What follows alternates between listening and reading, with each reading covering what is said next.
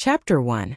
Under the pitch-black sky, the continuous mountain range was like a crouching beast, quietly waiting for the break of dawn. At the foot of a small hill shaped like a crouching cow, there was a small village. "Lier, get up and get to work." A yell broke the silence. A middle-aged woman with a bucket-like waist yelled at the cowshed. In a pile of hay in the cowshed, a skinny young man suddenly woke up from his dream. He thought blankly, "Where am I?" He had that dream again. In the dream he lived in a city with tall buildings. He played with a magical artifact called a computer all day, and there were steel monsters running amok on the streets. Finally one day he was killed by a monster called BMW. Then he suddenly woke up. Yes, he had transmigrated. Over a dozen years had passed. He had almost treated the events of his past life as a dream. Looking around the dirty cowshed, he felt the itch from the mosquito bites. Clearly this was not a good place. There was probably no other transmigrator in the world as miserable as him. Looking at the time, it had been about 15 years. His parents in this life were the most ordinary farmers in Crouching Ox Village. They passed away when he was young, and he was raised by an older brother. His brother was Lida, so he was called Lier. There were not many rules in the village. Many villagers did not have proper names in their lives. With the knowledge of his past life, he gave himself a name, Li Qingshan. There is no need to bury one's bones in the village. Life is full of green mountains. Even though he had transmigrated, he wanted to live well. No, he wanted to live better than he had in his past life. Only then would he not waste the second life that the heavens had given him. He remembered when he had just transmigrated. When he had calmed down from his fear and confusion, the great ambition of a transmigrator was ignited in his chest. However, he soon discovered that he was hungry and had no food to eat. His brother and sister-in-law only treated him as a burden. They threw all the dirty and tiring work to him, but the food he ate was always the worst. There was no familial love at all. He was young and had nowhere to go. He could only try to act like a child prodigy. However, he was thought to be possessed by a ghost. The witch in the village forced him to drink a lot of talisman water, so he did not dare to act rashly anymore. Therefore, the villagers still called him Lier. Li Qingshan was just a joke. Li Qingshan's sister-in-law scolded him for a while. Seeing that he didn't respond, she rushed in, waved the bamboo stick in her hand, and mercilessly whipped him. "Lazy bones, still pretending to be dead, pretend to be dead." Li Qingshan was thinking about his past and present lives. His mind was in a mess. He suddenly stood up and snatched the bamboo stick, glaring at the peasant woman. Sister Li saw that the child from back then was now a head taller than her. Although she was afraid, her aura was not weak at all. "Lier, I've raised you so hard and you still dare to be rude to me. When your brother wakes up, I'll let him teach you a lesson. If you don't work, then don't eat." She turned around and left. After Sister Li left, Li Qingshan threw down the bamboo stick and sighed heavily. He walked to the side of the trough and said to an old oxen, "Brother Ox, I've grown up and I don't want to live anymore. I just don't want to leave you." Before his parents died, they divided the family's property. The cottage and the fields were taken by his brother and sister-in-law. Now, the only property he had left was this oxen. Fortunately, he had this ox. He often went to the landlord's house to help, and he could still make a living. If he only ate vegetables at home, he didn't know how thin and weak he would become. Therefore, not only did he not treat it as an animal, but he also respectfully called it Brother Ox. The villagers all said that Lier could live without Brother Li, but he couldn't live without Brother Ox. The oxen's fur was glossy, and it was plump and sturdy. It was possible to tell just how much effort Li Qingshan had put into taking care of it. However, it also seemed rather old, and one of its horns was missing. The cut was extremely smooth, as if it had been cut off by a sharp blade. The oxen opened its moist eyes and looked at Li Qingshan. As if it had understood him, it gathered its spirit and stood up. Li Qingshan mounted the ox with great familiarity, and the oxen slowly made its way towards the Crouching Ox Hill. Riding on the oxen, Li Qingshan raised his head. The stars were extremely bright, a resplendence that did not exist in that world. He was like a regular cowherd, blowing into the clear flute. The sound of the flute reverberated through the morning mist. Behind him, the village was gradually waking up. On the crouching ox hill, the trees were sparse and the grass was green. Using the light from the east, Li Qingshan gazed towards the west. The mountains stretched endlessly, and if he ventured deeper, he would reach the myriad great mountains. It was said that not only were there wolves, tigers, and leopards, but there were also mountain spirits and ghosts. Even hunters dared not venture too deeply. Li Qingshan had never seen a proper map in the village, nor did he understand the hydrology and geography of this world. All he knew was that the mountains and rivers were extremely lofty, while the rivers were extremely vast. Although it was filled with danger, there was always a great world waiting for him to wander through. Li Qingshan had already made up his mind to leave. In the end, he patted the back of the oxen. "Brother Ox, oh brother Ox, you're already so old. If I sell you, other people will definitely butcher you and eat you. The world is vast, so you should go.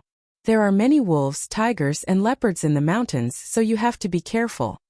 At a time like this, the smartest thing to do was to sell oxen and gather some traveling expenses.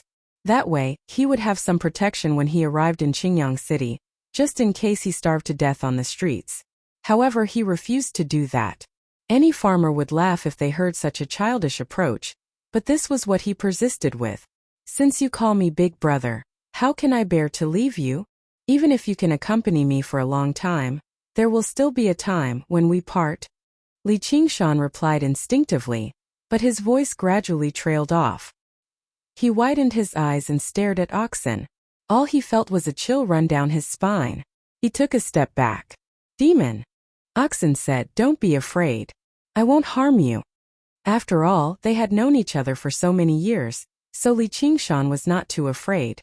He was just unable to accept this surreal scene for a moment. However, when he thought about everything he had experienced, he calmed down. He frowned and asked in a probing manner, "Are you really Brother Ox?"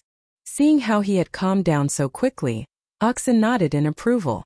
"You really do possess innate wisdom." "What innate wisdom?" Li Qingshan immediately raised his guard. He definitely did not want anyone to know about his identity as a transmigrator. He thought about how he could still put on an act in front of other people normally, but he was not as vigilant against Oxen. It must have seen all of his actions that did not match his identity and age. In the 6 realms of Sasra, there will occasionally be creatures who retain some memories of their past lives. This is known as innate wisdom. You and I both possess the memories of another identity. We're not regular farmers, Oxen. Being able to meet can be considered as fate. I see. Li Qingshan eased up slightly inside. He had heard about this before, but at least his identity as a transmigrator had not been exposed. "I never thought there really would be demons in this world, and I've even raised one for over a decade. Why didn't you say anything before?" "There's nothing to say. I won't ask where you come from, and you won't ask where I come from either. All you need to know is what I can give you." "Give me what? Have you heard of supernatural powers?" Before Li Qingshan could ask, the Black Ox continued, "So-called abilities are the abilities of gods and demons that can penetrate the world. They can move mountains and fill seas, and they can pluck the stars and moon from the sky. If you want to live forever, you can live forever. If you want to live forever, you can live forever. If you want to live forever, you can live forever. Not to mention glory, splendor, wealth, money, and beauties, you can have them at your fingertips. Are you tempted?" The word supernatural power contained all the desires of all living beings. Li Qingshan was just one of them, so how could he not be tempted? But the deeper feeling was that it was unbelievable. It was like a person who had been blind for over a decade suddenly opened his eyes. Everything in front of him was so dazzling and full of unreality. Li Qingshan suppressed the excitement in his heart. "Brother Oxen, are you going to teach me that kind of supernatural power?" Oxen shook its head. "You're not qualified yet." It then changed the topic. "If you want to cultivate supernatural powers, you have to eat meat first." "What?" Li Qingshan wondered if he had heard wrongly. He felt that it was ridiculous. How could a supernatural power that could move mountains and fill seas, and pick the stars and moon be related to such an ordinary thing? The first step of cultivation is refining essence into qi. You have to refine the essence in your body into qi. With your sallow and emaciated appearance, how can you have essence to refine? Li Qingshan smiled bitterly. Anyone who grew up like him would not be able to become strong. And for a person who could not even lift a bucket of water, to talk about moving mountains and filling seas, wasn't it ridiculous? Dare I ask, where does meat come from? How could Li Qingshan not want to eat meat? Compared to the illusory elixirs, the taste of meat was truly engraved in his mind. It made him dream about it at night, and he still missed it. But how could a poor lad who could not even fill his stomach with coarse grains get delicious meat? He couldn't help but stare at the fat and strong body of Brother Oxen, subconsciously dividing it into tenderloin, T-bone, rib and many other parts in his mind, his eyes gleaming with greed. Oxen hit his head. Don't even think about it. Then it raised its hoof and pointed to the 100,000 mountains in the west. The meat is in there. Li Qingshan was surprised instead of delighted. Being a hunter in this world was not that easy. The jackals, wolves, tigers, and leopards of the mountains were not to be trifled with. Moreover, the black ox was a living example right before him. As it seemed, the legends of the demons and monsters were not false. If he ran into any one of them, his life would basically be over. But Oxen only told him not to worry and asked him to wait at home. Then it disappeared without a trace. Li Qingshan made his way down the mountain alone. He struggled to calm down from the excitement in his heart. This world was actually so strange and colorful.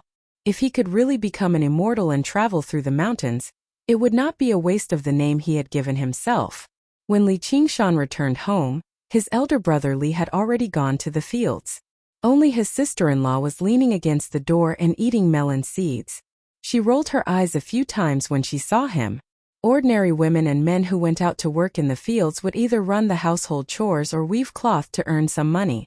But she was famous for being lazy in the village. She threw all the chores at home to Li Qingshan. She had never even touched a loom. Li Qingshan pretended not to see her. He stepped into the house and lifted the lid of the pot. There was not even any leftovers in the pot, let alone hot food and rice. Sister-in-law said in a strange tone, "We don't have rice to feed idle people. Why don't you take the ox and help steward Lu?" She suddenly thought of something and asked, "Where is the ox?" Chapter 2. I lost it. Li Qingshan answered stiffly, as if he had been knocked back to the cruel reality from a fantasy world. "Hurry up and go look for it. If you dare to lose our family's cow, your brother will beat you to death when he comes back. If the cow is gone, you'd better get lost too." "That's my cow." Li Qingshan strode out of the door. If he didn't leave, he might not be able to stop himself from beating this woman up. However, if he really did that, he would no longer be able to stay at home.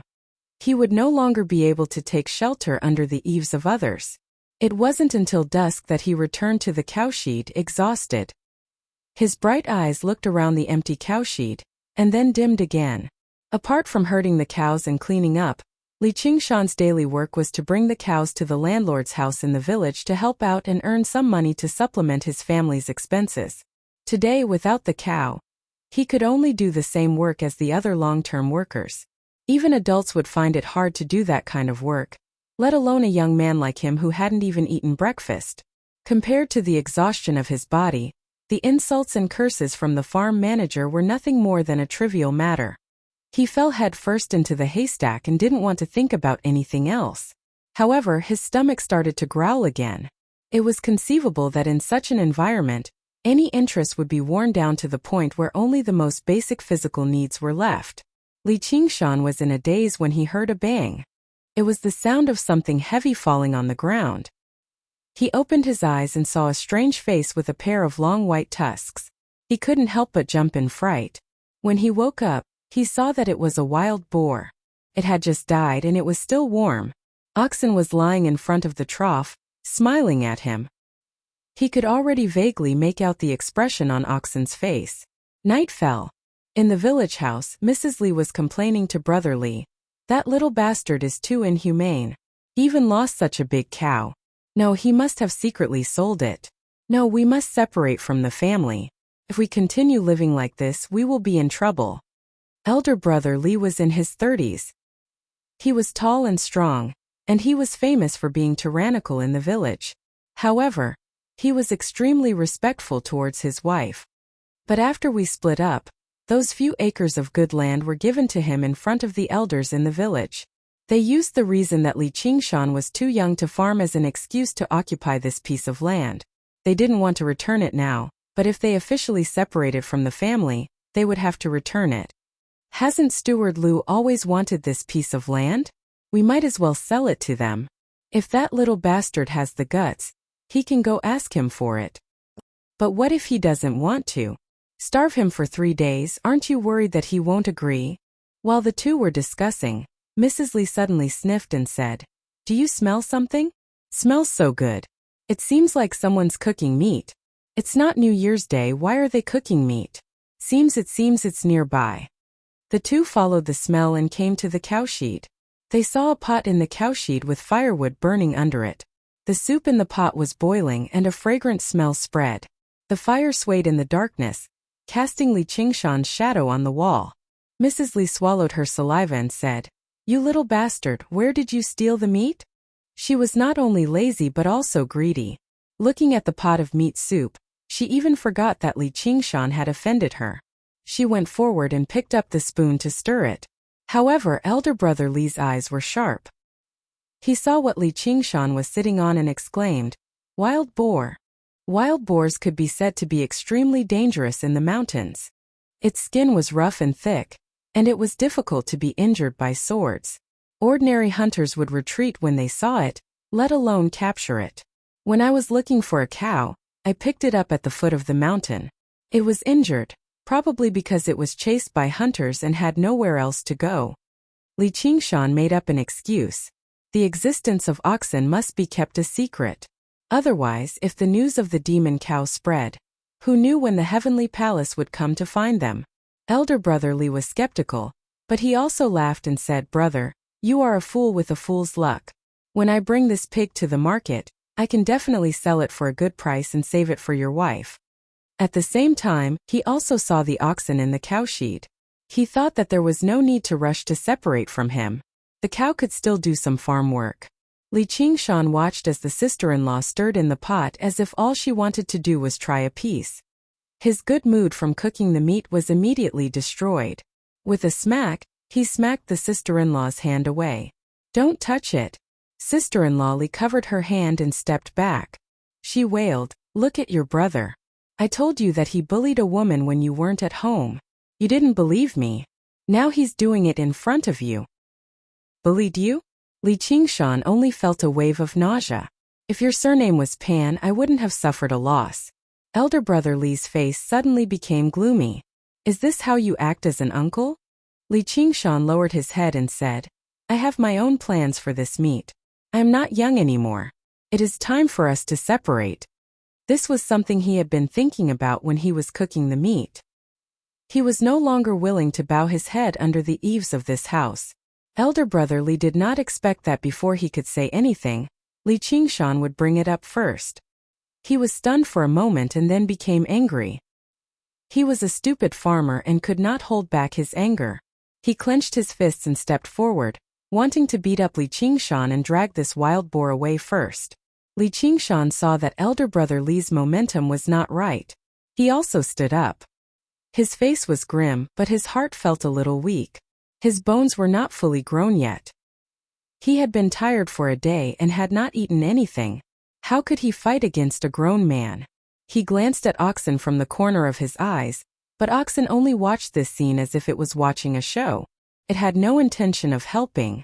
Just as Li Qingshan was groaning in his heart and preparing to receive a beating, elder brother Li stopped in his tracks and looked at Li Qingshan's right hand. In that rough hand was a short knife that was equally rough. The blade was full of impurities. Even though it had been carefully polished, it was still dull and lusterless. This was a short knife that Li Qingshan had bought from the bazaar after living frugally all these years. It was useful in many places. Just now he was using this knife to cut meat. Li Qingshan immediately understood that his elder brother was afraid. He was not afraid of himself but of this knife. And before this moment, he had never realized that the shoddy knife in his hand had the power to deter others. In his previous life, Li Qingshan was only an ordinary student. Although he had fought a few times, it was just disputes between fellow students. In both of his lives, he had never had the experience of facing a weapon. Understanding this, Li Qingshan clenched the knife in his hand and deliberately raised it up, like a wild beast showing off its fangs, even though he did not dare to use it. Elder brother Li immediately took a step back, and Mrs. Li also did not dare to howl. In the end, the two of them actually retreated from the cowshed with extremely disappointed expressions. They cursed outside for a while before returning to their room to discuss their grand plan. However, Li Qingshan turned a deaf ear to it. He even tossed the fragrance of the meat to the back of his mind. All he did was stare at the dagger blankly. His face was vaguely reflected in the dagger. This cheap item of a few taels of silver had just protected him, preventing him from physical pain and humiliation. Moreover, it had protected his spoils of battle. Although this was a matter of course at this moment, it was as if he had suddenly become enlightened. Oxen was lying in front of the trough, smiling at him. The flames flickered, and the black giant stood on the wall with the knife in his hand. At this moment, a young man understood the exact value of strength. After a long time, Li Qingshan sat down again, scratching his ears and cheeks as he looked at the pot. How much longer will this meat need to cook? He had always been a person who could not live without meat. These past 10 years had been really bitter for him. When his parents were still alive, he could still eat a few mouthfuls of meat during festivals. But after his parents passed away, the meat they cut was not even enough for Mrs. Li. At this moment, even if there was a bottle of immortal pills in front of him, it would not make him as anxious as this pot of meat. The pig was a big pig, and this pot of meat had been cooking for half the night. The rising flames, the drifting aroma, the crackling sounds, and the focused young man formed a scene that was neither romantic nor poetic, but extremely simple and primitive. In the end, although there was not even a bit of salt, not to mention other spices, it made Li Qingshan eat so much that he almost swallowed his tongue. Regardless of fat or lean, several kilograms of cooked meat entered his stomach, and in the end, even the broth was completely drunk. At this moment, if someone asked Li Qingshan what happiness was, he would definitely say that happiness was a pot of meat.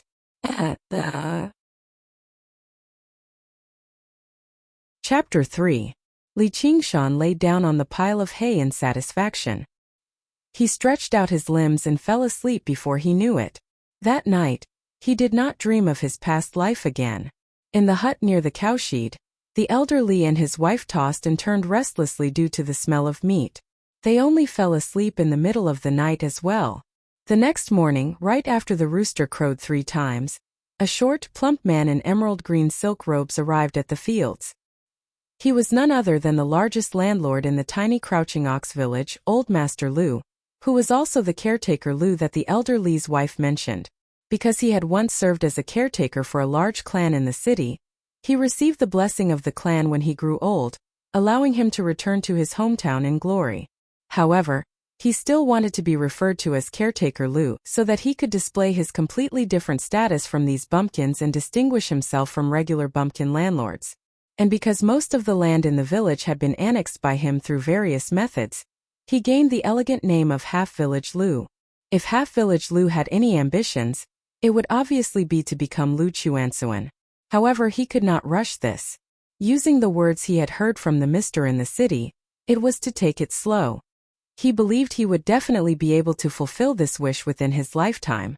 By then, everyone in the village would be his workers, and he would be the local tyrant of the village. He could do whatever he wanted.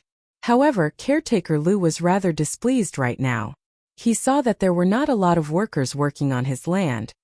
He waved his plump hand. Why are there only a few people? Where are the others? A worker smiled along.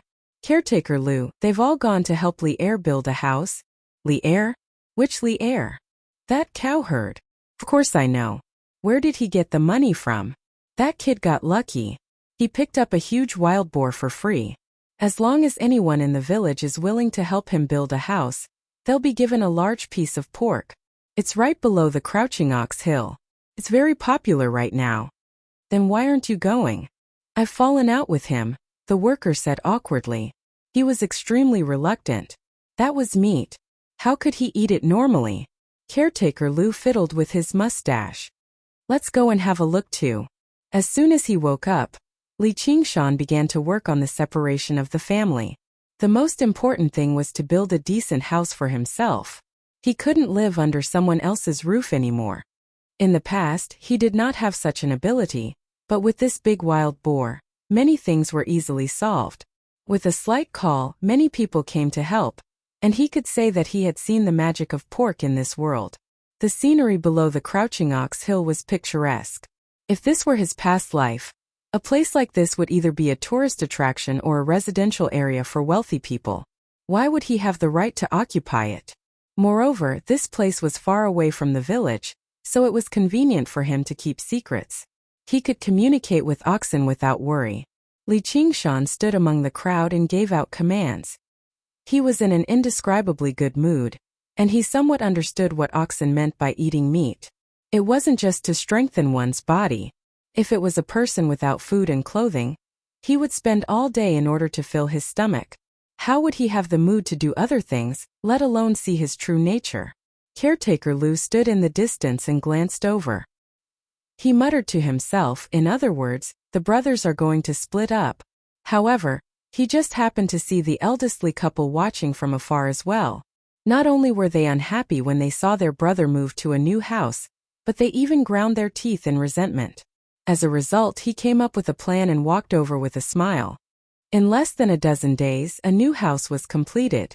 Everyone collected their pork and dispersed. Li Qingshan gazed at his new residence in satisfaction. It was just a regular mud house with a thatch covering it. He stood in a small courtyard surrounded by a fence. But this was his new home. It was the first step for him to settle down in this world. Over the past few days, he had been eating meat every day, so his complexion had recovered a healthy glow. He had gained some confidence as he stood there. Although it had only been around a dozen days, he seemed to have grown a few inches out of nowhere. Just as Li Qingshan was feeling happy, an old woman with white hair and wrinkled skin walked into the courtyard. She seemed to be startled. Li Erlang, your house is not well built. It's very ominous. Li Qingshan frowned. This was the witch who gave him the water talisman when he was young. All day long, she played tricks and fooled these ignorant and backward villagers.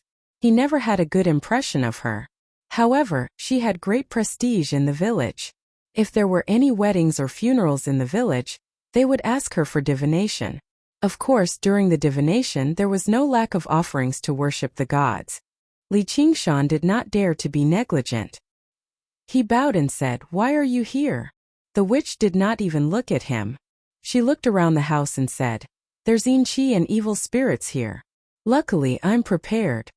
She held a jar in one hand and a willow branch in the other. She dipped the willow branch into the water in the jar, and sprinkled it around the house and yard. She shouted, "Go, go!" Li Qingshan could not stop her. He could only let her do whatever she wanted. Although he already believed in ghosts and gods, he did not believe that there was any yin qi or evil spirits here. There was a real monster following him. If there was really something wrong, oxen would naturally tell him. It would not be her turn. After the witch sprinkled the water, she seemed to have done Li Qingshan a great favor. She nagged a lot more. It was nothing more than that Li Qingshan could only have this luck because of the god's gift. Now it was time to return the god's gift. The best thing to worship the god was naturally the big pig head left behind by the wild boar. Li Qingshan finally understood why she came. He said, "I'm afraid it's not the god who wants to eat it. It's you who wants to eat it, right?" Faced with Li Qingshan's little rudeness, the witch flew into a rage. She straightened her body and said in a different voice, "Li Qingshan, if you don't listen to my advice, there will be a disaster." Li Qingshan knew that this was the witch's trick of inviting the god to possess her. If an ordinary villager saw this trick, they would be scared pale and kneel down to kowtow. Even the original Li Qingshan did not dare to completely ignore it, but now was different from the past. He crossed his arms as if he was watching a joke. He said, "There is no door to fortune or disaster. Only people can bring it on themselves. What does it have to do with the god? Please." Seeing that this trick did not work, the witch returned to her original state and said gloomily, "Just you wait." Not long after the witch left, the disaster really did come.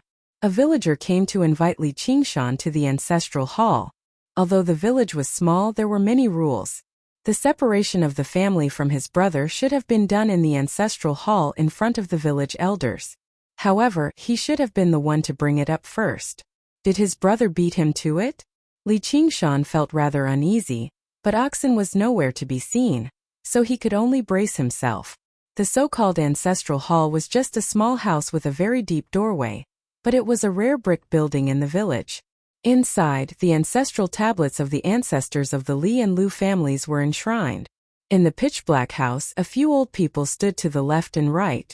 At the very front was the village head of Crouching Ox Village. He was in his 60s and had a crooked back. He was also a member of the Li family. According to seniority, Li Qingshan had to call him grandfather. The Li couple were already waiting there. As soon as they saw Li Qingshan, they glared at him viciously, as if Li Qingshan had harmed them somehow. There was a hint of delight from revenge in their gazes. Li Qingshan ignored them. He only bowed to the old people before beginning the separation under the village head's supervision. Originally, Li Qingshan thought that all he would get was oxen and a few acres of farmland. He never thought it would actually be much more complicated than he had imagined. The village head was stern and impartial. He gave many miscellaneous items to Li Qingshan, such as a spoon and a pair of chopsticks. With each item, the sister-in-law's heart would twitch painfully. Her gaze towards Li Qingshan became more and more vicious. Li Qingshan remained unfazed. He remained composed. Moreover, the miscellaneous items were all useful, so he did not have to buy them all again. After a whole hour, the village head stopped just now. He looked around with his murky eyes. Do you have any objections? The Li couple accepted it, but Li Qingshan felt that something was off. Grandfather, what about those acres of farmland? What farmland? Li Qingshan was stunned. When his father and mother passed away in the past, they had said it clearly in front of this person. They were afraid that his elder brother would bully him, so they wanted this esteemed old man of the village to uphold justice for him. The sister-in-law had already spoken. You're still young and ignorant. Those two old things didn't return the money they borrowed. They've already paid them back. Li Qingshan flew into a rage. What did you call my father and mother? Say that again. Although he did not have any particularly deep feelings for them, they were still his birth parents in this life. How could he allow someone to humiliate them in public? Brother Li had already stood in front of the sister-in-law. A few men also walked in from outside the ancestral hall. It was obvious that they were prepared. Li Qingshan also noticed that these people were all scoundrels and scoundrels from the village. Normally, all they did was steal from others and bully others. They did not care about the camaraderie of fellow villagers at all. They would never show mercy when they laid their hands on them. The village head secretly cursed the stupid woman and sighed. I've already checked the receipt. Where is the receipt? Brother Li replied. We've already burned it when we got it. May I know who he owes money to? The sister-in-law proudly said.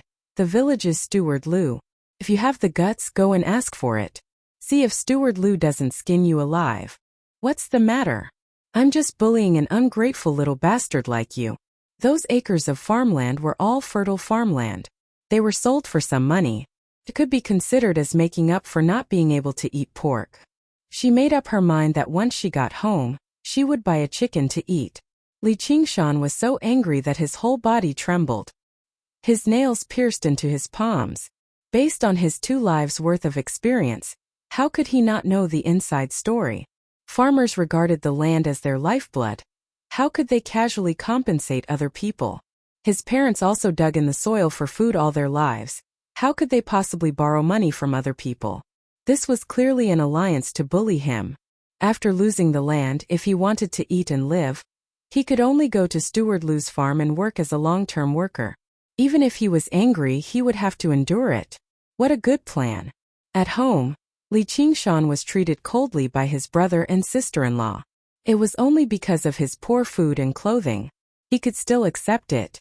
However, it was different to distort the truth like this. In his previous life, he mingled on the internet.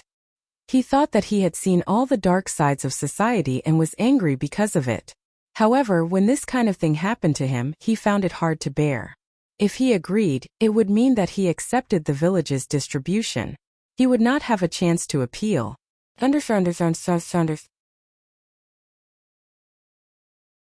Chapter 4.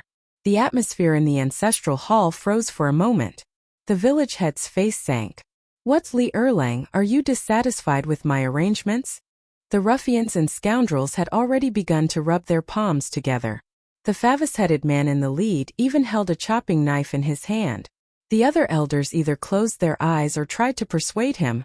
Waiter, don't be angry. You can't win against him. Caretaker Lu allowed you to work in the estate. He'll pay you more. Why don't you have food to eat? Li Qingshan gave a muffled reply. He left the ancestral hall by some unknown means. When he left, he even tripped over the favous-headed man and almost fell, leaving behind a wave of laughter. He came across the witch along the way, and she smiled complacently. Disaster, disaster. If you worship the god now, it's still not too late. Li Qingshan returned to his new residence below Crouching Ox Hill and laid down. He no longer felt any joy at all. The sun set in the west and the sky darkened. The crowing of chickens and barking of dogs gradually died down, and the village recovered its peace. Oxen strolled in from outside. Li Qingshan propped himself up. Just when he was about to speak, Oxen said, I saw everything, but I didn't help you. I didn't want your help. I don't care about those fields either. You can't accept this? Yes. There are plenty of things in the world where black and white are indistinguishable and right and wrong are inverted. Let alone a mere mortal like you. Even immortals, Buddhas, and saints with extraordinary powers have times when they feel wronged and humiliated. What's a little bit of pettiness like yours? Li Qingshan shot a glance at him. But I don't want to accept it.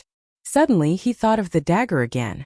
Oxen stared at him silently for quite a while before suddenly laughing aloud. All right. As long as you don't want to accept it. When a man goes about his business, he is quick to repay kindness and vengeance. The kindness of a single meal must be repaid, and the hatred of a single grudge must be avenged. Originally, I thought your willpower had been worn down over the years, but you actually still have some manliness in you. Only like that can you be worthy of my guidance. Li Qingshan was taken aback. You're testing me? The green ox sniffed and said, This is considered a test? I'm just asking which path you want to take. Which path? Li Qingshan did not understand. There are thousands of ways in the world. There are ways to swallow one's anger and protect one's own life. And there are also ways to rise with a sword and die for a noble cause. Humans have the human path, demons have the demon path, gods have the divine path, and ghosts have the ghost path. Each path has its own glory, and each path has its own choice. Li Qingshan felt dizzy as he listened to it. Dao non-stop. Are you going to sing a song Dao Dao Dao for me? At the end of the conversation he interrupted. I will seek my own path. Oxen was startled at first, then delighted. You actually understood. That's right, there are thousands of great Daos. I will seek my own Dao. Li Qingshan took out a big gourd out of nowhere, and the gourd flew into his hand by itself. Since you refuse to swallow your anger, I'll teach you a way that doesn't require you to swallow your anger. Li Qingshan felt something heavy in his hand, as if there was some kind of liquid swaying in it. He opened the bottle and a strong smell of alcohol assaulted him. Li Qingshan smiled bitterly. After eating meat he would drink wine? It seemed reasonable, but who would rely on these two things to cultivate? If eating meat and drinking wine could help one become an immortal, then all the rich people in the world would become immortals. Could it be that immortals were all good-for-nothings? Oxen only said 8 words. Meat strengthens the body, and wine strengthens the liver and gallbladder. Li Qingshan clenched his teeth, raised his head and gulped down the wine. Although it was only the village's unrefined wine, he still felt dizzy after drinking the gourd. He stared blankly at Oxen. Could it be that it wanted him to drown his sorrows in wine? Go kill someone and I'll teach you cultivation, Oxen said in an extremely calm tone, as if it was talking about something insignificant. Then it lay down. Li Qingshan felt a chill run down his spine. He suddenly realized that the thing in front of him wasn't a hard-working old bull that had been plowing the fields with him for more than 10 years, but a real bull spirit. What it taught him was not the peaceful Tao of immortals and Buddhas, but the fierce and domineering Tao of demons. It hadn't taught him any cultivation techniques, it only taught him to eat meat, drink wine, and now kill people. Was he really going to kill people? Faces appeared in front of him. He hated these people, and he wanted nothing more than to kill them, but he knew that he didn't dare to do so. Oxen also saw through this, which was why he wanted to drink wine to strengthen his courage. Was this a proof of allegiance, or a gift to become his disciple? Thinking back to what happened today, the drunkenness and anger rose. Li Qingshan raised his head, took a deep breath and lowered his head. Kill who? That's your problem. I'll say it first, I won't help you and I won't save you. I'm just an ordinary bull. Tonight the moon was bright, sprinkling a layer of white frost on the ground. Li Qingshan walked alone on the white frost. He felt that the full moon above his head was so dazzling that he wished for a dark cloud to cover it up. The village was silent. Li Qingshan's footsteps swayed as he walked around the village. His heart was at a loss. He came to the front of a rundown house, and there was a hubbub coming from inside. Li Qingshan heard it clearly. It was the ruffians from the ancestral hall today. He hurriedly squatted down against the wall and listened to what they were saying. Today's wine came so easily. I just stood in the ancestral hall, and Steward Lu gave me so much. Li Qingshan recognized the voice at once. It was patch-haired Lu, a famous ruffian in the village. He spent his days idling around and stealing things. He was surly and fierce, and he often carried a chopping knife with him. The villagers were afraid of him, and even if they caught him stealing, they didn't dare to do anything to him. The other ruffians also treated him as their leader. This is all because of you, big brother. Didn't you see that kid's face? He was so scared that it turned pale. The room roared with laughter. Li Qingshan didn't know what his face was like at the time, but it was definitely red now. His drunkenness mixed with anger rushed to his head. It's a pity that the coward didn't make a move. I haven't exercised my fists and legs in a long time. I was going to use him to practice, but that bastard never took me seriously. Li Qingshan had lived 2 lives, but he wasn't as afraid of him as the ordinary villagers. He didn't expect to attract such hostility. Isn't it easy for Big Brother to beat him up? That idiot built his house outside the village. Wouldn't it be easy for us to beat him up? We can also take his cow and sell it at the market. We can even exchange it for a few drinks. The other ruffians agreed one after another. Li Qingshan let out a breath that reeked of alcohol and tightened his grip on the short knife in his arms. Patch-haired Lu drank a bellyful of alcohol and went outside the house to pee. He didn't return to the house, but walked along the small path to the south of the village. Li Qingshan felt strange and immediately followed him. He saw that patch-haired Lu came to the door of the famous widow Lu in the village and shouted for her to open the door. Only then did he know what he wanted to do. The door was tightly shut, and the lights in the house were not turned on. It was obvious that they were afraid of him. There were a few thatched cottages not far away, but no one paid any attention to them. Patch-haired Lu took advantage of his drunkenness and said a lot of obscenities. He kicked the door hard and cursed for a while, causing the dogs in the village to bark loudly. Then he turned around and left. Inside the door, Widow Lu calmed down a little.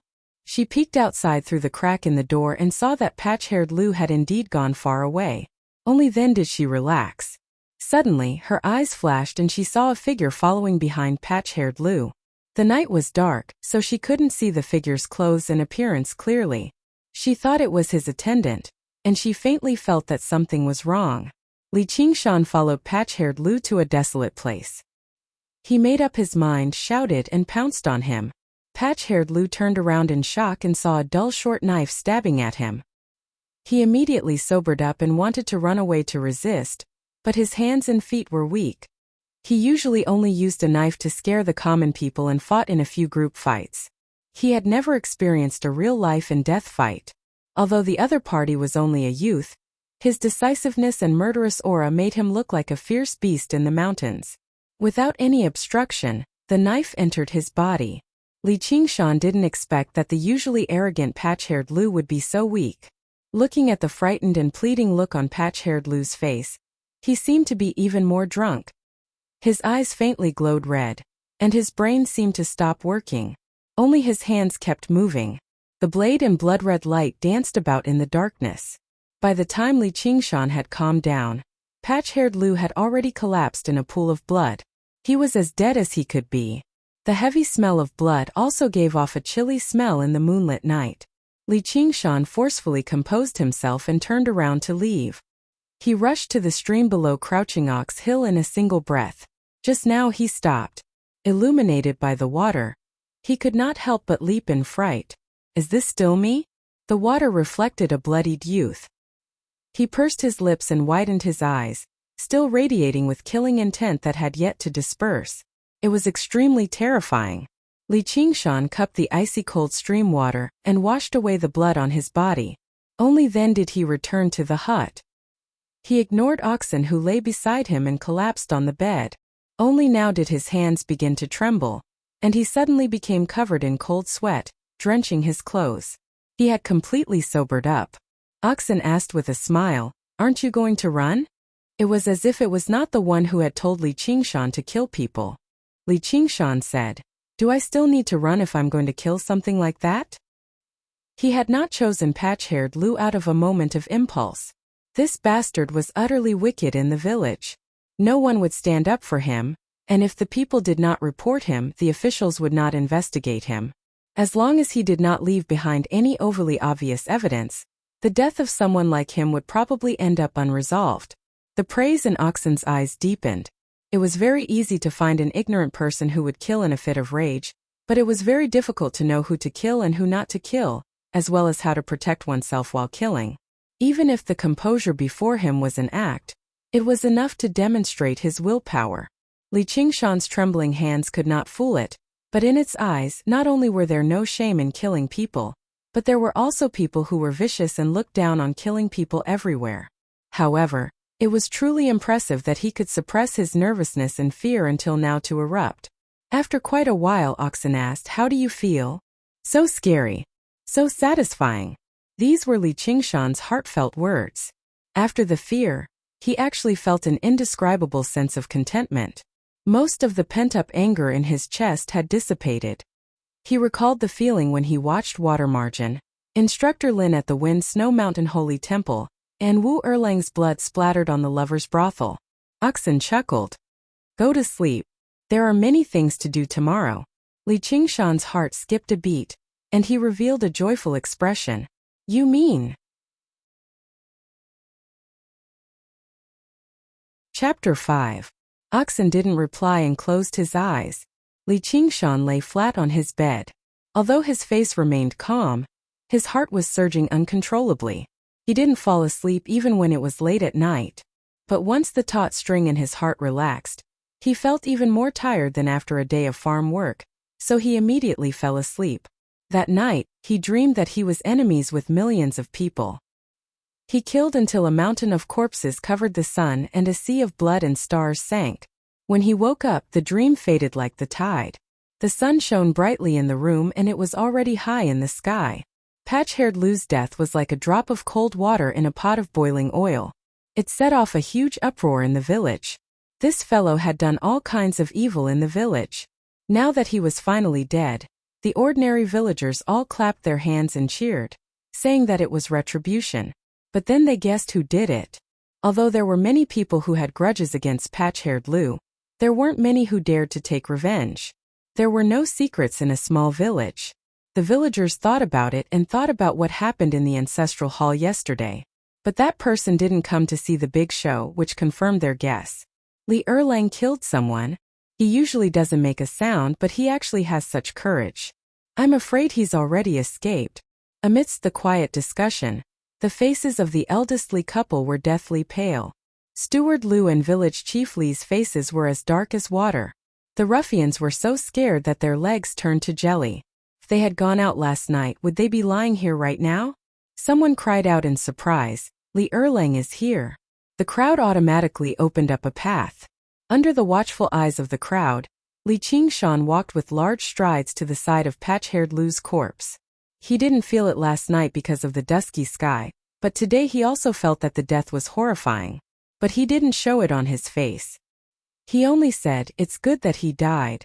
His gaze swept across the crowd from left to right. Everyone felt that in one night, Li Qingshan seemed to have changed into a different person. He became somewhat frightening. Everyone who was looked at by him felt a chill run down their backs. And those who were directly involved were even more frightened. Village Chief Li said, "Tie up Li heir and send him to the ancestral hall."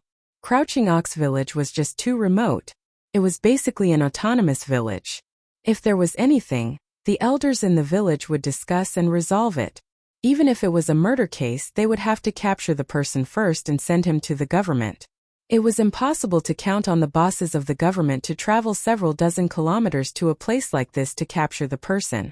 Therefore, they basically didn't have any dealings with the yamen, and directly carried out private executions in the village. The villagers were in an uproar. Li Qingshan raised his eyebrows and shouted, "Who dares?" Even though he did not have a weapon in his hand, his murderous aura was like an unsheathed sword, showing off its edge. None of the villagers stepped forward. Not only because they were afraid of Li Qingshan. There was a scale in everyone's heart, and the villagers' thinking was even more simple. "Village chief, you colluded with the tyrants and bullied the kind. What right do you have to order us?" The villagers also watched Erlang grow up, and he even called you grandpa. You really have the heart to do this. This patch-haired Lu deserved to die. Erlang did this to rid the people of evil. Patch-haired Lu got drunk and fell to his death. What does this have to do with Erlang? The one who spoke was Zhang Wuga, who had a great grudge against Patch-haired Lu. Patch-haired Lu had once tried to bully his wife when he was working in the fields. Back then, he was tempted to fight it out with this bastard. But his wife had bitterly persuaded him not to. Now that he saw his corpse lying on the ground, he felt indescribably carefree. Someone immediately echoed, yeah, he fell to his death. This is all retribution from the heavens. For a moment there was a hubbub of voices. They all said Patch-haired Lu died in an accident. They completely ignored the holes in Patch-haired Lu's body on the ground. When they looked at Li Qingshan, their gazes became a little more respectful. Li Qingshan suddenly became rather moved. This was the so-called public opinion. Village Chief Li knew that if this continued, his authority in the village would definitely be greatly affected. Furthermore, he really was rather afraid of Li Qingshan's revenge. If he had known that this kid was so vicious, he definitely would not have twisted his mouth over some silver. The villagers didn't listen to his commands. Those ruffians were even worse than ordinary people, so they had already sneaked away. He could only take a look at Steward Lu. He should be able to command the servants and workers in the family, but Steward Lu pretended not to see them. In any case, it was Big Li who insisted on selling the land to him, and he didn't show up. His family was big, so why should he go head-on with such a strong person over such a trivial matter? Moreover, if he was not careful, he would incite the anger of the people. Unknowingly, he had already treated Li Qingshan as a strong person. Possessed by a demon, possessed by a demon. I told you. Which suddenly pointed at Li Qingshan and howled. The villagers' expressions changed greatly. They couldn't help but move a little further away from Li Qingshan. Li Qingshan stepped forward and kicked her down. "You old hag, how long are you going to falsely accuse me? If you dare to say another word, I'll tear your mouth apart." Which let out an Io and didn't dare to say anything. She only stared at him with a venomous gaze. Li Qingshan was unafraid. "If you really have supernatural powers, then let your ghosts come and find me. Let's see if I'm afraid or not." After saying this, he walked out of the crowd with his head held high. He walked to a place where there was no one around. Just now his aura had been released. He felt his heart beating violently, but he knew that he had made the right move. If he hid in his house out of fear and gave village head Li time to mobilize the villagers, someone would come to arrest him before nightfall. With his current physique, could he really fight against 3 to 5 burly men? Only by taking a risky move, suppressing the others with his aura and obtaining justice, could he truly be safe and sound. When he returned to the thatched cottage, oxen had already been waiting for a long time. He looked up and down at Li Qingshan. Li Qingshan also noticed the strange atmosphere. He went forward and bowed respectfully. He raised his head and asked with a smile, "Brother Ox, do you still need to hold a banquet to formally acknowledge me as your master?" Oxen said, "Which of your wine and meat wasn't brought by me? What banquet to formally acknowledge me as your master? Li Qingshan spread his arms and said, I'll help you gather some tender grass, all right? Oxen's eyes darkened. Stop joking around. Since you have the intention to kill, that's why I taught you the art of killing. In the future, you'll inevitably have to fight with others. You won't have a single day of peace. If your cultivation isn't enough and you get killed, you'll have no regrets. The weak are prey to the strong. It doesn't matter where I go. I don't dare to say that I have no regrets, that's all. Oxen said, no regrets? Since you've made up your mind, I'll teach you the ox demon's fist of great strength. When you've cultivated the strength of a bull and laid down your foundation, I'll teach you the tiger demon's fist of bone training. With these two skills, you'll be able to practice the supernatural power of Taoism, the strength of 9 bulls and 2 tigers. By then, you'll be able to do whatever you want in the world. The strength of 9 bulls and 2 tigers? When Li Qingshan first heard about it, he found it quite ordinary. What was so special about 9 oxen and 2 tigers? They were just the most ordinary of livestock and wild beasts. Were they really worthy of being called supernatural abilities? Could they run amok in the world? But when he thought about it carefully, he was shocked. He had been herding bulls for more than 10 years and knew how strong a bull was. A bull's strength was equivalent to 10 strong men. As long as one could obtain the strength of 1 bull, they would be able to wear armor and fight on the battlefield. They would be worthy of the title of a fierce general. There was nothing special about 9 bulls and 2 tigers, but if all these strengths were gathered on one person, he would have the strength of 1,000 caddies with just a lift of his hand. Who would be able to stop him? Even if Lu Bu was reborn and Li Yuanba was alive, they wouldn't be able to stop a light punch from him. But since it's a supernatural power of Taoism, why is it called the ox demon and the tiger demon? This supernatural power was originally an ancient supernatural power. It's been lost now. When Li Qingshan heard the word ancient, he became excited. From what he knew, any elixirs, secret manuals, or treasures, as long as they were related to the word ancient, they would be extremely powerful. But Oxen's following explanation disappointed him. The reason why this supernatural power was lost was because it was too difficult to use.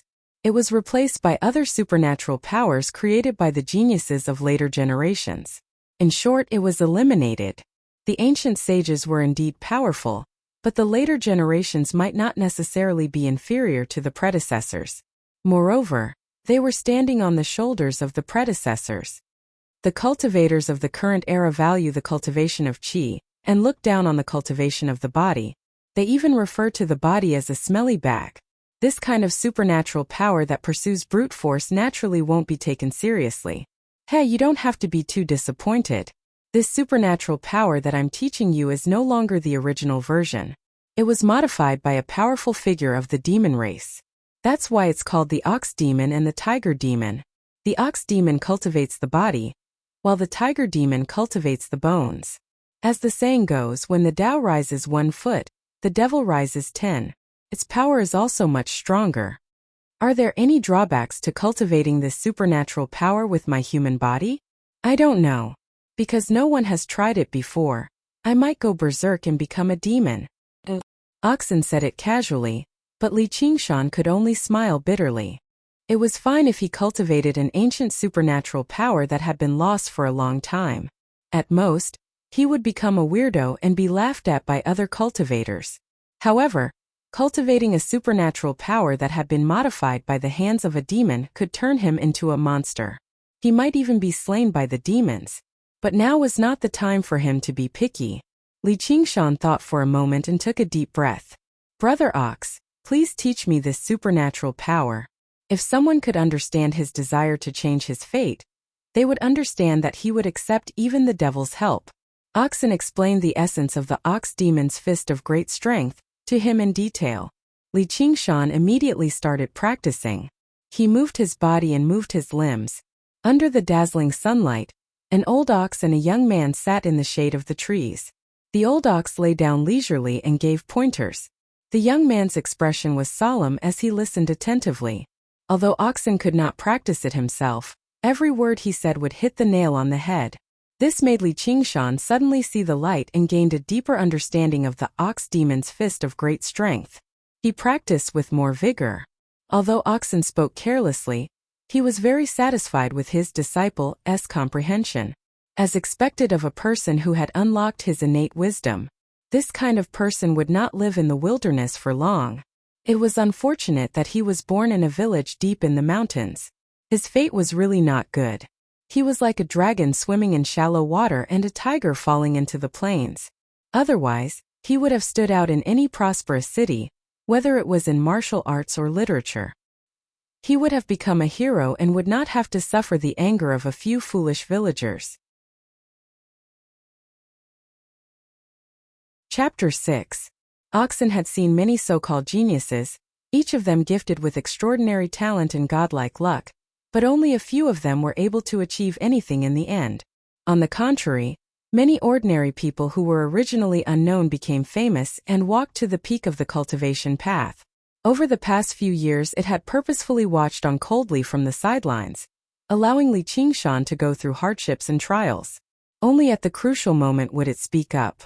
It was like a master craftsman slowly tempering the material in his hands, all for the sake of forging it into a supreme divine weapon. What ordinary people cared about were external things like talent and luck, but it valued a person's will. If you were someone with a strong will, even if I gave you a great opportunity, would you be able to take it? Just like that, one was willing to teach and the other was willing to learn. Naturally, they improved at lightning speed. In less than 2 hours, Li Qingshan had a general understanding of the ox demon's fist of great strength and vaguely grasped the essence within. Although the ox demon's fist of great strength was a fist scripture, it focused on training the muscles, bones, skin, and flesh to strengthen the body. The fist technique was actually secondary. There were only 3 moves divided into ox demon butts its horns, ox demon stomps its hooves, and ox demon flexes its hide. They were all the most basic moves of the fist technique, but they could go from simple to complex, giving rise to countless variations. Of course, mastery was one thing and practice was another. If he wanted to achieve anything, he would need to grind away at it over a long period of time. Li Qingshan had already witnessed the 2 most basic requirements for practicing this ability: alcohol and meat. No matter what technique, it was impossible to create something out of nothing. To make a person powerful, there was a process of conversion, gathering the essence of the sun and moon, and absorbing the spiritual energy of heaven and earth. When one's cultivation reached a certain level, they could eat the wind and drink dew, abstain from food, and use the spiritual energy of heaven and earth to replace the food of the mortal world. Li Qingshan only had a mortal body. How could he communicate with the spiritual energy of heaven and earth? He could not find elixirs or spiritual medicine, so he could only use the most common things to constantly replenish and refine his spiritual energy. Even though Li Qingshan had eaten meat for a few days, his body was still not tough enough. He barely managed to practice the 3 forms once. Sweat poured down his body as he gasped for breath. His stomach growled. By noon, he ate all the wild boar meat as if he had been starving for 3 days. His appetite was even greater than the first time he ate meat. He could not lie down and rest even at noon. Instead, he meditated and nurtured his qi, experiencing the sensation of qi that he did not have. Only when his body had mostly recovered would he practice another set of fist styles. He repeated this several times until evening. Li Qingshan was completely exhausted. He did not even want to move a single finger. 3 shadows sneaked to the front of Li Qingshan's thatched cottage. Li Qingshan heard the noise and walked out of the gatehouse, only to see the 3 ruffians who often hung out with patch-haired Lu. He was afraid that they were here to avenge their big brother. He could not help but secretly complain in his heart. Right now he was exhausted. How could he be their match? Even on a normal day, he could not defeat 3 people. However, he did not expect that when the 3 ruffians saw him, they were like mice seeing a cat. They bowed their heads and begged, "Spare us." This made Li Qingshan stunned, and he asked, "What are you doing here?" Little did he know that patch-haired Lu's death had left the 3 scoundrels utterly terrified. They were afraid that patch-haired Lu would not stop even after Li Qingshan had killed him, and would come to make trouble for them tonight. As a result, they came to explain themselves reluctantly. All they said was that they had been instigated and ordered around by someone. All of their crimes were because of patch-haired Lu and caretaker Lu. Li Qingshan said, You don't need to say anything, I know all these things. That night, he heard everything very clearly, but of course he could not readily agree to it. The one who killed patch-haired Lu was him. The three ruffians' hearts trembled. When they thought of that night, this fiend was just outside the window, they felt even more terrified. Li Qingshan vaguely understood why these three people were so afraid. He remembered that in his previous life, the small town he lived in was once plagued by a murderer.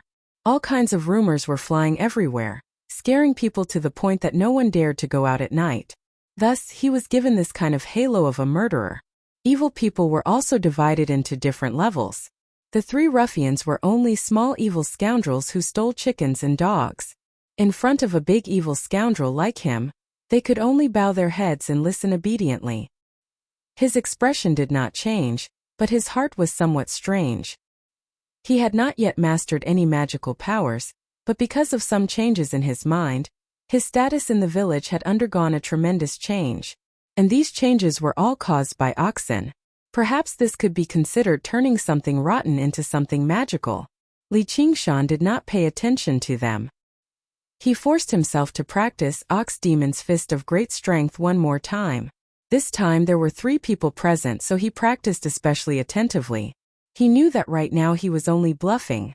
If someone found out that he had exhausted all his tricks, the consequences would be unthinkable. The 3 ruffians carefully watched from the side. They had been in the village for so many years, but had never heard of Li Qingshan knowing fist techniques. In the darkness, Li Qingshan's movements were fierce and full of strength. It was obvious that he was not fooling them. They couldn't help but think of what the witch had said. Perhaps Li Qingshan was really possessed by a demon. Seeing that the sky was getting darker and darker, they were so scared that their stomachs cramped. They wanted to leave but couldn't open their mouths. They were afraid that Li Qingshan would suddenly reveal his true form and swallow them whole. After Li Qingshan finished practicing, he ordered, "Follow me." He walked out the door minding his own business. The 3 ruffians looked at each other and had no choice but to follow behind him. At this time, many villagers were eating in front of the door. Those who were familiar with Li Qingshan carefully greeted him. Those who were not familiar with him hurriedly hid in their houses. Even though it was daytime and they had protected Li Qingshan out of righteous indignation, when faced with this murderer, there was no one who did not feel fear. The 3 ruffians usually hung out with Patch-haired Lu. Patch-haired Lu relied on his fierceness and still had some face in the village. They, on the other hand, were loathed by people and dogs, so they did not have this kind of prestige. For a moment they forgot their fear and instead felt proud. If they could follow Li Erlang, they would be much more imposing than they were in the past. Some of the elders even sighed. Although Patch-haired Lu was a scourge, they were afraid that an even bigger scourge would be born. At least Patch-haired Lu did not kill anyone, so everyone was not that afraid of him. Li Qingshan also had an almost novel feeling. After walking this road that he had walked countless times, he clearly realized that he was no longer the Li Qingshan of the past. He came to the front of a thatched hut, thinking about how not long ago he was in poverty and dejection. His heart was filled with emotion. Inside the door, the Li couple were trembling with fear as they pressed against the door. Elder brother Li had a wooden stick in his hand and eldest sister Li had a kitchen knife in her hand. What those ruffians were afraid of, how could they not be afraid? However, they were different from those ruffians. In their hands they held the money from selling the land. If they gave in to Li Qingshan, they would not be able to keep the money. Therefore, today they did not even do any farm work. They just stayed at home and discussed for the whole day. In the end, it was elder brother Li who made up his mind. He's only one person. Do we have to be afraid of him? If he dares to come, I will help the Li family get rid of this evil creature. But before he could say these tough words for long, he saw Li Qingshan come to the door with 3 people. He was so scared that he immediately hid in the house. Li Qingshan said, "Drag them out for me." The 3 ruffians were intimidated by his power and did not dare to defy him. They were experienced in bullying commoners and shouted as they barged into the house. The Li couple immediately laid down their weapons and surrendered. They did not dare to fight back. They were so scared that their faces were ashen and they trembled. Second brother, what are you doing?" Elder brother Li squeezed out a smile that was uglier than crying. Li Qingshan said. I'm not here to look for you. He said to eldest sister Li, evil bitch, it's fine if you humiliate me, but yesterday you dared to humiliate my parents. Today I will not forgive you. Eldest sister Li was so scared that her legs turned to jelly. She no longer had her usual arrogance. Little waiter, I was just talking nonsense. I have taken care of you for more than 10 years. We are family. Li Qingshan laughed coldly. Family? It's fine if you don't want to talk about it. But if you talk about it, there are still debts to be settled. Let's talk about yesterday's nonsense first. What are we going to do about it? A skinny, monkey-like ruffian said. There is no need for you to do it. Little brother knows the rules. As he said this, he rolled up his sleeves and slapped eldest sister Li's face. Li Qingshan grabbed the ruffian's hand. Yesterday in the ancestral hall, he really wanted to do this. But today, seeing their trembling faces, he could not bear to do it. After all, these two were his own brothers and sisters-in-law. How could he let them be humiliated by such a ruffian? But what must be done must be done. He had an idea and said to elder brother Li, could it be that the people she scolded were not your parents? Don't you know how to teach them a lesson? Elder brother Li came to his senses. Yes. Afraid that Li Qingshan would not be satisfied, he used all his strength and fiercely slapped eldest sister Li's face several times. Eldest sister Li's face immediately swelled up. On the other hand, Li Qingshan felt that his elder brother looked very satisfied with the beating. He did not know whether it was because he wanted to take the opportunity to take revenge. In any case, his anger had mostly dissipated. He asked, you said it was family. Let me ask you, where is the money from selling the land? Eldest sister Li's red and swollen face immediately turned pale. Elder brother Li also lowered his head and did not say anything. The money was their flesh and blood. Li Qingshan was cutting off their flesh. Compared to returning the money, they would rather suffer a beating. Eldest sister Li suddenly became unreasonable. You can beat me to death. Beat your own sister-in-law to death. Let's see if the authorities will come to arrest you. I don't know what kind of money there is. If you want it, go ask Steward Lu for it. Li Qingshan said sternly. Do you really think I don't dare to? This was no longer an act. The murderous aura he had when he killed patch-haired Lu last night seemed to have returned to him through the darkness of the night. The reflection of the blood-stained, wide-eyed youth in the stream had already become one with him. The three ruffians on the side felt their bodies go cold. They could not help but take a step back and look at Li Qingshan in fear. Eldest brother Li and his wife were even more frightened. They had never seen such a terrifying person in their lives. It was hard to imagine that the person in front of them was Li Erlang, who they had lived with for more than 10 years. Finally, a bag of silver was handed over to Li Qingshan. Li Qingshan weighed it in his hand and looked at the pale faces of eldest brother Li and his wife. He sighed in his heart. Just for this bit of silver, they had to force their own brother to this extent. He turned around and left. The three ruffians hurriedly followed. Eldest brother Li and his wife were about to hug each other and cry bitterly when the bag of silver slid across the air and landed in front of them with a thud. Chapter 7. Regaining the silver, the Li couple was pleasantly surprised. Madame Li didn't even care about the pain on her face, as she hurriedly put the bag of silver into her clothes. The three scoundrels were speechless and showed expressions of admiration. That wasn't a small amount of silver, enough to spend for a long time, but it was thrown on the ground so easily. Looking at Li Qingshan's back, if they had only been afraid before, they now had a lot of respect. Such a good man who could distinguish kindness and grudges was just a story made up by storytellers. They didn't expect to see it with their own eyes. He was already so young, so he would definitely be someone in the future. The contempt they had for Li Qingshan's young age completely disappeared now. Li Qingshan walked in front with large strides. The sun was setting in the west, and the mountains were silent. He felt extremely relaxed and calm, as if he had unloaded an invisible burden. His body was filled with strength, and even his fatigue disappeared. He faintly felt that if he were to practice Ox Demon's Fist of Great Strength now, it would be much smoother than during the day. This wasn't an illusion. Whether it was Taoist supernatural powers or ordinary martial arts, They all had to be in harmony with the mind of the practitioner. Ox Demon's Fist of Great Strength was originally a martial art that was open and closed. It required one's mind to be clear and to advance bravely. Li Qingshan was happy to settle this grudge, and there were no more obstacles in his heart. Naturally, it was in harmony with the essence of the martial art. Back in the hut, Li Qingshan looked at the three scoundrels with bright eyes. Just now I have to thank you all. If it weren't for these three scoundrels, his brother and sister-in-law wouldn't have given in so easily. If they were to wield a wooden pole and a cleaver, he really wouldn't have been able to do anything. He might even have suffered. He was moved by this, but he didn't expect things to go so smoothly. He also understood the benefits of numbers.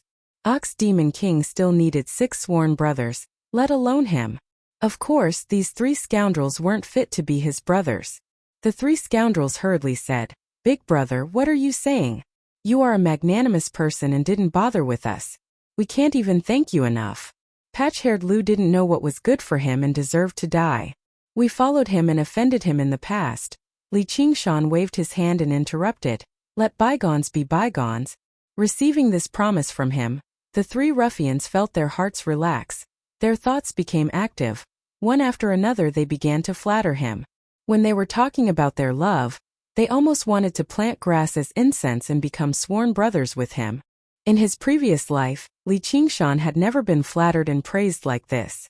Even though it came from the mouth of 3 scoundrels that he looked down on, he couldn't help but feel happy and proud in his heart. However, it was impossible for them to become sworn brothers. After a perfunctory reply, he sent the 3 of them away. Oxen, who was lying on the side, said, "Why didn't you agree? If they are willing to accept you as their leader, you will be safer in this village. If there is any news, there will be people who will inform you."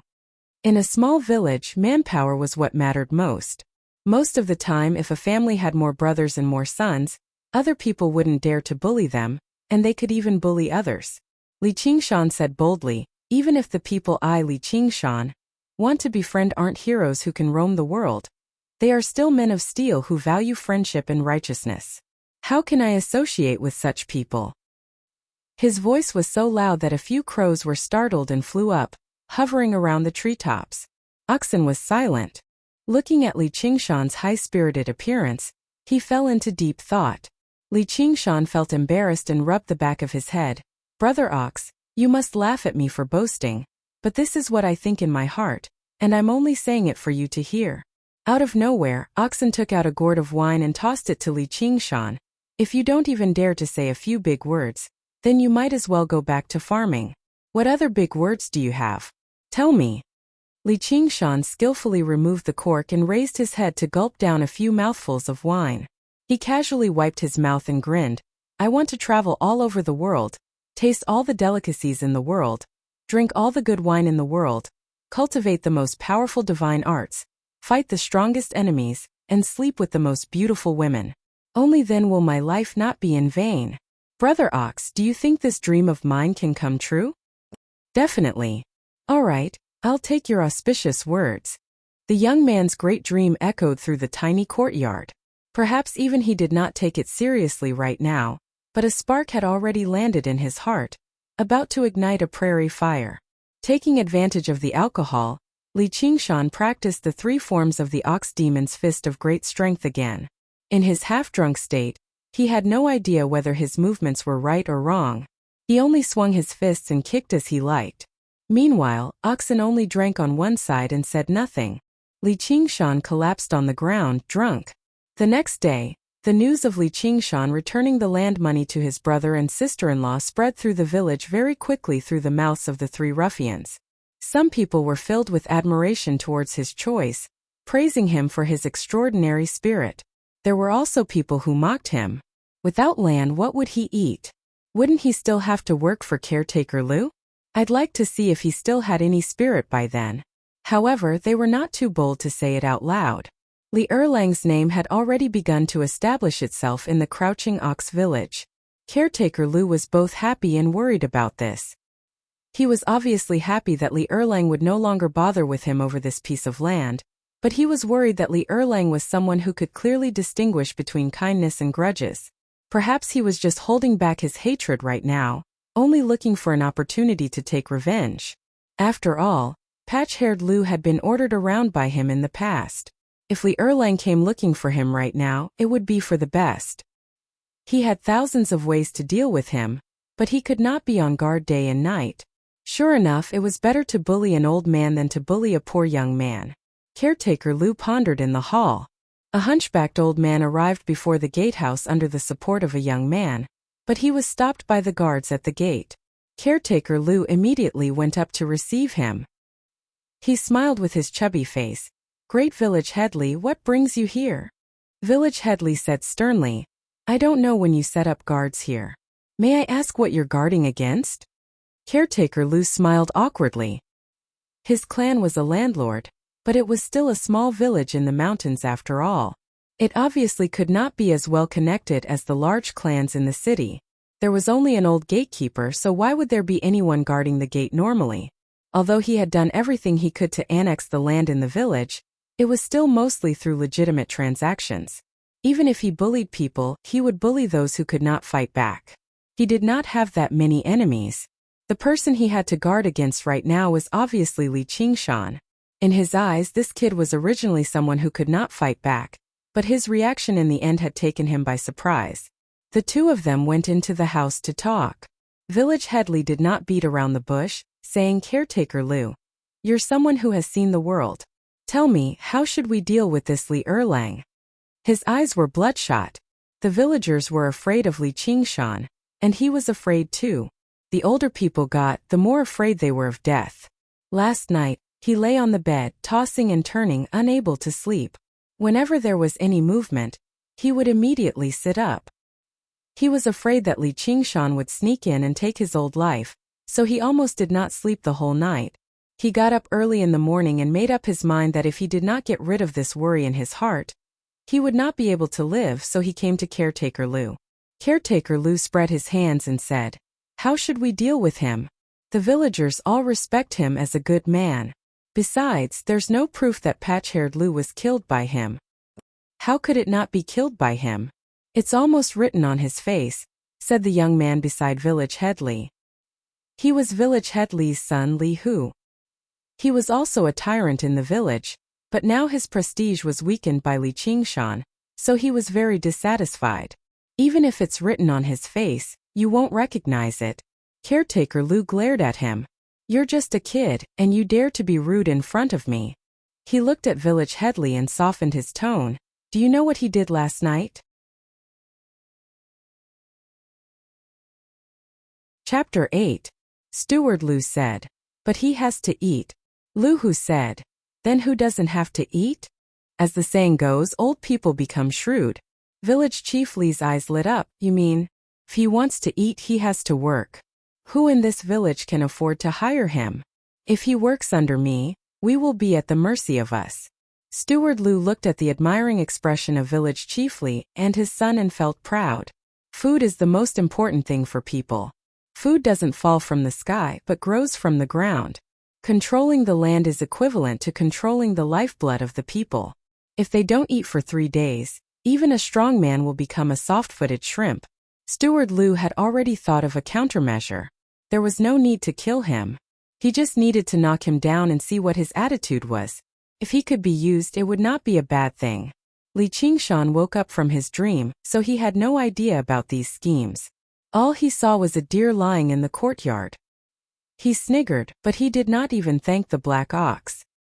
He skinned the deer and cut off its flesh with great familiarity. This time, he had already prepared some salt to marinate the deer's flesh, just in case he would not be able to eat it. After these preparations, he went to the stream to wash his face and rinse his mouth. Then, he began a day of cultivation. For the next few days, he got up before dawn and went to sleep when it was dark. He almost didn't step out of the house and completely cut off contact with the outside world.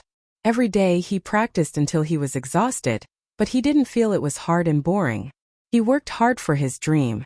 Every step forward, every improvement, seemed to open up a new world in front of him. After more than 10 days, Li Qingshan had just finished eating the musk deer. Village Headley couldn't stand it anymore.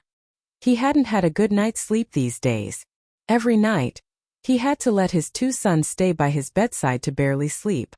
At his old age, how could he eat and sleep like this?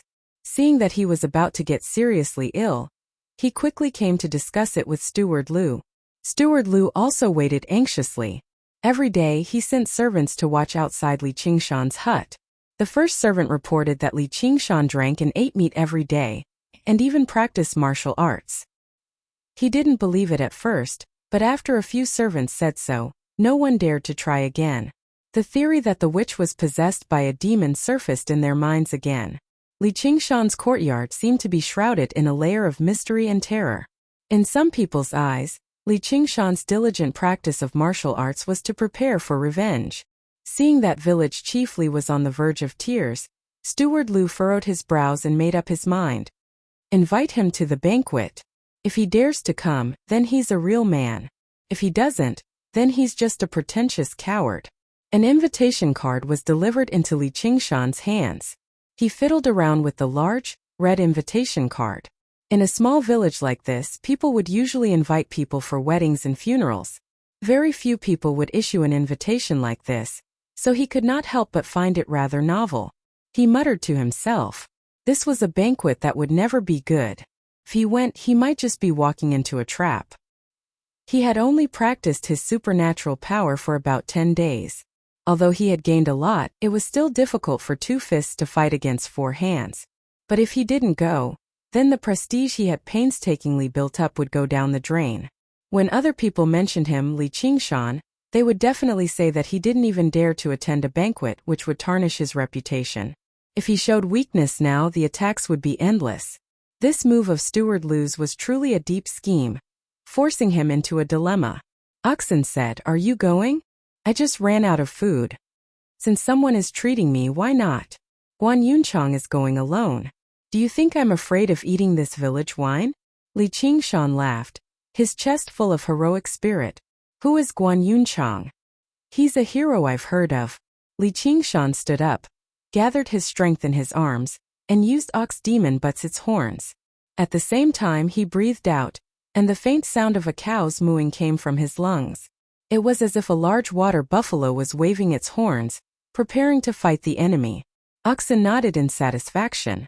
Li Qingshan's ox demon's fist of great strength was already at the beginner level. He was improving at a godly speed. If he were to carefully avoid the slightest bit of danger, it would definitely be detrimental to his cultivation. It just so happens that I still have some grudges with someone that I haven't finished cleanly. I can't be too quick about it. This is a good opportunity. Ever since the day Li Qingshan settled his grudge with the Li couple, his ox demon's fist of great strength had indeed improved a lot. This proved that his guess was not an illusion. Summer was about to end, but the sun was still dazzling. In Steward Lu's courtyard, under the shade of a few elm trees, a table had already been set up. A group of able-bodied men sat at a few square tables. They looked at the wine and dishes on the table and swallowed their saliva. Only Steward Lu's family could afford such a banquet. However, with the craftiness of farmers, they knew that this banquet was not for free. Steward Lu had already explained many things to them.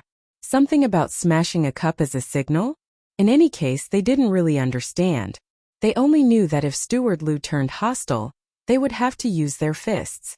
Although they weren't too willing to become enemies with Li Qingshan, they were all workers in Steward Lu's fields. They didn't dare to offend this person who provided them with food and drink. In any case, that Li Erlang was only 15 years old. How could he fight against so many people? Therefore, all the workers who could come came, filling up a few large tables. Even if they couldn't bear to do it, they could only go easy on him.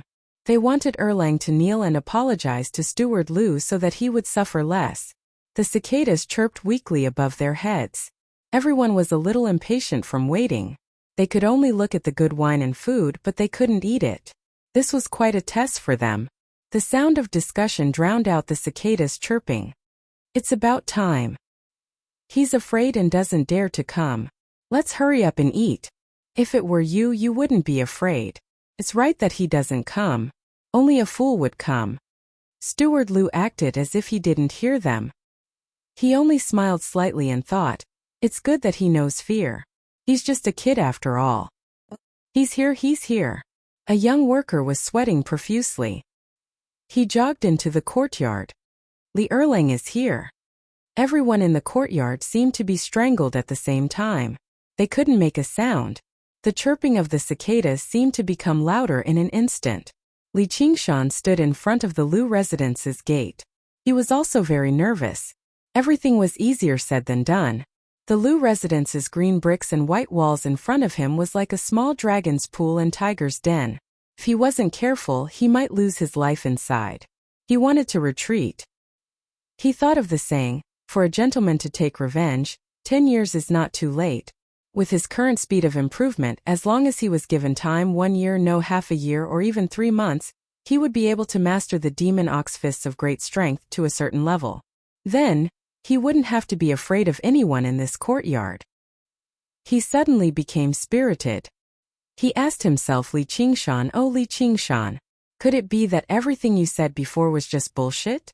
That you only dare to bare your teeth at people weaker than you in this life? Even if you master the unparalleled divine power, you're still just a coward."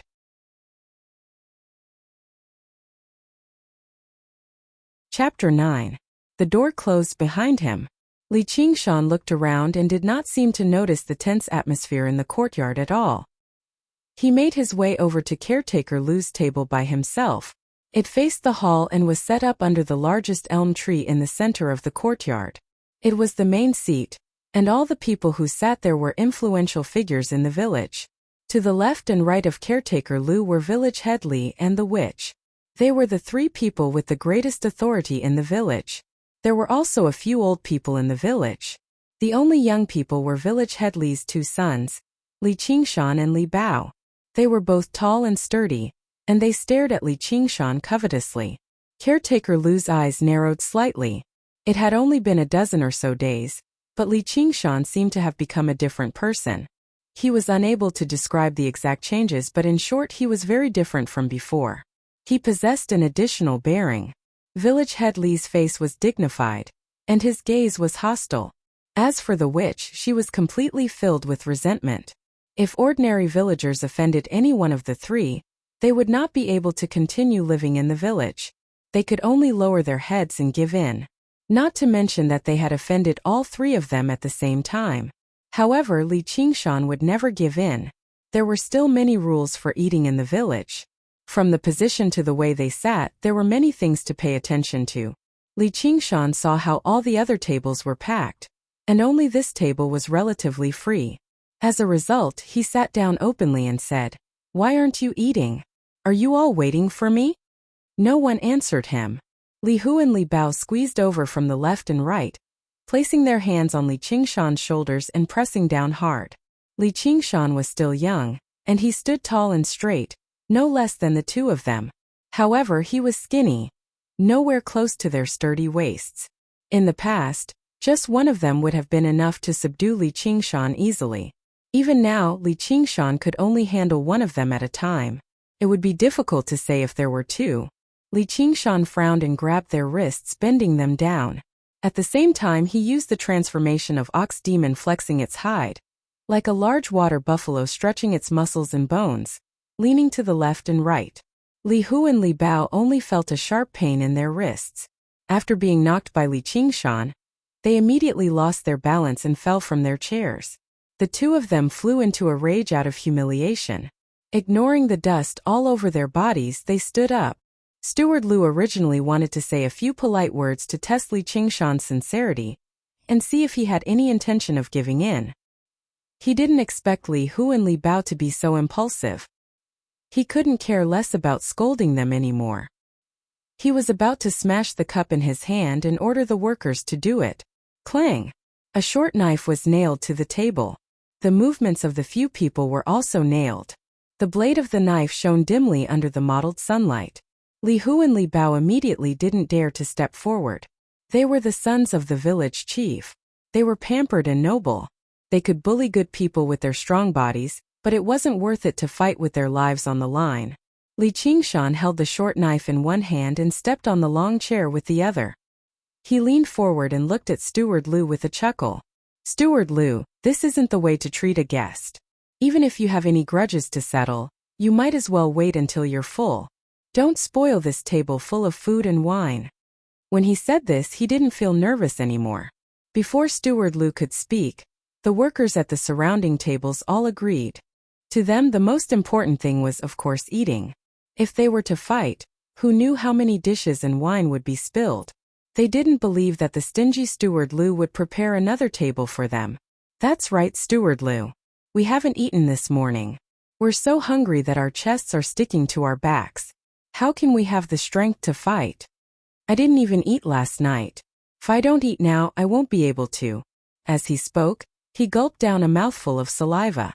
The tense atmosphere suddenly became a little strange. Even Li Qingshan didn't know whether to laugh or cry. He thought to himself that he was actually afraid of this group of people. Steward Lu's face was flushed red. He had set up this banquet to intimidate Li Qingshan. Secondly, he was afraid that the workers wouldn't do their best, so he gave them a certain amount of benefits. He wholeheartedly wanted to imitate what was written in the book, to hide 500 executioners, and use the smashing of cups as a signal to rush out and take down Li Qingshan.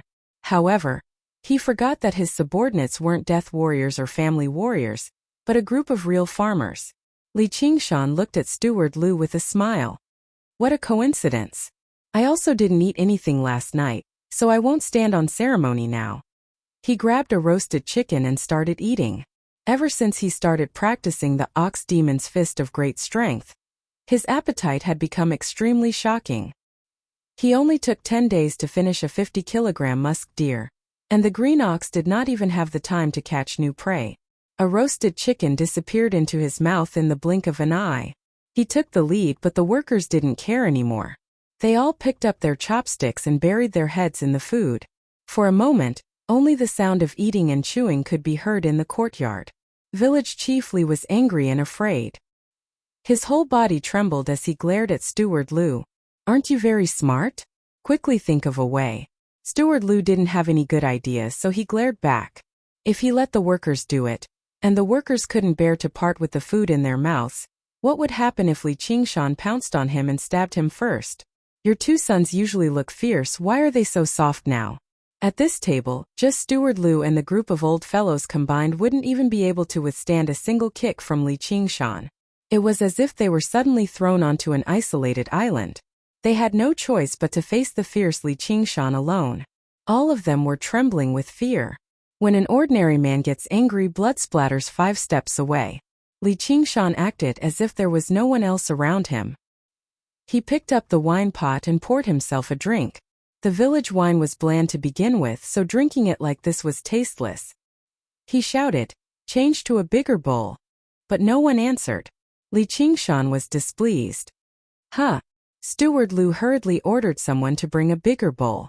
Li Qingshan filled the bowl and drank it in one gulp. Satisfying. Seeing him drinking so boldly and straightforwardly, the workers also admired his courage. Unexpectedly, quite a few of them cheered him on.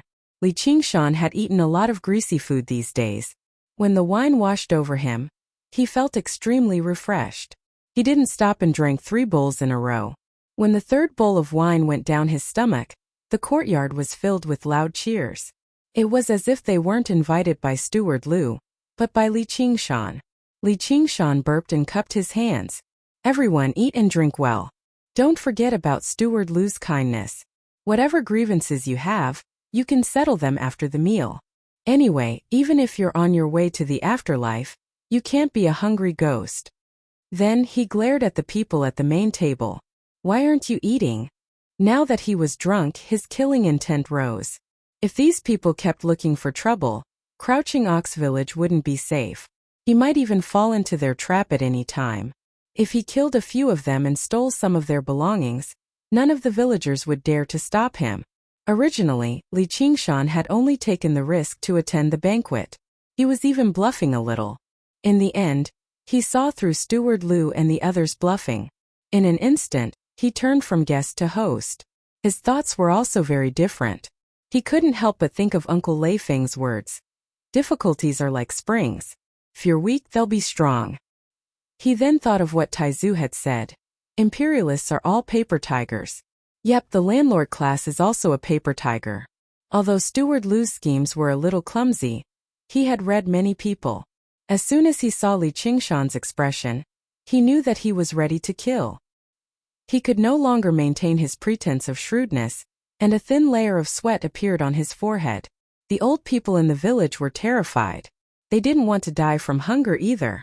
They hurriedly explained to Li Qingshan that they were only doing it for show. They didn't know the inside story at all. Someone stood up, trembling, and wanted to leave.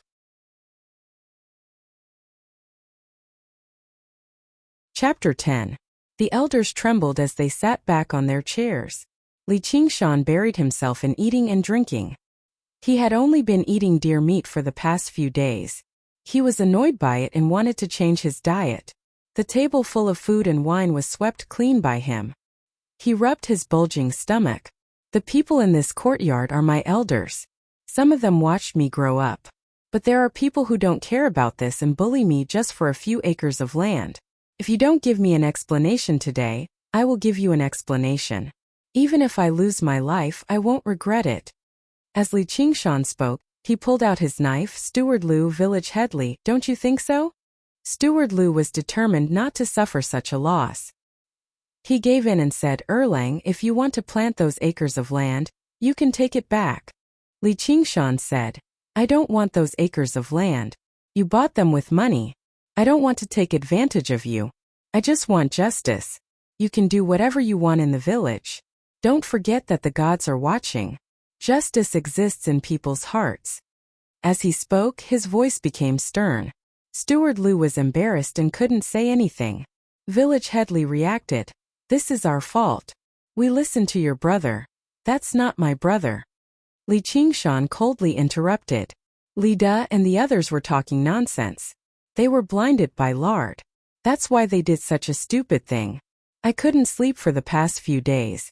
I'm afraid that one day when I die, I won't be able to face your parents. Village head Li's voice was full of tears as he spoke. He was thinking about the suffering he had suffered these past few days. Li Qingshan then said to the elders, Then tell me, should that piece of land be given to me?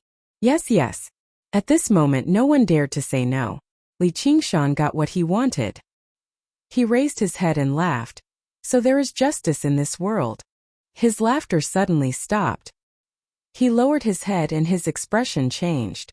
Sometimes it was solemn and sometimes it was relieved. There was a hint of indescribable sorrow. He looked at the knife in his hand. So justice is here. He frowned and murmured, There is no God 3 feet above the head. Justice is only in the blade. There is no God 3 feet above us. Justice is only in the blade. His voice grew louder and louder, shaking the entire room. He was originally indignant and wanted to vent his anger, so much so that he didn't hesitate to kill. At this moment he felt that it was pointless. He sheathed his saber and no longer paid any attention to the people in the courtyard. He turned around and walked out of the door. In the blink of an eye, he disappeared without a trace. The workers ate a free banquet and watched a good show. Satisfied, they dispersed. They were all talking about Li Qingshan, and their faces were full of admiration. Caretaker Lu wiped away the cold sweat on his forehead. He knew that if he wanted to gather people to deal with Li Qingshan again, it would be even more difficult. Even though he controlled the land, the workers were not his slaves. They would not listen to his orders. Even if they were slaves, they could still rebel. If he incited all the workers to oppose him, then it would be absolutely terrible. Fortunately, Li Erlang was a person who kept clear tabs on his debts of gratitude and grievances. Since he had said all that today, he would no longer scheme for revenge. He could sleep in peace. Although the banquet was not a success, he had achieved his objective, albeit barely. Village head Li stood up under the support of his 2 sons. Although he was still embarrassed, his expression seemed to have eased up. It seemed like he was thinking the same thing as caretaker Lu. The 2 of them looked at one another. They both felt embarrassed. Li Hu refused to accept this. Father, why don't we get my elder brother back? With his martial arts, I refuse to believe he can't deal with Li Erlang. Li Bao also said, Uncle Lu, isn't brother Lu in Qingyang City too? Village head Li just happened to be furious. He said viciously, Shut up, all of you. How did I give birth to useless things like you? Caretaker Lu did not reply. They had all been through a lot, so they knew how to play it safe. They would never put themselves in danger for the sake of personal feelings. You bunch of useless people. The gods have already been angered. He doesn't have long to live. The witch, who had remained silent the entire time, suddenly said mysteriously and viciously. Under the scorching sun, many people could not help but shiver. In this day and age, people revered ghosts and gods, and witches were the people who communicated with the gods. Just now Li Qingshan had actually said, "There are no gods when you look up." Perhaps he really had angered the gods. Some people even recalled that there had once been a family in the village with a sick child. They asked the witch to treat them, but the witch also said that the child was possessed by a ghost. She burned him with fire and drowned him with water before covering him with blankets in the end. She said she wanted to force the ghost out, but she smothered the child to death instead. The witch only said that this was a request from the king of hell, and no one could save him. However, the adults of the child refused to listen to her. The child's mother even cursed outside the witch's door every single day, which greatly damaged the witch's prestige in the village. However, a few days later, the child's mother suddenly died of illness. She died mysteriously. The witch only said that the child was missing his mother in the underworld. From then on, no one dared to disrespect her anymore. However, Li Qingshan had kicked her in front of everyone and cursed at her a few times. He had already offended her quite badly. "Caretaker Lu, this child is a disaster in your life. Now that the gods have resolved this problem for you." Caretaker Lu hurriedly ordered people to wrap some incense, candles, wine, and meat for the witch. The witch then looked at Village Chief Li. Village Chief Li also gritted his teeth and took out a small piece of silver to send the witch away. A worker carried these things and followed behind the witch. He didn't dare to speak too much until they arrived in front of a brick house. Apart from Caretaker Lu and Village Chief Li, she was the only person in the village who could afford to live in a brick house. There was an incense table and an incense burner in the hall. Smoke curled around it all day long. It was both a residence and a temple. Little and Grandma's back." The witch suddenly spoke in a hoarse voice. A mysterious smile appeared on her wrinkled face. It was definitely not a benevolent smile. The worker knew that the witch had no children or grandchildren. He was scared witless and hurriedly put down the things. Suddenly, he felt someone tugging at his trousers. When he turned around, there was no one there. He shouted, "Mother!" and scrambled out of the room. A shrill laugh came from behind him. "Little and Grandma's telling you. Someone is bullying Grandma." No one answered in the empty hall. "What? You dare not listen to Grandma?" The witch's face suddenly became ferocious. After a series of insults and curses, she shook a copper bell in her hand. A cold wind suddenly blew in the room. After a long time, the witch regained her gentleness. That's right. Grandma doesn't want to hit you, my good grandson." From beginning to end, she was the only one talking to herself. Li Qingshan returned to the hut. Oxen was nowhere to be found. He probably went to hunt for him again. Taking advantage of the alcohol, he began to practice Ox Demon's Fist of Great Strength. He could not be more familiar with the 3 basic stances. His body began to dance on its own. He was still thinking about everything he had experienced today. The thing that looked so scary was actually so weak. If he had run away in front of Caretaker Lu's house, how could he have seen through the secret? In this matter, his true opponent was not Caretaker Lu or Village Chief Li, but the fear in his heart. What was a true expert? The Book of Tao had already given him the answer. Those who defeat others are powerful. Those who defeat themselves are strong. The brave are fearless. When Li Qingshan shouted these 4 words, it was as if he had broken through an invisible barrier. His fist technique suddenly gained an indomitable momentum. No matter what difficulties and obstacles were in front of him, he would break through them. He would never lower his head and never retreat. "There is no God above me. I am a god. Justice is not in the hearts of people, but in my hands." His limbs, chest, and abdomen. Every muscle in his body seemed to be connected by this determination. One punch could pass through the strength of his entire body.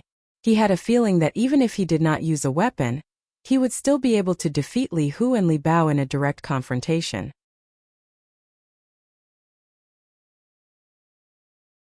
Chapter 11. His courage increased his strength, and his strength in turn increased his courage. The two complemented each other. He practiced all the way until dusk. He actually felt hungry again. He was still very skinny, completely unlike Li Hu and Li Bao, who were plump and strong. Only he knew that the essence of the deer's flesh and blood was not wasted at all. All of it had been integrated into his body. His body seemed to have become a bottomless pit, greedily digesting and absorbing all the wine and meat, transforming it into strands of energy. After practicing, Li Qingshan sat on the ground again. He closed his eyes and calmed his mind, feeling every change in his body. Pulling one's muscles and bones was an extremely painful thing. He still remembered the second day of practicing Ox Demon's Fist of Great Strength. He was in so much pain that he couldn't get up. Oxen didn't try to persuade him. He endured the pain and got up to practice. After persisting for more than 10 days, he finally got a little better. No, it should be said that his endurance had become stronger. Logically speaking, after enduring the first few days, his body should have slowly adapted. However, the pain in his body didn't lessen at all. It was as if he had just started practicing every day. Every change in his body was vividly reflected in his mind. It was a pity that he didn't feel the so-called qi. According to Oxen, no matter what kind of magical art it was, as long as one could feel the flow of qi and cultivate a strand of true qi, then one could be considered to have crossed the threshold. However, his time of cultivation was still too short.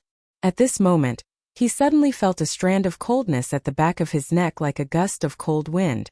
However, there was no wind at all, and it was even more impossible for there to be a cold wind. Could this be the so-called qi? Li Qingshan was overjoyed. He focused all his attention on the coldness, but he gradually realized that the coldness was slowly invading his skin. It was getting deeper and deeper into his bones and even into his soul. It was extremely cold and made him very uncomfortable. Li Qingshan shook his head and stood up to practice. The cold qi dissipated a little, but as soon as he sat down, it clung to him again. He didn't know what went wrong, so he went to the stream next to the hut to wash his body. The moonlight was bright that night. He looked into the stream and saw a pale-faced child clinging to him expressionlessly. Even though he was quite courageous, he broke out in a cold sweat. This scene immediately reminded him of a movie called The Grudge in his previous life. If Li Qingshan was an ordinary person, he would have been scared out of his wits. However, Li Qingshan had been with the ox demon for a long time. He looked at the child through the stream and saw that the child was no more than 7 or 8 years old and had a dull expression. Li Qingshan asked, "What are you? Why are you lying on me?" However, the child only moved his head. At this time, the water surface rippled, and the reflection of the child disappeared. However, the cold and gloomy aura clearly remained. Li Qingshan tried hard to calm his mind. "I've run into a ghost. I don't know why this little ghost is clinging to me. I can only wait for Brother Ox to come back and discuss it with him. Fortunately, it won't take my life for a while." However, he didn't have much confidence. He only felt fear. The yin qi invaded him faster and faster. He hurriedly practiced Ox Demon's Fist of Great Strength again. Only then would the cold qi disappear. However, he wasn't a robot that didn't know fatigue. He had to sit down and rest. It was especially hard to bear. Until the middle of the night, when the yin qi was the strongest, the cold qi had already invaded half of Li Qingshan's body. He didn't feel any obvious pain, but his limbs gradually became numb and his 5 senses became blurry. An extreme sense of danger stimulated him to use all his brain power. He heard that people had a yang qi in their bodies that could restrain yin ghosts. He thought that when he practiced the fist, his blood vessels would expand. That was why the little ghost didn't dare to come close. Therefore, when he was meditating, he tried to simulate the feeling of practicing the fist. Closing his eyes, he mobilized his mind and contracted his muscles. It was indeed useful. He barely managed to resist the invasion of the yin qi. He endured like this for an entire night. His mind was sometimes muddled and sometimes clear. He trained his willpower until his willpower was on the verge of collapse. When the rooster crowed, the sky turned white. Li Qingshan suddenly opened his eyes. The sunlight shone on his face through the treetops. It was a little dazzling. The cold qi on his body disappeared. Oxen was looking at him not far away. He looked very interested. Li Qingshan said, "Brother Ox, where did you go? Do you know what I ran into last night? I came back a long time ago. Wasn't it just a little ghost lying on top of you? You just stood there and watched. What else could I do?" Li Qingshan twitched his mouth. He didn't say anything. Oxen had already told him that no matter what danger he was in, he shouldn't expect him to help. He didn't give him the chance to rely on him from the very beginning. He glanced at the yellow gazelle beside Oxen's feet. He couldn't say anything. Oxen had already provided him with the most important help. He couldn't rely on him for everything. Basking in the warm morning sun, Li Qingshan stood up and stretched his body. Luckily, the little ghost didn't dare to come out during the day. Otherwise, I really wouldn't have been able to hold on. "Brother Ox, I have practiced the supernatural power of Taoism. Can't I deal with a little ghost?" "If you didn't practice the supernatural power, you wouldn't have survived last night. When you have the strength of one ox, your body will be full of vigor. Naturally, you won't be afraid of this little ghost." "Then I don't know how long I have to wait. Other than that, I have another idea." "What idea?" "Ghosts are most afraid of murderous aura and malevolent aura. If you have hundreds of human lives on your hands, you can guarantee that all evil will flee. The little ghost won't dare to come within 10 steps of you." Li Qingshan rolled his eyes. "Do you want me to slaughter the entire Crouching Ox village?" "It's not impossible. What do you think? Do you want to try?" Oxen chuckled. "Why don't I slaughter you and make steak first?" Li Qingshan ignored it. He dealt with the yellow gazelle and finished his breakfast. He put this matter behind him for now. Enduring the exhaustion in his body and mind, he focused on the day's cultivation. However, as soon as he began cultivating, he felt that today was slightly different from usual. There was a thin strand of qi flowing through his body. If he did not concentrate, he definitely would not be able to sense it. The strand of qi was not like the jinqi described in Wuxia novels, which was stored in the dantian and circulated along the meridians. Instead, it was flowing everywhere like a fish, swimming between his limbs and bones. When he swung his fists, the strand of qi would flow to his arms and fists, but only for a moment. As soon as he relaxed his mind, the strand of qi would run away. Like a naughty child, it was almost out of his control. He told this situation to Oxen. Oxen was not surprised. Instead, it said meaningfully, "You have to thank that little ghost for being able to sense the existence of qi so quickly. This can be considered a blessing in disguise." At the critical moment of life and death, Li Qingshan mobilized all of his spiritual will to resist the invasion of the yin qi. The little ghost had left, but this spiritual will remained, turning into a strand of zhen qi. "So this is zhen qi?" Li Qingshan looked at his palm. "What is the use of this zhen qi?"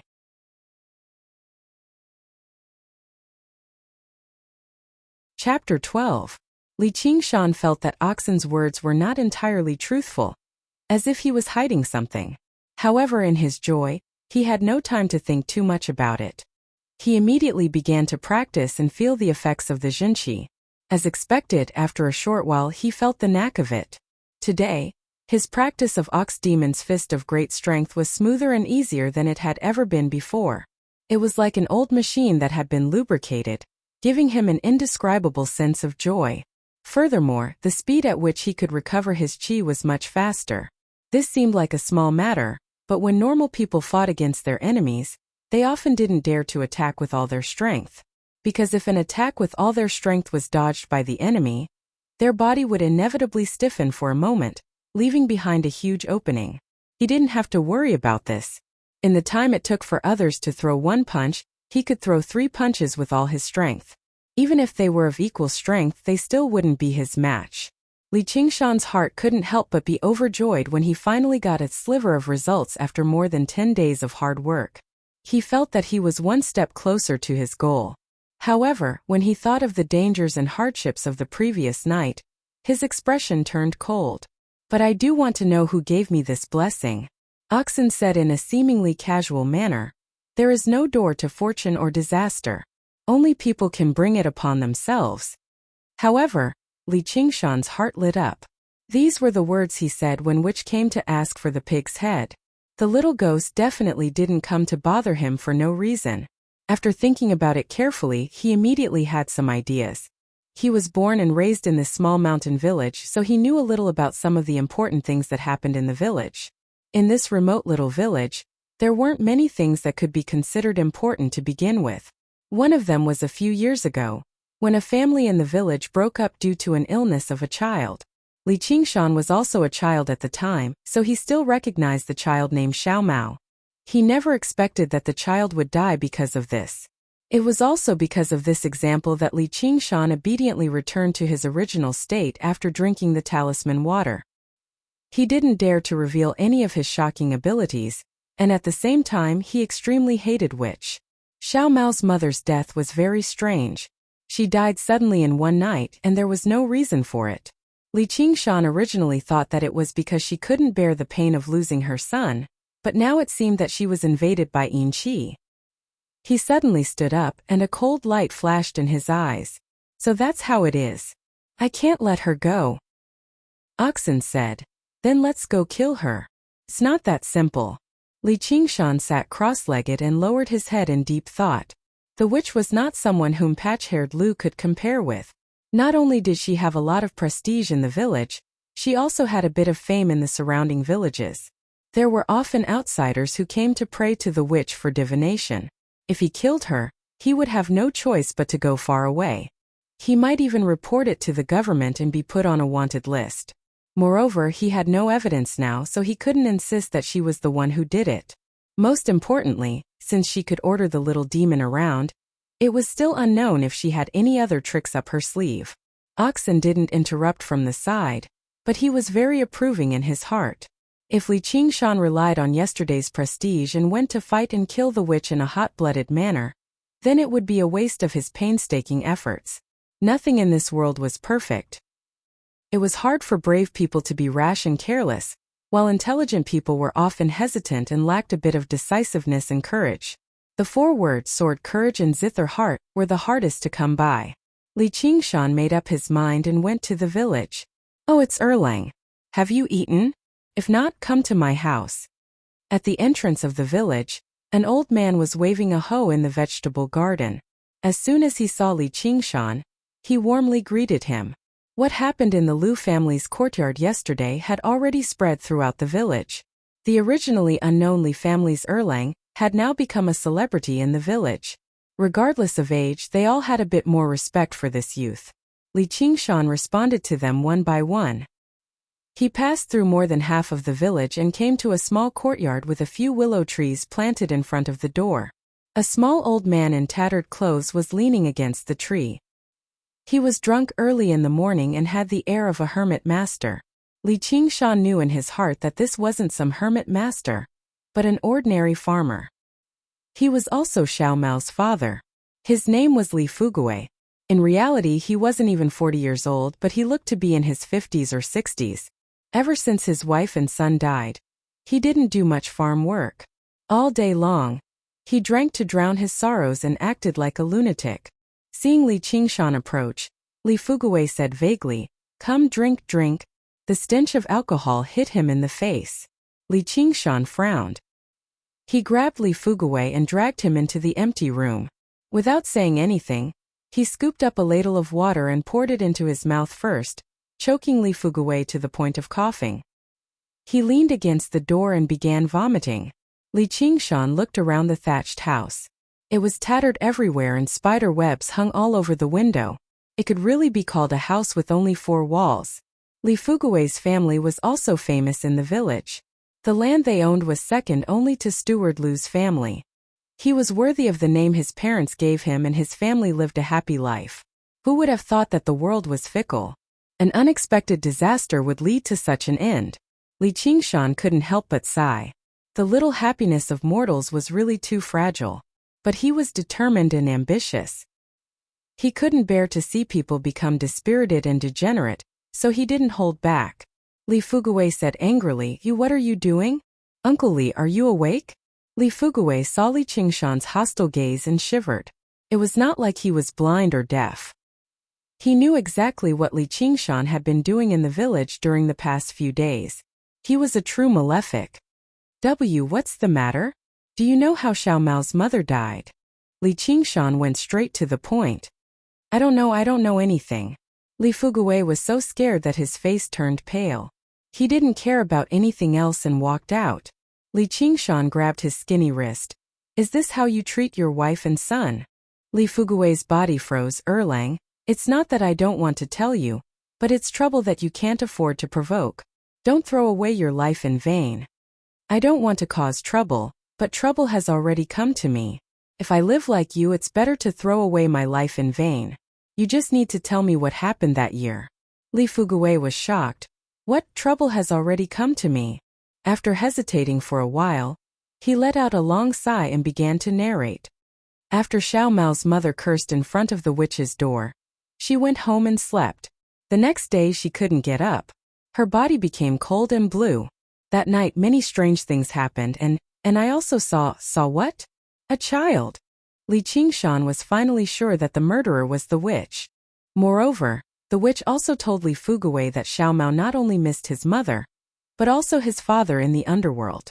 Li Fugui was so scared that he gave her a large amount of offerings. Li Qingshan slapped the wall. You've really gone too far. Have you never thought about avenging your wife and son? Li Fugui's face turned red from the contempt in his words. He ran into the room and took out a long package from the bottom of the big wooden box. He opened the package and inside was a knife, a good steel knife. Li Qingshan unsheathed the knife and a cold chill hit him in the face. It reflected on his face and his hair could be seen. The knife's handle was about 1 foot long and slightly curved. It was wrapped in black silk and felt very comfortable in the hand. The knife was about 2 feet long and 4 inches wide.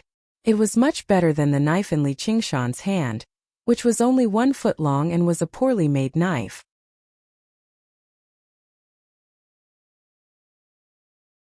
Chapter 13. Li Fugui said, "This is the 100-forged blade I bought from the arsenal of arms in Qingyang City." It was not like he was an idiot. How could the deaths of his wife and son not affect him? He did not resent the witch at all. The blade was proof that he was still a hot-blooded man. However, he was still just a regular farmer at the end of the day. On one side was alcohol and on the other was a blade. However, he never made up his mind to pick up the blade. Instead, he sank into drunkenness day by day.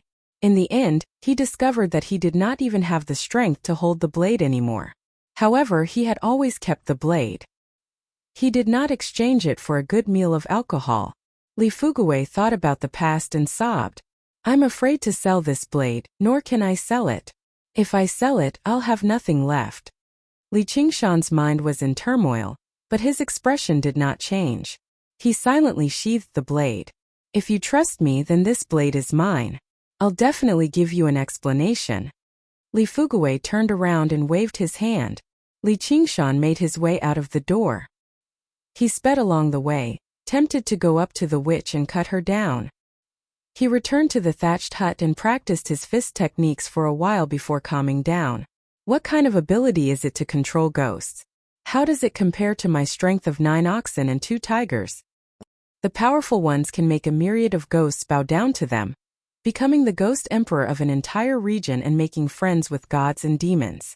The weak ones can only bully regular people. Not only is there no benefit to practicing it, but it'll even bring harm instead. Yin Qi will invade their bodies, throwing their minds into chaos and making them eccentric. That which obviously belongs to the latter. Li Qingshan stopped worrying. He had been expecting this as well. Otherwise, the witch would not have taken so long to get her revenge after suffering a kick from him for nothing. But you can't underestimate her. You can't see ghosts, but there are many methods that can't be guarded against. Li Qingshan thought of something. Brother Ox, I've heard that if you wipe an ox's tears on your eyes, you can see ghosts. Is that true?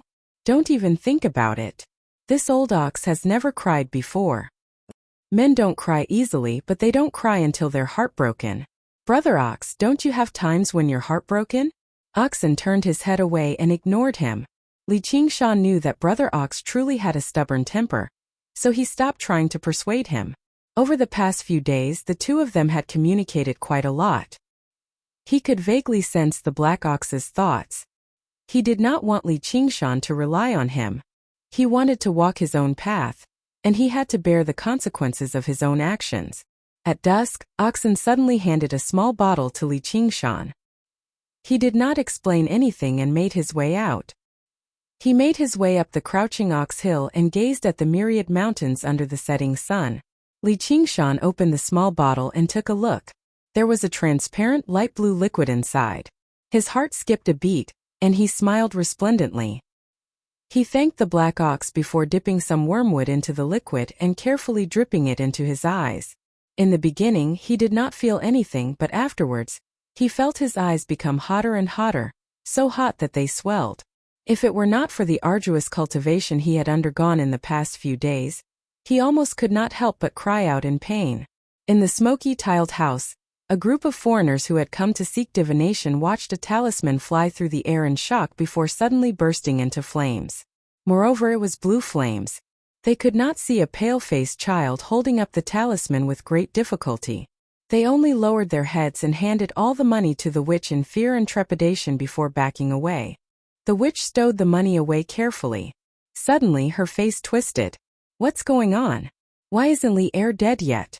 Are you not doing your job diligently? Do you want me to deal with you?" Fear appeared on the child's blank wooden face. He shook his head furiously. The witch suddenly shook the bell in her hand. The child ran around the room in pain, kicking up chilly winds and dispersing the smoke. After quite a while, the witch stopped ringing the bell just now. "Good, listen to Granny. Granny won't mistreat you." She handed an embroidery needle that was as thin as a hair to the child. "Take it. Stab his eyes blind."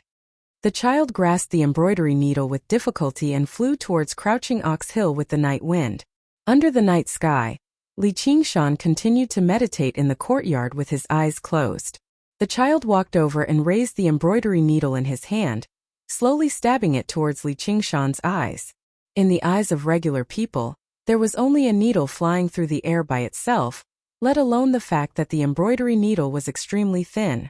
Even during the day it was difficult to see, let alone at night. Li Qingshan sensed something and suddenly opened his eyes. He ignored the embroidery needle that was only inches away from him and stared at the child's pitch-black eyes like a sharp sword. "What do you want to do?" His eyes shone brightly like two balls of fire were burning in them. In the evening, just as Li Qingshan was in unbearable pain, the indistinct aura in his body suddenly began to move, swimming through his eyes. The pain immediately lessened by quite a lot. When the scorching pain vanished, a cool sensation flowed through his eyes, making him feel extremely comfortable. At this moment he suddenly felt a sense of danger. He opened his eyes and just happened to see the little ghost from last night standing in front of him with the embroidery needle. He was surprised inside and felt some lingering fear. Originally, he thought the witch only had a few tricks up her sleeve, so she definitely would not face him head-on. It was not like the little ghost Xin Qi could harm him, so he had underestimated her. However, if it were not for the fact that he could suddenly see ghosts, it was likely that he would have been ambushed and had his eyes destroyed. As a result, he would have been better off killing her earlier. The child was even more surprised. Under Li Qingshan's furious glare, he trembled all over, and the embroidery needle in his hand fell to the ground. He drifted far away. Li Qingshan studied the little ghost closely and discovered that he was only around 6 or 7 years old. He was extremely handsome, and if it were not for the fact that his face was ghastly pale, he really did seem like a match made in heaven. He wore silk robes, which must have been his attire when he was still alive. He did not seem like a little ghost that had been driven away, but the young master of a large clan. When the child saw that Li Qingshan could actually see him, he did not dare to move forward. However, he was afraid that he would not be able to complete the task and would be punished by the witch, so he did not dare to leave. Li Qingshan no longer had any fear in his heart. Things that could not be seen were the scariest. Now that he could see it clearly, he discovered that the little ghost was even more afraid than he was. He opened his mouth and asked, "What is your name? Where are you from?" But no matter how he asked, the child did not answer. Li Qingshan's heart moved. "You can't speak?" The child hesitated for a moment, then nodded. Li Qingshan thought that the child was only being used by the witch, and that it had unfortunately died at such a young age. Perhaps it was also killed by the witch, so he felt a little pity for the child and his attitude became gentler.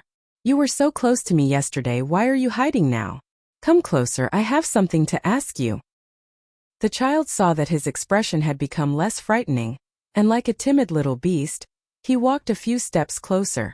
Li Qingshan said, since you don't want to speak, then just nod or shake your head to answer. Do you understand what I'm saying? The child nodded.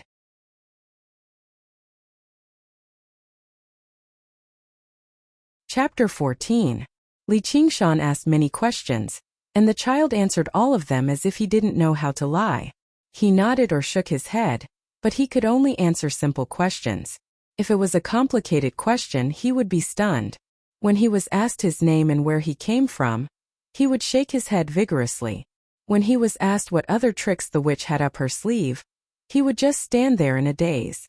Even so, Li Qingshan had figured out many things. The child was indeed killed by the witch and turned into a little ghost for her to control. He was originally able to speak, but after being fed a bowl of medicine by the witch, he couldn't speak anymore.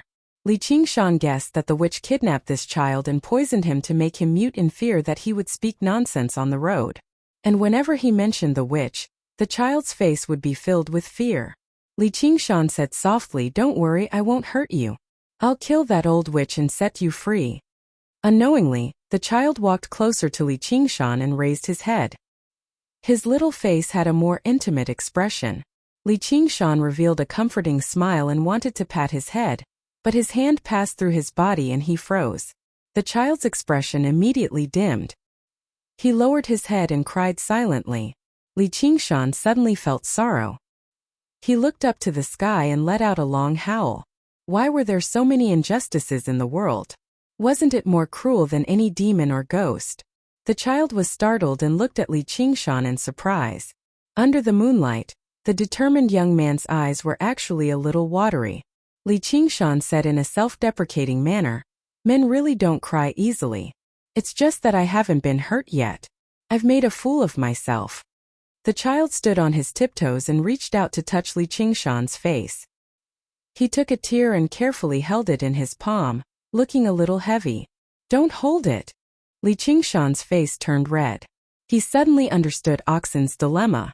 How could a man's tears be given to others so casually? He also remembered Oxen's words.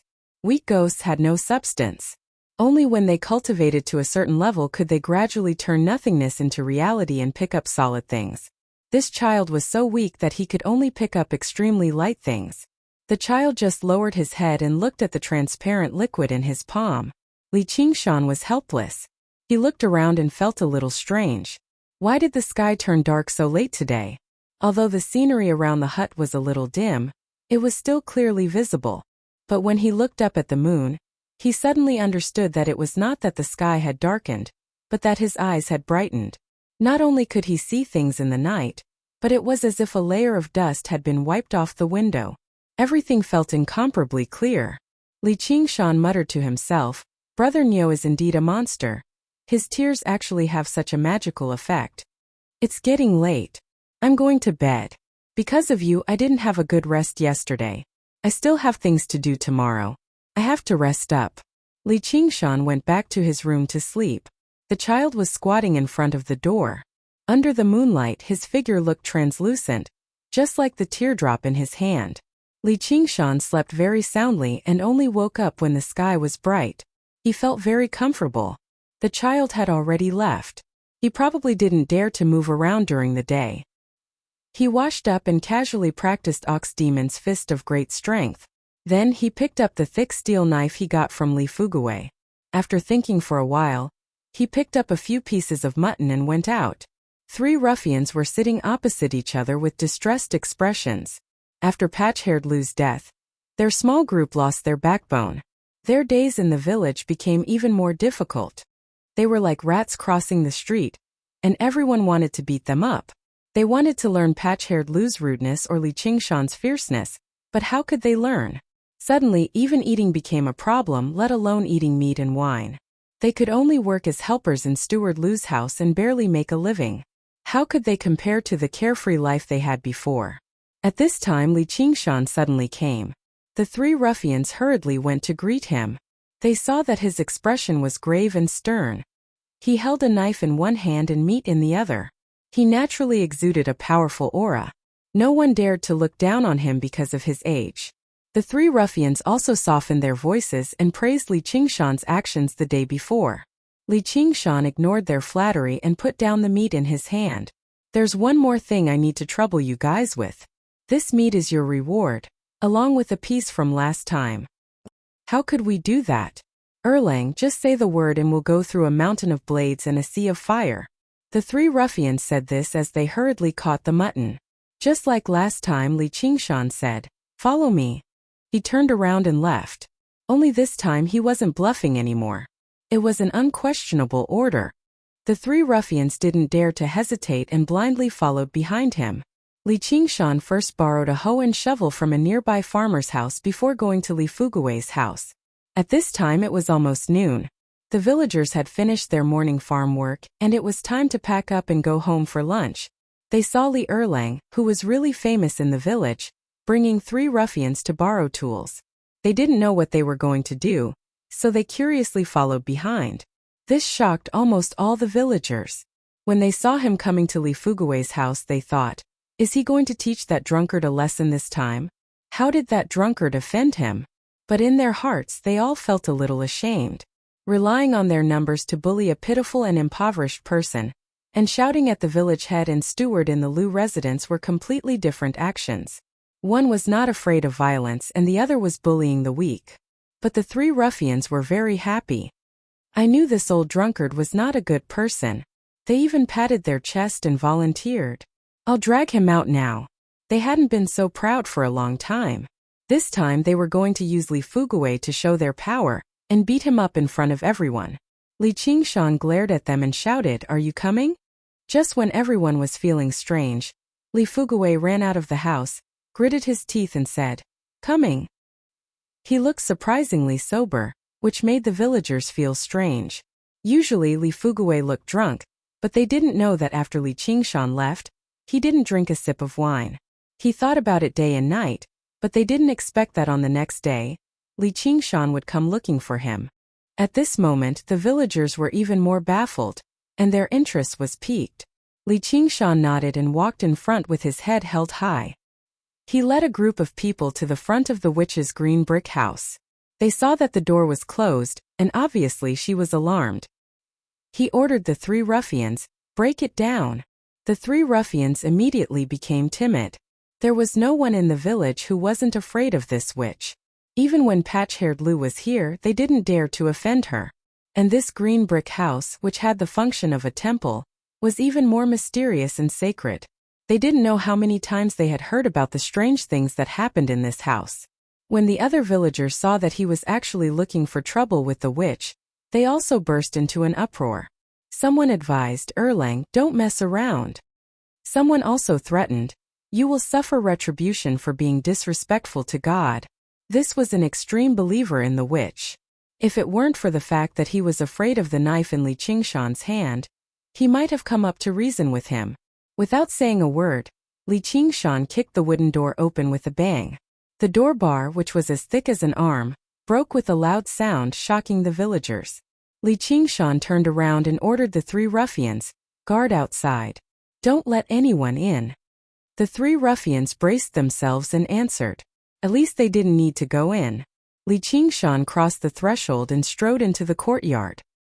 He came to the door of the central room and was about to kick the door open. The door automatically opened to both sides. It was clearly noon, but it was dark inside the door, and a cold air assaulted his face.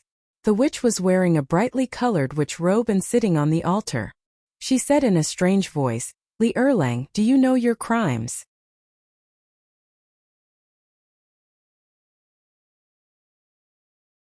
Chapter 15. Which pointed her finger and a mass of black fog rushed over. Within the fog, one could faintly make out many sinister and pained faces. This was the witch's trump card. It was called Ghost Mist, and it gathered Densine energy and resentment. She usually hid it in an urn of ashes and buried it in the ground to absorb Yin energy. She would only use it at crucial moments. Moreover, this ghost fog had no intelligence, only resentment. It was extremely difficult to control and could backfire at any moment. Today, seeing Li Qingshan's ferocious attack, she had hurriedly activated it. However, the power of this ghost fog was also extraordinary. Ordinary beings would immediately fall unconscious after being enveloped by this ghost fog. Most sinister of all was that this ghost fog was like ghosts that existed between reality and illusion. Ordinary people couldn't see it at all. If not for the fact that Li Qingshan had already opened his eyes, he would have fallen for it. The effects of these days of bitter cultivation began to show. His body tilted to the side, avoiding the ghost fog and charging straight at which hadn't expected Li Qingshan to be able to see the ghost fog. She immediately panicked and quickly shook a copper bell. Little Anne, come out for Grandma and kill him. The child called Little Anne was squatting in the corner, his face full of pain. However, he was holding his head motionlessly. In a flash, Li Qingshan used Demon Ox stomps the ground. His foot heavily stomped on the ground, leaving behind a deep footprint. He flew up and slashed down with his saber. There was a flash of cold light and a splatter of blood. Witch's hand that was as thin as a chicken's claw was chopped off along with her wrist by Li Qingshan. Li Qingshan didn't have time to examine the results of his saber strike before he felt Yin Qi attack him from behind. The ghost fog smelled the scent of a living person and was like a beast that had smelled blood. Driven by resentment, it pounced forward. Li Qingshan didn't dare to stop and rushed forward. However, he felt that the ghost fog didn't chase after him. Instead, he heard a mournful scream behind him. Turning around, he saw that the ghost fog had enveloped Witch and the ghost faces were biting and gnawing at her body. Even Li Qingshan hadn't expected this turn of events. It turned out that Witch had lost control of the ghost fog under the intense pain and immediately suffered a backlash. Every injustice had its perpetrator, and every debt had its debtor.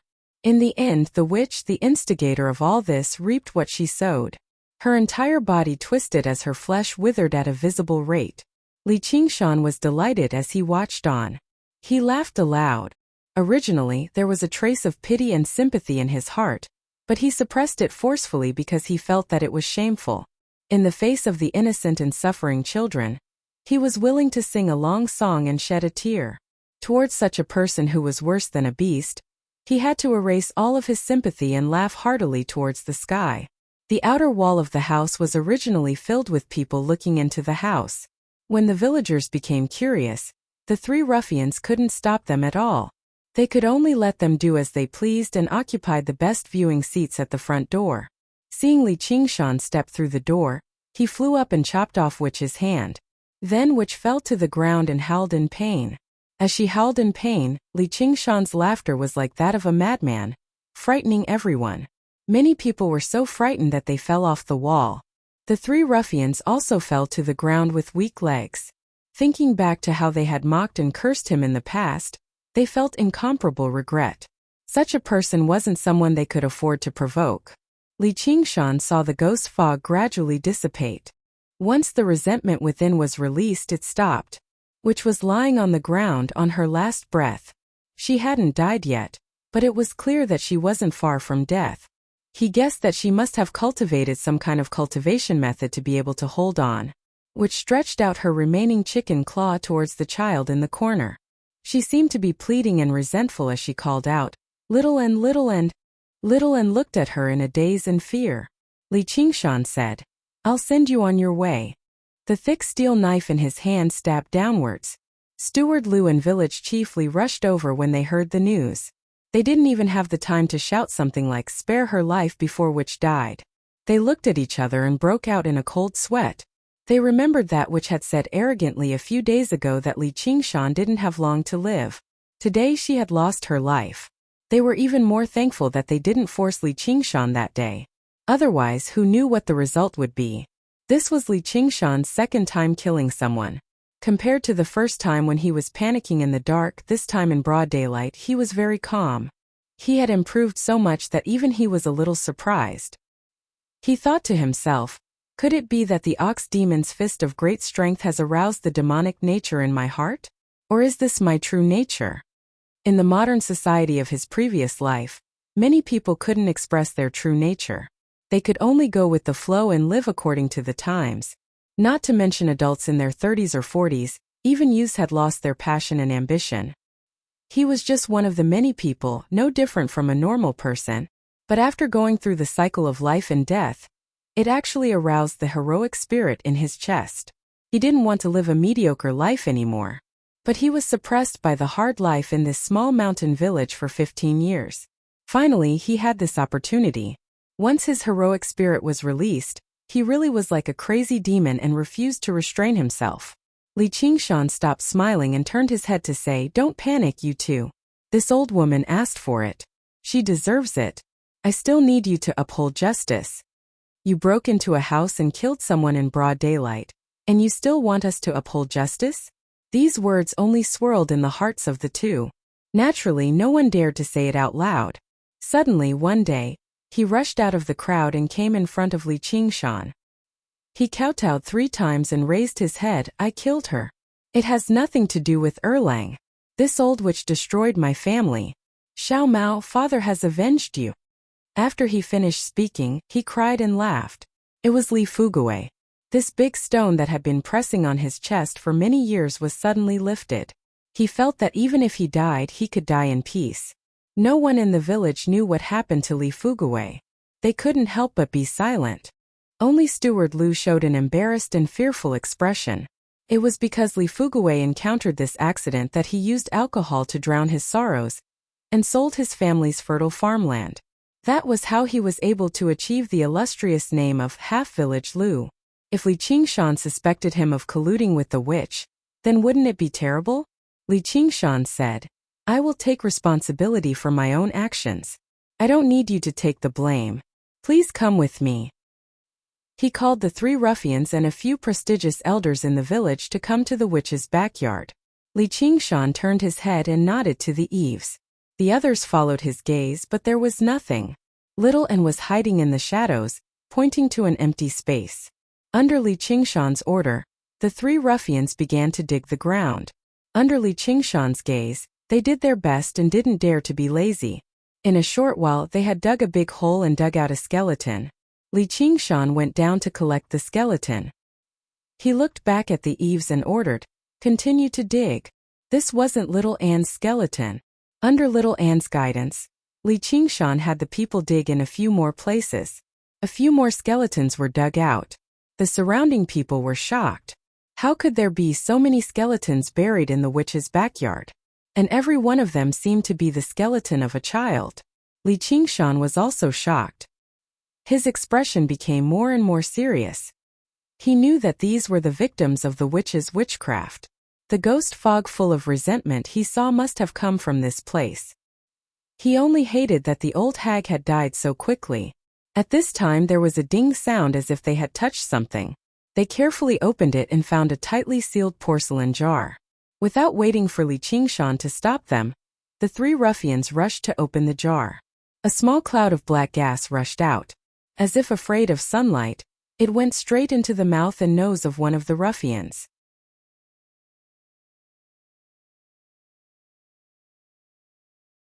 Chapter 16.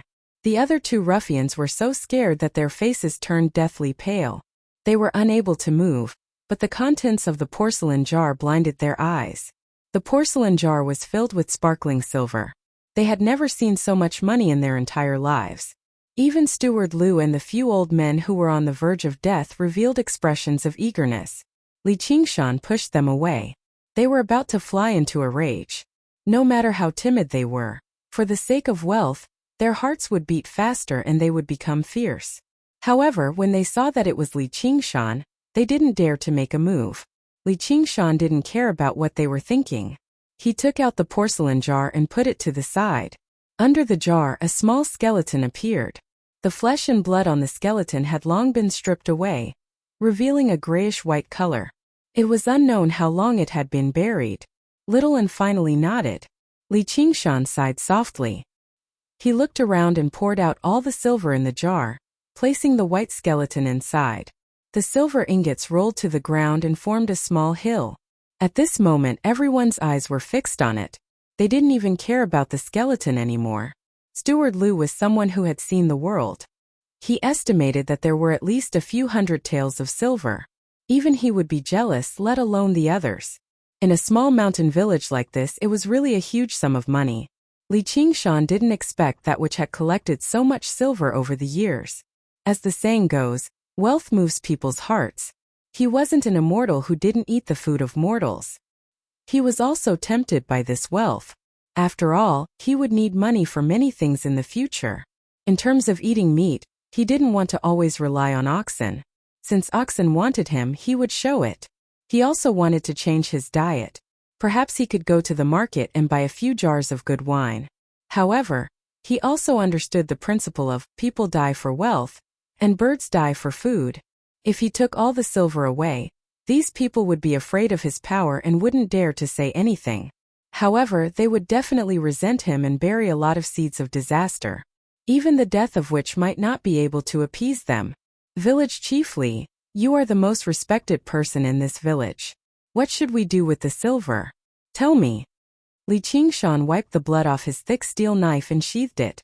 It seemed that he wanted Village Chief Li to make the decision, but he emphasized the words, highly respected. Not at all. This is all thanks to Erlang. You killed a big scourge in the village. This silver should be handled by you. Village Chief Li had played a disgraceful role a few days ago. He felt that Li Qingshan's words were full of threats. He didn't dare to respond. Li Qingshan looked around. The people he looked at all nodded in a hurry. Erlang, you deal with them. Erlang, you handle it. Just now he nodded slowly. He didn't mind sharing some silver in exchange for peace. However, if anyone really wanted to take charge of his spoils of war, they would have to ask the knife in his hand first. This group of people was much older than Li Qingshan, but they had to listen to the arrangements of a 15-year-old boy. However, no one felt dissatisfied. The current Li Qingshan was no longer the Li Qingshan of the past. The ruthlessness and decisiveness of drawing his knife and killing people had already shocked them. Li Qingshan sat on the ground and distributed the silver. He pressed one hand on the porcelain jar with the white bones and the other on the knife. A group of adults and old people lowered their heads and listened to him. However, the first person to get the silver surprised everyone. Uncle Fugue, the witch destroyed your family. You should have some compensation. Take this silver. In the future, don't drink and drown people. Only then can you comfort the dead. Li Qingshan used the scabbard to poke at the edge of the small mountain of silver, and took out some silver. How can this be good? Li Fugue didn't expect Li Qingshan to say this. He was at a loss. Take it. Li Qingshan was thanking and praising him for coming forward bravely just now, and taking on the responsibility of killing people. Li Fugue gratefully accepted the silver. Li Qingshan called out to the two ruffians. These are for you. He glanced at the dead ruffian on the ground. And him. Go back and give him a proper burial. In the future, make a good living.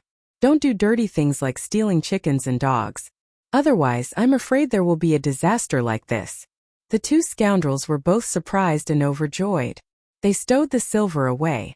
When Li Qingshan mentioned their companion, they had both paled slightly, but they did not seem sad at all. Only the heavens knew whether they would specially spend money to bury their companion. Finally, Li Qingshan cupped his fists to Steward Lu, Village Chief Li, and a group of old people in the village. Few days ago I offended you. This silver is my apology. I hope you can forgive me for not being sensible.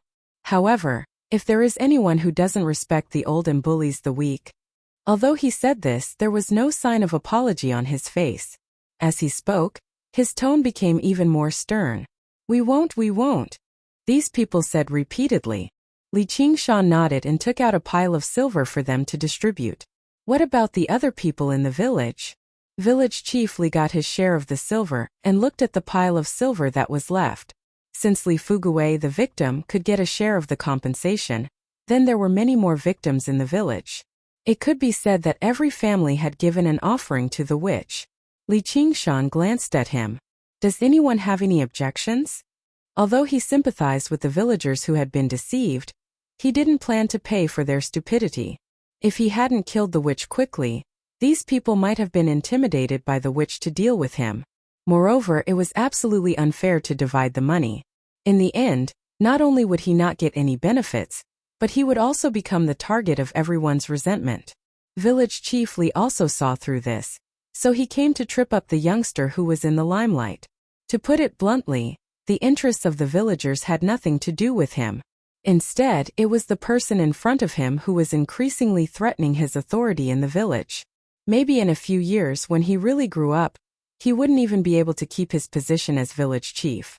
However, he didn't expect Li Qingshan to be so meticulous at such a young age.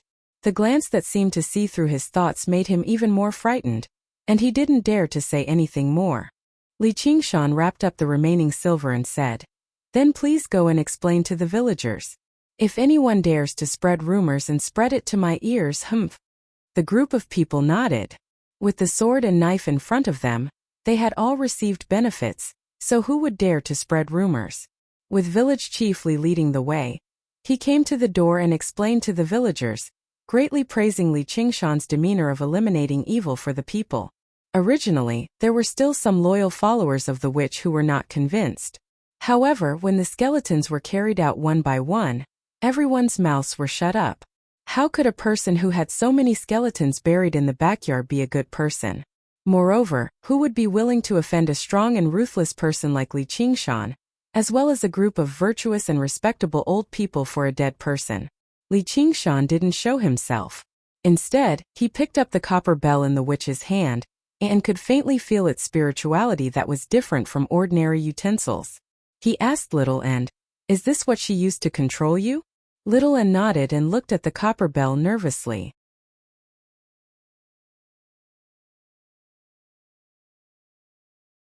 Chapter 17. Little Anne's expression was both happy and confused. Li Qingshan searched through the witch's room again. Little Anne followed behind him like a shadow. Suddenly, he extended his little hand and tugged at his trousers, pointing at a place. Li Qingshan found a secret compartment in the wall. There was a stack of paper inside, all of which were silver notes. He had vaguely heard that this world also had banks, but this was the first time he had seen actual silver notes. Presumably, the witch had buried the silver when she was in her prime. Later on, she grew old and frail, unable to dig anymore. That was why she had exchanged all her loot for light silver notes, storing them in this secret compartment. There were roughly a few hundred taels of silver. She was so rich, yet she had fallen out with him over a pig's head, resulting in her death in the end. And at the very bottom of the secret compartment, Li Qingshan finally found what he was looking for. It was a page of book paper, covered in tiny characters. At a glance, it was a technique for refining souls and controlling ghosts. The edges of the paper were uneven, as if it had been torn out of a book. Li Qingshan practiced the ox demon's fist of great strength and had gained a rudimentary understanding of the path of cultivation, so he was curious about other techniques as well. He never thought the witch's strange technique would only come from a single page of the book. If she had possessed the entire book, he probably would have died here today. However, if the witch had an entire book, she probably would not have holed up in Crouching Ox Village for half her life. The witch was not originally from Crouching Ox Village. She had suddenly settled here several decades ago, and no one knew her origins. Even Li Qingshan had no idea where she had obtained this page of book paper. However, there was a silver note under this page of book paper. It was actually a huge sum of 1,000 taels of silver. This silver note was extremely yellowed, and it was obvious that it had been around for a long time. It was definitely not something she had earned after coming to Crouching Ox Village. The witch's origins became even more mysterious. Li Qingshan asked Little End, "Do you recognize this?" He felt that perhaps it had something to do with Little Anne's origins. Little Anne was speechless, neither nodding nor shaking his head. Li Qingshan knew that this was beyond what he could answer. He obviously accepted everything in the secret compartment without hesitation. Just as he was about to walk out the door, he felt Little Anne tugging at his trousers. Li Qingshan looked back and saw him staring at him in confusion, like a lost child. He was indescribably pitiful. His heart softened and he crouched down. He asked gently, "Don't you have anywhere to go?" Little Anne nodded. Li Qingshan said, "Then accompany me for now." He opened the jar, knowing that Little Anne did not dare to walk under the sun. Little Anne smiled shyly and flew into the jar. Li Qingshan returned to the thatched hut with the jar and buried it behind the thatched hut, creating a small grave. The green ox returned and asked, "Did you succeed? She's just an old witch. How hard can it be to deal with?"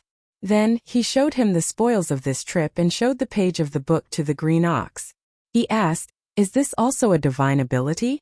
Can I practice it?" This remnant piece of paper is naturally nothing.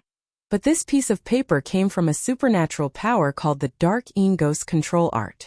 I don't know how it fell into her hands, but cultivating this kind of incomplete thing probably won't bring her any benefits. Haven't you heard of biting off more than you can chew? You should practice the strength of 9 oxen and 2 tigers first. Oxen glanced at him and revealed the origin of the page. Then, which is stronger, the strength of 9 oxen and 2 tigers or this Dark Een Ghost Control technique? If it's the original strength of 9 oxen and 2 tigers, then it's hard to say. Although the Dark Een Ghost Control technique does not focus on self-cultivation, it can gather a large group of ghosts and bully the weak. It's a supernatural power that is good at fighting. If you can't defeat the user in one move, it's easy to get drowned in the sea of ghosts. Then what about the strength of ox and tiger that I practice? Of course it's better. Li Qingshan calmed his mind and no longer hesitated. He put the page away. The other spoils of war were the money. Originally, Li Qingshan thought the black ox would not care about these mundane objects, but he never expected the black ox to say solemnly as soon as he heard that, "All right. Compared to that piece of paper, this is what matters." Disdain for a supernatural power, but attach great importance to money. Even though Li Qingshan had experienced Oxen's education about eating meat and drinking wine, he couldn't help but be surprised. This brother ox was really worldly. Oxen saw through his thoughts. Haven't you heard of the words wealth, companionship, law, and land? These are all necessary conditions for cultivation.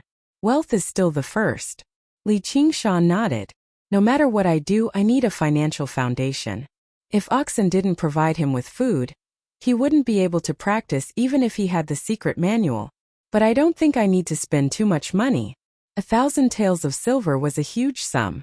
If he only used it to buy food and wine, it would be enough to support him for a long time. Oxen said, "You keep asking me how long it will take me to master the ox demon's fist of great strength. Yes, but you won't tell me. I can tell you now. With your current cultivation speed, if there are no accidents, it will probably take you 10 years to master the first layer of the ox demon's fist of great strength and achieve the strength of a bull." 10 years. Li Qingshan's mouth opened wide in shock. And this is the shortest calculation. If you meet a bottleneck, it'll be even harder to say. The stronger the supernatural power, the harder it is to practice.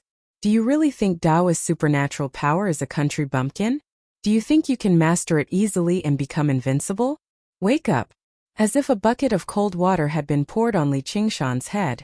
The joy he felt from killing which was swept away. Then, if I want to completely master the strength of 9 oxen and 2 tigers, I'll need at least 110 years? He couldn't imagine what he would be like after 110 years. Wrong. The higher the level, the harder it is to practice. It's not surprising if you can't master it in 300 to 500 years. But you don't have to worry too much. Every time you master a layer, your body will strengthen and your lifespan will naturally increase. Then what should I do? Li Qingshan believed that he had extraordinary willpower and persevered in practicing every day. But if he had to persevere for a few hundred years, he would go crazy just thinking about it. Oxen saw that the blow was almost over and made a brat, "Now you know how powerful you are" expression. If you want to shorten this time, the easiest way is to rely on the word wealth. Ignoring Li Qingshan's strange expression, a list flew into Li Qingshan's hands. There were dozens of medicinal herbs listed on the list. It's used to make soup and wine. This is a trick that even mortals know. It doesn't matter if there are more or less medicinal herbs in it. The key is that one of them is indispensable. Ginseng.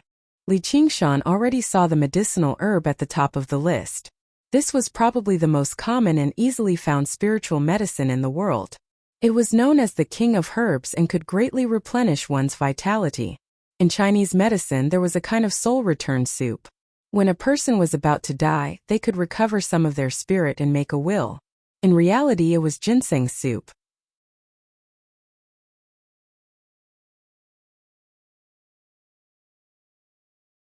Chapter 18. Then I don't seem to be any different from an ordinary martial artist? Of course there's a difference. An ordinary person's physique is weak and can't absorb any nourishment. Eating too much ginseng is not only not beneficial, but harmful.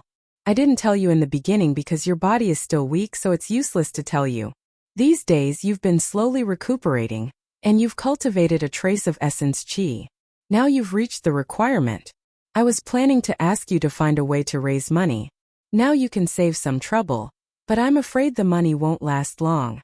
Li Qingshan also understood where the difference was. He could eat more ginseng than an ordinary person, and he didn't have to worry about a nosebleed. His body was like a cauldron, and with the help of divine arts, he could refine and absorb all the essence qi that entered his body, without any waste. This also meant that Li Qingshan had to buy a lot of ginseng, and ginseng was an expensive medicine no matter what era it was. But he had to eat ginseng like a carrot, so no matter how much money he had, it wouldn't be enough. How much ginseng could he buy with the 1,000 taels of silver he had? He couldn't help but ponder this question. After lamenting, Li Qingshan could not help but admit that this was not bad news. The rate at which his strength grew would reach a whole new level.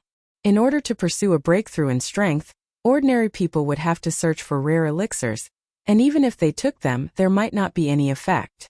But he only needed to eat the most common and easy-to-get things, and his strength would continue to improve. God knows how many people would be envious of him, so why would he be dissatisfied? As for real money, there would always be a way. With enough strength, why would he be afraid of not having money? This little devil is a bit interesting. Oxen turned behind Li Qingshan, and its round eyes stared at little Anne, who was hiding behind Li Qingshan. From the beginning to the end, little Anne had been hiding behind Li Qingshan, and he quietly and curiously looked at Oxen. Little Anne was so scared that he hid to the other side, not daring to face this talking bull. Although Oxen didn't have any murderous or baleful aura, he instinctively didn't want to get close to him. You mean little Anne? He has nowhere to go now, so I'll look after him for a while. You don't mind, right? Li Qingshan said it casually. If Oxen minded, they would not have said it in front of little Anne. With only that piece of paper, she actually refined a ghost slave, and it is a ghost slave that can drive things. It is really incredible. Either the old woman is a genius in ghost refining, or the little ghost's spiritual quality is somewhat special. However, seeing that the old woman had been refining for so many years and sacrificed so many test subjects, but she had only refined such a ghost slave, it must be the latter. Li Qingshan looked at little Anne. What was so special about him? However, a little ghost was a very strange thing in itself. Oxen said, maybe he is your best trophy. Why don't you take him as a ghost slave? This child may be of great use to you in the future. What ghost slave? He is just a child, and I have promised him to give him freedom. Even in the most difficult time, Li Qingshan was unwilling to go against his heart and sell Oxen for travel expenses. Of course, he was even more unwilling to do so now. Oxen felt that he had said too much and yawned. That's up to you, but it has lost its master. If no one feeds it, it will not take long for its aura to dissipate, and its soul will fly away and disappear. Soul will fly away and disappear. Little Anne blinked his eyes in confusion. Ghosts are not poultry and livestock. Do they need to be fed? The dead can't be allowed to live in the world of the living. Even the extremely powerful ghosts can't resist the sunshine, and even a gust of wind can kill them. If no one died and all the ghosts were left in time, it is unknown how many ghosts have been accumulated in the world for thousands of years. What should I do? At dusk, Li Qingshan strode through the mountains and forests with an axe on his shoulder, and a little ghost that seemed to be real wandered around him. Sometimes it ran far to the stream and looked at a fish curiously. Sometimes it flew to the treetops and touched a bird. But without waiting for Li Qingshan to call, it returned to him like the wind and looked at him eagerly. Li Qingshan shook his head and smiled back. For this child, he had a faint sense of responsibility in his heart. But behind them, the bird fell stiffly from the treetops, and the fish floated on the water with its belly turned white, which proved that this was not just an ordinary child, but a dangerous ghost. Li Qingshan searched carefully in the forest, and finally stood in front of a big locust tree that needed more than 10 people to encircle, and waved the axe to chop it. Although he didn't know the axe method or the knife method, the ox demon's vigorous fist contained the most basic and most mysterious method of using force. He could use any weapon freely. Every chop of the axe was powerful and heavy in the same place. Wood chips flew and the huge tree fell. Li Qingshan didn't care about anything else. He only cut out a small piece of the wood core in the center and brought it to Little and reached out to touch the small piece of wood core, and his little face showed a comfortable expression. In the end, he simply turned into a gust of wind and went into it. Li Qingshan smiled. This was according to the method taught by oxen. He found an ancient locust tree that was more than 100 years old. The locust tree had the natural effect of gathering Yin spirits, which was very beneficial to Yin spirits. Now that he tried it, it was indeed true. In this way, he didn't have to worry about little Anne's soul dispersing. Back to the hut, he sat on the big stone in front of the door and carved the wood core into the shape of a wooden plate. After careful polishing, he carved the word An and wore it on his waist. The yang qi in his body would slowly nourish little Anne's soul. He could also use the yin qi in little Anne to practice controlling the qi in his body. In the small courtyard, Li Qingshan sat on the ground and kept shouting, "Little Anne neck!" Little Anne hugged his neck. Under the stimulation of yin qi, the genuine qi in Li Qingshan's body was mobilized and flowed to his neck. Right arm. Little Anne quickly changed his direction and hugged his arm. Although his handsome little face was still pale, it was full of a childish and innocent smile, as if it was a very fun game. Until the moon rose, Li Qingshan just now got up, and Little Anne reluctantly retreated.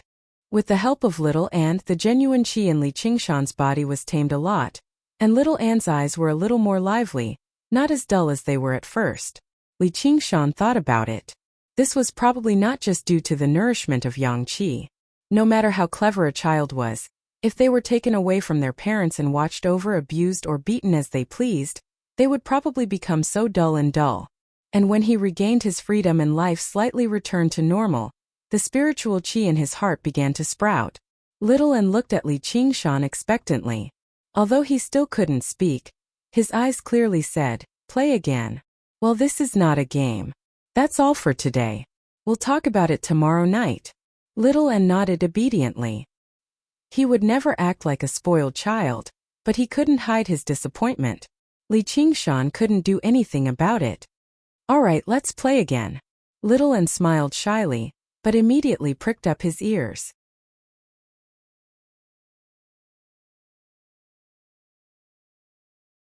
Chapter 19. Time passed quickly, and autumn arrived in the blink of an eye. The maple leaves in the mountains gradually reddened, and the golden ears of rice became plump bit by bit. An ox cart passed through a small path in the fields slowly. The oxen that pulled the cart had no one to drive it. The ox cart was covered in thick beast hides, and a young man lay on it. He chewed on some straw, resting his head on his arms leisurely as he gazed at the sky. A dagger was tied to one side of his waist, and a wooden tablet hung from the other. He was Li Qingshan. He had over 1,000 taels of silver on him, and he wanted to go to Cypress Stream town that was over 5 kilometers away. In a remote mountain village, spending money was not an easy matter. If he wanted to buy things, he could only go to a larger town. Qingyang City was abundant in resources, but it was too far away, and it definitely would not be cheap. As a result, he could only settle for the next best thing and go to the town. At a fixed time every month, there would be a large gathering in the town. At that time, the people from the nearby villages would all go to the town to conduct various transactions. It was the best time to buy ginseng, and he had accumulated quite a lot of beast hides, so he could use this opportunity to sell them. Originally, Li Qingshan did not want oxen to pull the cart anymore, but oxen did not mind being a regular ox at all. When he arrived at Cypress Stream town, the sky had just brightened. The town was bustling with horses and carriages as people moved to and fro. Many small peddlers called out their goods loudly. It was a bustling sight. Li Qingshan found an empty space and laid out the beast hides on the prepared sackcloth. However, he did not call out like others. Instead, he sat to one side and meditated. He did not miss any opportunity to cultivate. In his body, the weak stream of qi had already grown a little stronger. He was like a playful child. constantly driving the stream of true qi to flow all over his body. Although he did not move his body, doing this was extremely taxing on his mind. Li Qingshan would open his eyes from time to time and respond to the customers who came to ask about the price. He had a huge sum of money on him, and he did not want to become rich through these beast hides. He only wanted to sell them as soon as possible so that he could buy more ginseng. As a result, he set the price extremely low. Although he refused to bargain with anyone, his business was extremely good. It was almost winter. Li Qingshan had experienced the pain of the bone-chilling wind. All regular people wanted to make a pair of leather boots or a leather jacket. Before long, a large group of people had gathered around his stall. "Move! Out of the way!" A few young men with bows and arrows on their backs and hunting knives separated the crowd with unfriendly expressions.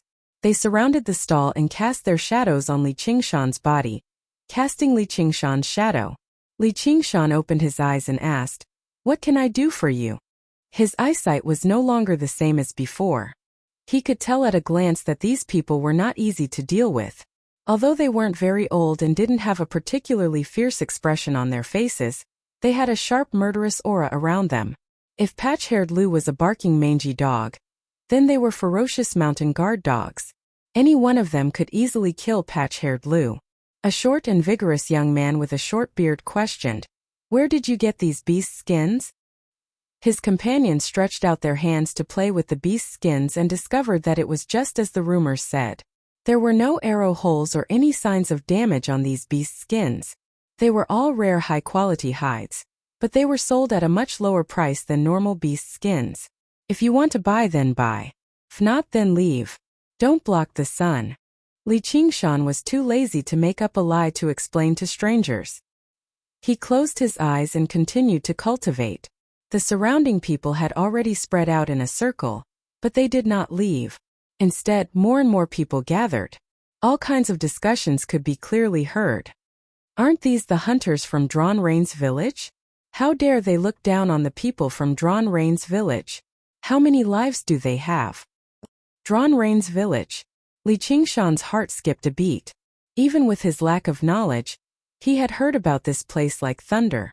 This was one of the villages around Cypress Stream Town, located extremely deep into the myriad mountains. The people who lived in the village were all hunters who hunted for a living, so it was no wonder that they gave off such a bearing. Compared to a farming village like Crouching Ox Village, the people of the Drawn Rains village were much fiercer. They fought against wild beasts in the mountains every day and practiced a few martial arts that had been passed down through generations. Not only did they refuse to obey the rules of Qingyang City, but they never paid taxes either. There had once been people in Qingyang City who had attempted to send troops to conquer this place, but before they had even reached the village, they had run into countless traps and hidden arrows. By the time they reached the village after so much difficulty, they had already lost half of their men. The army's morale was low, so the leading general could only draw the reins in front of the village and flee back to Qingyang City in disgrace. As a result, the original name of the village was forgotten, becoming the Drawn Rains village. It was possible to imagine just how proud the people of a village that could force an army to return in defeat would be. If a teenager wanted to contend against them, it would undoubtedly be like throwing an egg against a rock. The short young man said furiously, "You can't sell these beast hides here." "Why?" Li Qingshan opened his eyes, and a gleam of light seemed to flash through them. It made the young man think of the vicious beasts in the mountains. His eyes glowed in the darkness, and he raised his guard instinctively. However, he was not afraid. They were hunters who fought against wild beasts. Moreover, when he saw how Li Qingshan was dressed as a farmer, he looked down on him even more. "Because I won't let you sell them." He extended his hand to flip Li Qingshan's stall. A large, coarse hand grabbed the young man's hand like a metal lock. It actually caused him some pain. The young man was surprised. What great strength this guy has. However, his reactions were not slow at all. He threw his left fist directly at Li Qingshan's face. However, his companions showed no intentions of helping out at all. They only watched on coldly from one side. They seemed extremely confident, and some of them even smiled scornfully. Speaking of which, this was the first time Li Qingshan had truly fought with someone. Patch-haired Lu had no strength to fight back in his drunken state, and which had suffered a backlash from the ghost mist.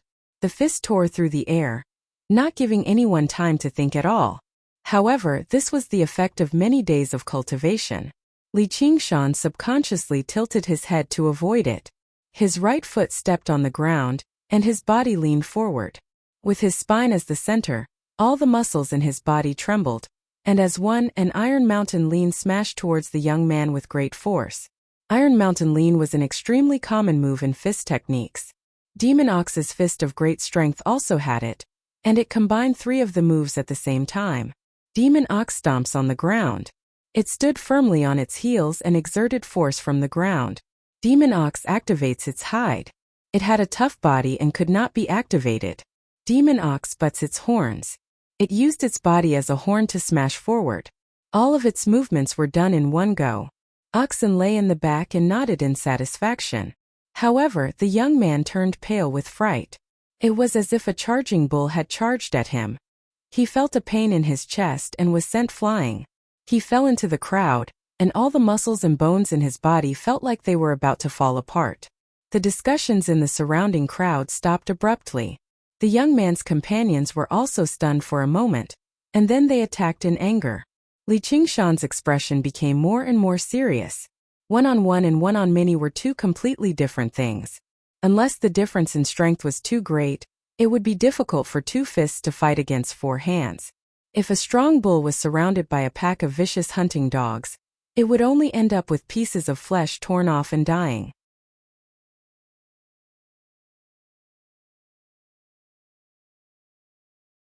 Chapter 20. This was probably not just the power of that sliver of zhenqi, but also the miraculous effect of Oxen's tears. He ducked and dodged a punch.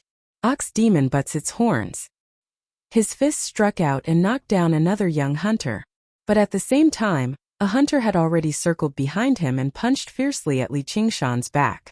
The other 2 young hunters grabbed Li Qingshan's waist, one on the left and one on the right, and slammed him to the ground. They spent their days hunting in the mountains and were well versed in encirclement techniques. They were definitely not boorish men who fought on the streets. Even though Li Qingshan could defeat any one of them, he was instantly at a disadvantage.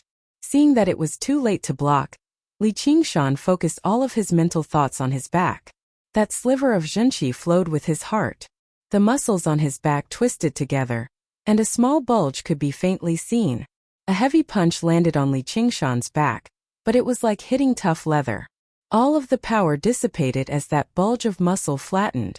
Other than a tremble from Li Qingshan's body, there was nothing else out of the ordinary. At the same time, the 2 hunters who had grabbed Li Qingshan's waist felt as if Li Qingshan's body was rooted to the ground. They could not move him at all. The 3 of them had used up all of their strength, and their momentum immediately weakened. Li Qingshan, who had suffered 3 heavy blows, had already recovered his breath. With a roar, his elbows dropped down. The ox demon butts its horns, and ox demon's fist of great strength emphasized that, other than the fists and feet, the entire body could be used as horns. Elbows were the most powerful horns. The 2 hunters felt a sharp pain in their backs. They wanted to vomit blood and lay on the ground involuntarily. Li Qingshan suddenly turned around and pounced at the hunter who had ambushed him from behind. He punched him in the chest and knocked him to the ground. The surrounding people were dazzled by what they saw. They only saw that the young man, who was at a disadvantage, beat the 5 men of the Drawn Reins village to the ground in just a few moves. They were all astonished. Li Qingshan looked at the 5 hunters who were groaning in pain on the ground, and then looked at his own hands. It was as if he could not believe that he had done this. His strength had unknowingly reached this level. But before he could rejoice, a large group of hunters suddenly rushed out with their hunting bows and knives drawn. They surrounded Li Qingshan with fierce eyes. For this gathering in Cypress Creek Town, the Drawn Reins village did not just send a few people. There were more than 20 of them, and they brought the entire village's accumulated fur goods. Just now, those few young hunters were just juniors who had followed their elders to see the world. Seeing that they couldn't sell their goods, and hearing that someone was selling animal hides for cheap, they all rushed over together to find trouble with Li Qingshan. However, he didn't expect that Li Qingshan would be taught a lesson instead of looking for trouble. Naturally, the elders would not sit idly by and do nothing. They quickly reacted and surrounded Li Qingshan. The dozen or so hunting bows were drawn, and the aura that exploded in an instant made him feel like a trapped beast that had fallen into a trap. His life and death were in the hands of others, and he actually felt a sense of despair. Compared to this, the feast at Hongmen at Steward Lu's house was like playing house. His mind was also as tense as a bowstring. He suddenly recognized the other party's identity. They were hunters for a living. Their expertise was not in their fists, but in the hunting bows in their hands. His ox demon forges its hide could block fists, but it definitely could not block sharp bows and arrows. At this critical juncture, he calmly pulled out the thick steel knife at his waist. His eyes scanned the surroundings, searching for a way to escape. He didn't expect that selling animal hides would also cause such a disaster. Although he was unwilling, he might have to kill someone in the middle of the town and carve out a path of blood. "Did you do this?" A strong man with a sickly face and a large bow on his back stood in the middle of the hunters and asked in a loud voice. Li Qingshan replied, "I did it." The man studied Li Qingshan in some surprise. If regular people saw this, their limbs would become weak from fright. Yet this kid was so young, yet he was so calm. Just his mental fortitude was far greater than all the juniors in the village. He asked the short hunter that Li Qingshan had sent flying with the Iron Mountain lean. "Xiaohei, what's going on?" "Hunting chief, this kid has probably ruined our business." Xiaohei struggled to his feet. The crowd fell into an uproar. "Isn't the hunting chief of the Drawn Reins village?" "It's Huang Binggu." The so-called hunting chief was equivalent to the village head. But it was different from Crouching Ox Village, where old people held power. Those who could become hunting chief in the Drawn Reins village were all the strongest men in the village. They were in charge of all matters related to hunting in the village. As for Huang Binggu, he was the current hunting chief of the Drawn Reins village. He was a renowned figure, and Li Qingshan had heard of him a long time ago as well. However, he had never thought it would be the sickly man before him. He finally understood the origins of the name Sickly Tiger. A person's reputation was like a tree's shadow. Li Qingshan obviously felt a heavy pressure inside. But he was no longer the Li Qingshan of the past. He sneered, "You came to ruin my business without saying anything, and now you're slandering me, saying that I've ruined your business. The Drawn Reins village really is tyrannical." Huang Binggu's face sank. He yelled, "Why don't you get up? You can't even defeat a single person in a group, yet you still have the face to lie on the ground and cry out in pain. Are you still worthy of being men of the Drawn Reins village?" Li Qingshan knew he had not gone easy on them, but under Huang Binggu's order, the 5 young hunters actually managed to stand up by themselves. Apart from their sturdy bodies, they felt great reverence towards Huang Binggu. Huang Binggu raised his hand, and all the hunters put away their sabers and bows. "We were in the wrong in this matter, but brat, you shouldn't have been so heavy-handed. If I hadn't been heavy-handed, the one lying here right now would be mine. It's rare for us to go down the mountain to sell furs. The daily necessities of the entire village depend on it. It's fine if you sell according to the market price, but this method of selling is messing up the market price, greatly harming us." Li Qingshan was silent. This was something he had not expected at the start. Naturally, he could say that it was his business how he sold it, but with Huang Binggu's reputation, he had admitted that he was in the wrong in front of everyone, and had spoken with reason and evidence. He had not used his numbers to oppress him, so he was not willing to argue and pester him endlessly. If the other party really wanted to kill him, he would not just sit and wait for death. Huang Binggu said, "I'll buy all of these furs." A hunter came forward to pay the money and put away all the furs. The people in the surroundings all clicked their tongues in praise of Huang Binggu's loyalty. Li Qingshan was rather surprised. He glanced at the bag of money handed to him. "There's no need." He turned around and tidied up the ox cart. He did not rely on these furs to make a living in the first place. The other party was so generous, so if he haggled over every ounce, he would instead be looked down upon. The admiration in Huang Binggu's eyes deepened. He watched as Li Qingshan disappeared into the crowd and said to the people around him, "I like this kid. Does anyone know his origins?" A farmer said carefully, "He seems to be Li Erlang of the Crouching Ox village." Many people in the surroundings had actually heard of him before. They all said, "No wonder."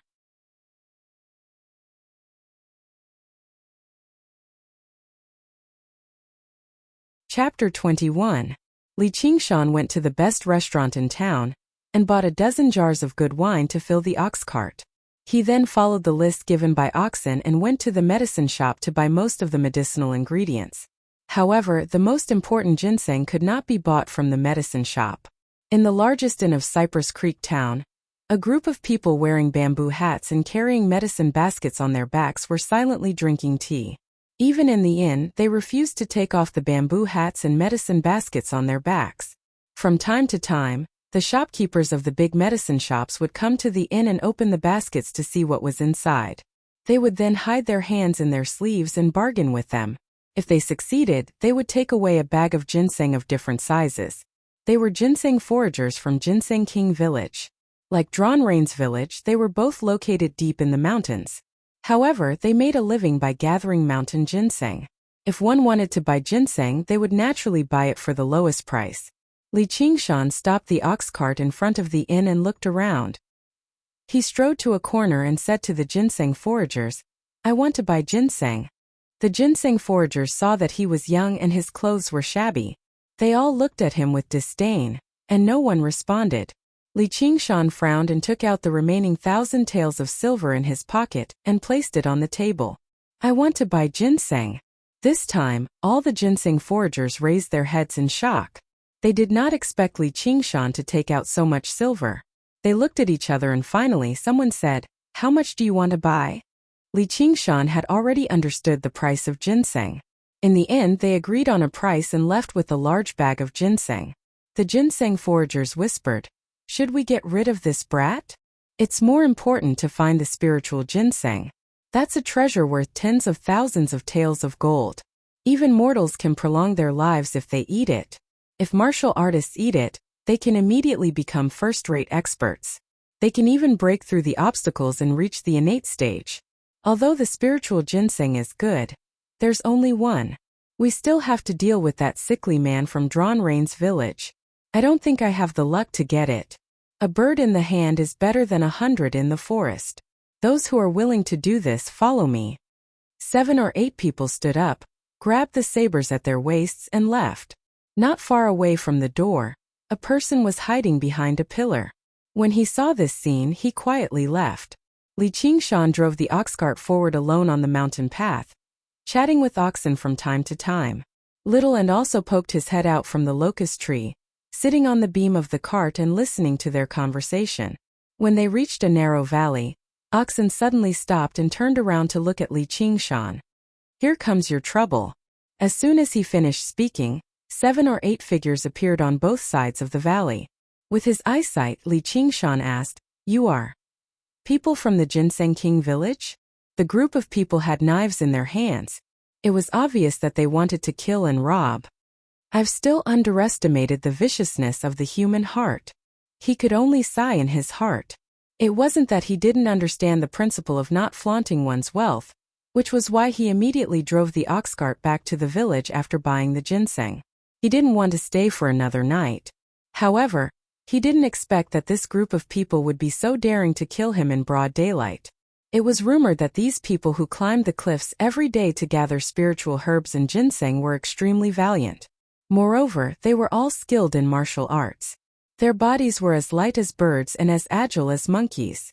"Kid, we have some things to discuss with you," the leader said calmly. His eyes revealed a hint of disdain, as if he was looking at cattle and sheep in a cage waiting to be slaughtered. "Leave everything behind and you can go." This kind of calmness wasn't fake. They traveled in the mountains all year round. When they met lone travelers, they would kill them and take their belongings. It was a common thing for them to do. After the deed was done, they naturally wouldn't let anyone live. The ginseng foragers laughed and surrounded them. Seeing danger approaching, Li Qingshan suddenly shook the reins. Oxen glanced at him and cooperated, speeding the ox cart forward, refusing a toast only to be forced to drink a forfeit. The ginseng foragers cursed and hurriedly dodged to the sides. 2 flashes of knives flew out from their hands and slashed at Li Qingshan, who was on the cart.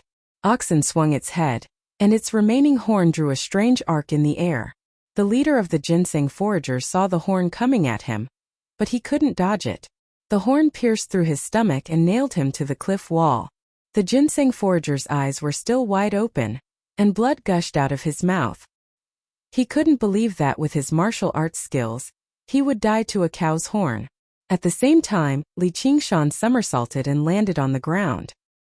He dodged the two flashes of knives and held the thick steel knife in his hand. Oxen pulled out the horn and thought to himself, from an ox's perspective, I've done better than I should. The rest is up to you. The ginseng foragers cried out in surprise, Brother Gung. This Brother Gung was the best among them, but they didn't expect him to die in such a strange way. They couldn't have imagined that Oxen was a monster. Then he fiercely said to Li Qingshan, Brat, do you know what you've done? I originally wanted to give you a quick death, but in a while we'll cut off your flesh piece by piece and feed it to the wolves. Li Qingshan sneered, with just you guys? His expression was extremely solemn as he slowly pulled out his knife. He didn't expect to encounter two battles in one day, and each one was more dangerous than the one before. Sure enough, having martial arts skills also meant that it was easy to get into trouble. If he was just a weak peasant boy, he obviously wouldn't be able to fight against the people from Drawn Rain's village, and he definitely wouldn't have that much money to buy ginseng. This was the most dangerous battle he'd ever encountered in his life. Even though he had supernatural powers, he didn't dare to say that he could walk on flat ground. Oxen's words rang in his ears. His thoughts flashed, and the battle was about to begin. Kill! A strong gust of wind blew, and the four waist knives formed a net that enveloped Li Qingshan. The bull demon forges its hide would definitely not be able to block such a blade. Li Qingshan quickly made a decision. Without even looking behind him, he strode forward and pounced on the three ginseng foragers in front of him. His mind wasn't completely focused on the battle to the death.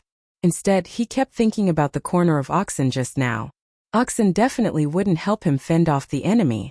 Otherwise, with its strength, it would be a piece of cake to kill these ginseng foragers.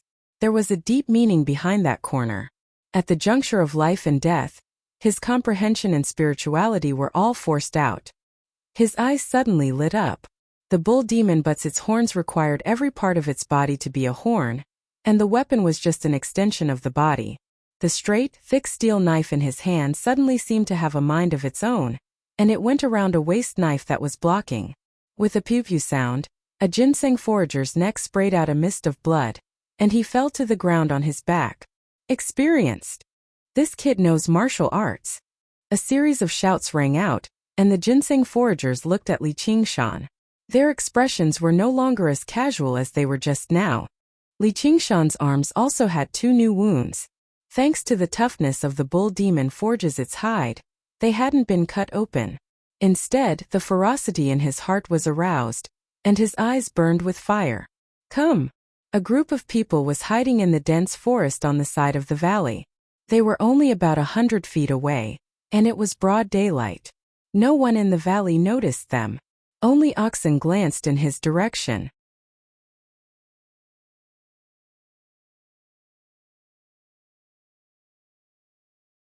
Chapter 22.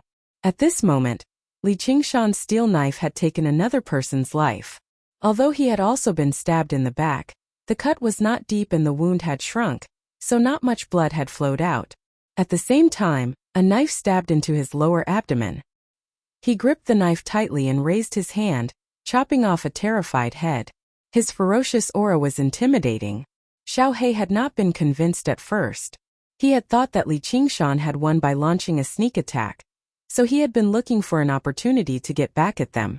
At this moment, his forehead was covered in cold sweat. Li Qingshan's knife technique was exquisite, and his killing intent was so fierce that it shocked him. This wild beast was not something a half-baked hunter like him could kill. He was glad that they were just now in the middle of the city, so he had not drawn his knife against Li Qingshan. In a short while, 7 people were lying on the ground. Li Qingshan knelt on one knee with the help of his broken steel knife. There were more than 10 wounds on his body, and his clothes were soaked in blood. Some belonged to others and some belonged to himself.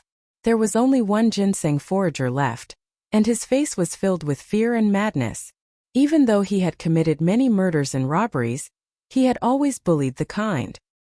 He had never seen such a brutal battle in his life. You lunatic. Li Qingshan's expression was like a hard rock. In the face of life and death, every move he made exceeded his usual level and stimulated the potential in his body. However, this was also very exhausting. In a short while he was completely exhausted. So this is the path I have chosen? It's really full of blood. Oxen stood leisurely at the side, as if asking, "Do you regret it? I'll kill you." The ginseng forager roared and rushed forward. He had no strength left in his body. The knife landed on his neck, and the chill made his hair stand on end. Li Qingshan roared, "I don't regret it." The qi in his body flowed into his hand. He gripped the steel knife tightly and swung it to meet the attack. Twang! Swoosh! The bowstring tore through the air, and a feathered arrow shot out, nailing the last ginseng forager to the ground. Li Qingshan raised his head in shock. A few vigorous figures slid down from the cliff. They were the hunters of Drawn Rain's village. They carefully approached Li Qingshan and suddenly grabbed his limbs. However, in that instant, Li Qingshan had exhausted all his strength and was carried to the top of the valley by them. "Brat, you've done well." Huang Binggu put away his bow, praised, and did not say anything else. With a wave of his hand, the hunters once again hid themselves on both sides of the valley. Not long after, the other ginseng foragers rushed over and checked their companion's corpse with grave expressions. When they saw the ginseng forager who had been nailed to the ground, their expressions suddenly changed, and they shouted, "Retreat! Release!" With Huang Binggu's order, arrows rained down from both sides of the valley. The ginseng foragers suddenly waved their blades, but unless their martial arts skills were far inferior, there was no way they could block the arrows. Cries of pain rang out. Meanwhile, Huang Binggu held his bow and stood on a protruding boulder, specifically aiming at the ginseng foragers who were trying to escape. Every arrow would hit its target, and not a single arrow missed its target. He was like a god of death. Li Qingshan propped himself up and watched. He also felt astonished. On one hand, he was astonished at how easily the battle between the two large villages had ended, and on the other hand, he was astonished at the power of the bow and arrows. He cultivated the ox demon's fist of great strength, and the thing that increased the fastest was his strength. If he could use a bow, wouldn't he be able to kill people like this? When Huang Binggu shot his fifth arrow, the cries of pain had already stopped. Only weak moans could be heard. Huang Binggu! A ginseng forager whose thigh had been shot let out a shrill cry. "That's me." Huang Binggu leaped off the cliff and asked, "Where's the spiritual ginseng? If you tell me, I'll give you a quick death." "How do you know?" "I know a thing or two about the matters around the 100,000 Great Mountains. The spiritual ginseng has appeared in the mountains near Drawn Rain's village. Consuming it can cure all diseases and prolong one's life, right? I originally thought it was fake, but looking at your expression, I'm starting to believe it. You want to snatch food from the tiger's mouth? Aren't you overestimating your own abilities? You want to use the spiritual ginseng to cure your illness, but that's just wishful thinking. You have no idea how to capture the spiritual ginseng. Just you wait, Ginseng King Village will not let this matter rest. You want to contend against Drawn Rain's village with that broken village of yours that is in a state of disunity? Once this news spreads, who knows how many experts will gather at Drawn Rain's village. Huang Binggu's expression changed slightly. Are you willing to do that? Seeing that he could not get any more information out of them, he waved his hand, and the hunters all stepped forward to finish off the surviving ginseng foragers. Then they searched for their belongings, lifted them up, and threw them into the valley. In the blink of an eye, all the corpses on the ground had been cleaned up. Only traces of blood remained, showing how desperate the battle had been just now. When the next mountain rain fell, there would be nothing left. At certain times, a human's life was truly as insignificant as an ant's. The hunters' gazes once again turned towards Li Qingshan. Their gazes were filled with admiration and praise, but there was also an undisguised killing intent. Li Qingshan had heard a great secret. The people of Drawn Rain's village would definitely not let him leave. The simplest method was naturally to kill him with a single slash and throw him into the valley along with the ginseng foragers. Unfortunately, Oxen was not willing to help him, leaving him to wander between life and death. Coming out of the mountains this time, he understood that his strength was no longer what it used to be, but he also realized how weak he was now. Perhaps this was Oxen's goal. Huang Binggu said, "Little brother, are you willing to come with me to Drawn Rain's village? What if I say I'm not willing? You don't know how to appreciate favors. Kill him." The hunters were enraged. Huang Binggu waved his hand and said, "I don't kill innocent people. If you are not willing, then leave. I believe that you are not a blabbermouthed person." Li Qingshan was not that uncooperative. Based on the other's ambitious and ruthless demeanor, he would not be soft-hearted when it came to killing people. Perhaps he would not kill, but the hunters under him were all brimming with killing intent. Furthermore, he had the intention of going to Drawn Rain's village to take a look. Perhaps he could learn some hunting and archery techniques. That way, he would be able to survive without the help of Oxen. Furthermore, his own strength would increase greatly. As for the spiritual ginseng, he did not dare to think too much about it. "In that case, I shall accept your invitation." Just now, Huang Binggu revealed a smile. He ordered someone to bring some ointment and applied it on Li Qingshan. However, he discovered that the wounds on his body had shrunk and were no longer bleeding. He clicked his tongue in wonder. Li Qingshan endured the pain and went to the ox cart. He took out the newly bought ginseng and put it in his mouth to slowly chew. Then, he opened the clay seal of the wine jar and gulped down the wine. The wine washed away the ginseng, and a wave of heat spread through his stomach. Immediately, he felt much more spirited, which astonished everyone even more. Li Qingshan climbed onto the ox cart and no longer paid attention to the others. He closed his eyes and began to meditate. Recovering from the fatigue and pain on his body was secondary. He wanted to take this opportunity to sum up the gains and losses of this battle. First of all, he could no longer rely on luck. He had heard people say that the martial world was dangerous, but today he had personally experienced it. One careless step could cost him his life. In this world, human life was really too cheap. It was impossible to always have someone to help him, and it was also impossible to rely on exploding on the spot. To be brave but not astute was to seek one's own death. This great life had to be cherished.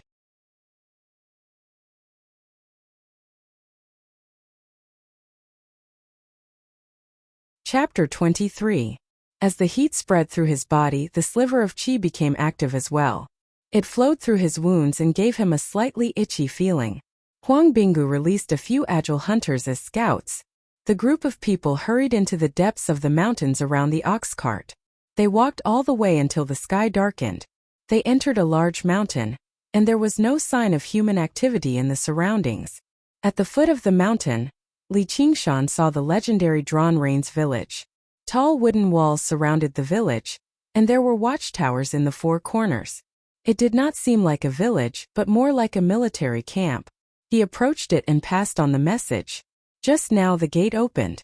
It was not as casual as it had been in Crouching Ox Village. As the only outsider, Li Qingshan attracted everyone's attention. He did not show it on the surface, but he became nervous inside. This was the legendary dragon's den that could make an army rein in their horses. Although Huang Binggu did not seem to have any ill intentions, he still needed to deal with him carefully, just in case he lost his life carelessly. The thick steel blade had already been taken away. Even if it was still there, it had been damaged to the point where it could no longer be used after the battle. Huang Binggu arranged for him to stay in an empty courtyard. Although he did not send anyone to watch over him, he told him not to wander around. Afterwards, he left in a hurry. In the pavilion at the very center of the village, the most prestigious hunters of the Drawn Rain's village were currently discussing around a round table under the illumination of a few lanterns. For the sake of gathering ginseng, the Ginseng King village has had grievances with us for a very long time. People from the village often die mysteriously in the mountains, so it's probably their doing. They even set their sights on the spiritual ginseng this time, so it's a perfect opportunity to give them a stab in the back. The two villages were only a few mountains away from each other. There was no clear boundary between them. The ginseng foragers made a living by gathering ginseng, while the hunters spent most of their time in the mountains, so they could still recognize ginseng. They obviously would not let it go if they came across it. As a result, many disputes arose. The disputes between the villagers would often be settled with knives. Because they were far enough apart, large-scale fights had never happened. Until a while ago on the Bailao Peak, which was closer to the Drawn Rains village, between the two villages, they once again met on a narrow path. They discovered a legendary spirit ginseng that already had the shape of a human, and could even leave the ground and walk. Such a rare treasure caused another massacre. After the massacre, the spiritual ginseng had already disappeared without a trace, but it should still be on Bailao Peak. The men from the two villages did not dare to act blindly without thinking. They searched the mountain on a large scale, but they were also making preparations. Hunting chief, this matter must not be leaked out. It's better to deal with that brat. That brat's skills aren't bad, and his temper is also to my liking. It would be a pity to kill him. I want him to stay in the village and contribute to the village. But he is still an outsider. There's no need to say anymore. I will examine him carefully. If he doesn't have the qualifications, I will definitely not be lenient. Huang Bingu said resolutely. Then he coughed. In the pitch-black hut, Little An crawled out from the locust wood tablet and looked at Li Qingshan with concern. He reached out his hand and touched the scabs on his body. Li Qingshan said, "Don't worry, I'm fine. I'm fine for now." Although he could tell that Huang Bingu appreciated him, the feeling of having his life in someone else's hands was really uncomfortable. And if he wanted to control his fate in his own hands, he could only become stronger. He immediately followed Oxen's instructions and used the ginseng wine to soak the medicinal wine.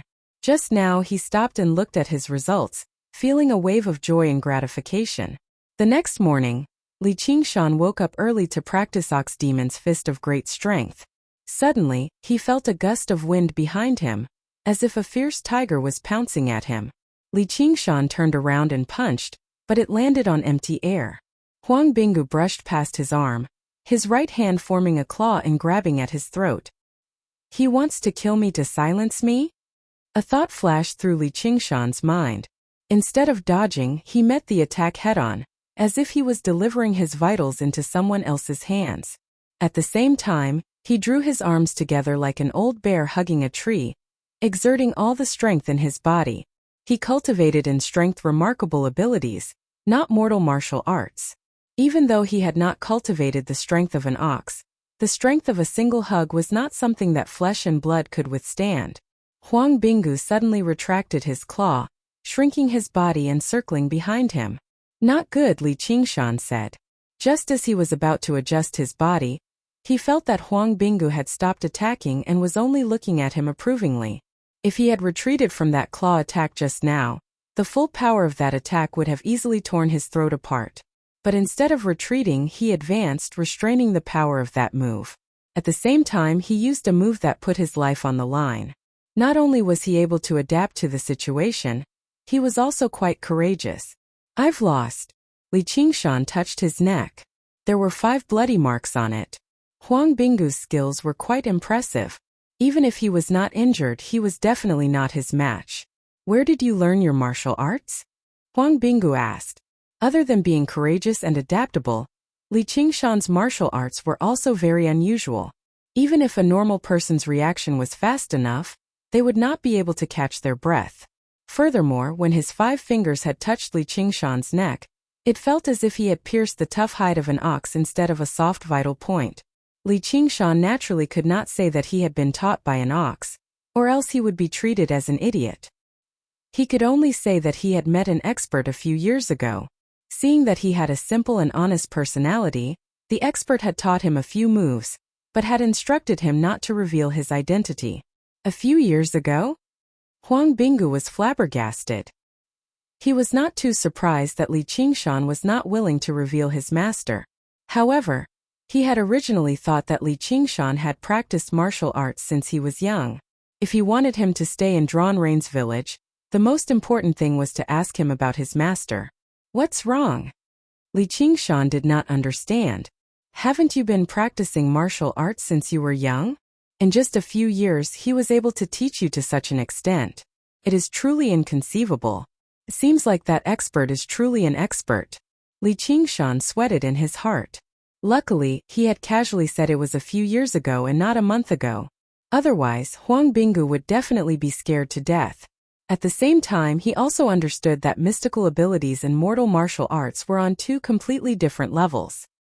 He was currently not Huang Binggu's match because he had practiced for less than 2 months, while Huang Binggu had spent 20 to 30 years of hard work. May I know why the hunting chief has come this time? Brat, do you have any intentions of settling down in Drawn Rain's village? Although it was a question, it had a tone that could not be refused. All right. Li Qingshan readily agreed. But it was Huang Binggu who was stunned. You don't have any nostalgia for your hometown? If I don't agree, would the hunting chief let me leave safely? Li Qingshan said calmly. Furthermore, I once heard a saying. What saying? Wherever I go is my hometown. Whether it's Crouching Ox Village or Drawn Rain's village, they're no different from me. Perhaps I can learn some archery here. Do you understand, hunting chief? My ambitions do not lie in these mountains and forests. With your mediocre martial arts, making a living in the Jianghu is just a path to death. Otherwise, you'll just be a small fry that serves as a stepping stone for the disciples of large sects and clans. How can it compare to the freedom in the mountains and forests? Is hunting chief's skill not enough? Li Qingshan was rather surprised. Huang Binggu's reputation in the surrounding villages could be described as illustrious. I'm not afraid of you laughing at me. My archery is passable, and I've made a name for myself in the past. However, there are countless masters in the Jianghu. You've been practicing martial arts for several decades, but a child in his teens killed you like a dog. I suffered greatly. It's already fortunate that I managed to return alive.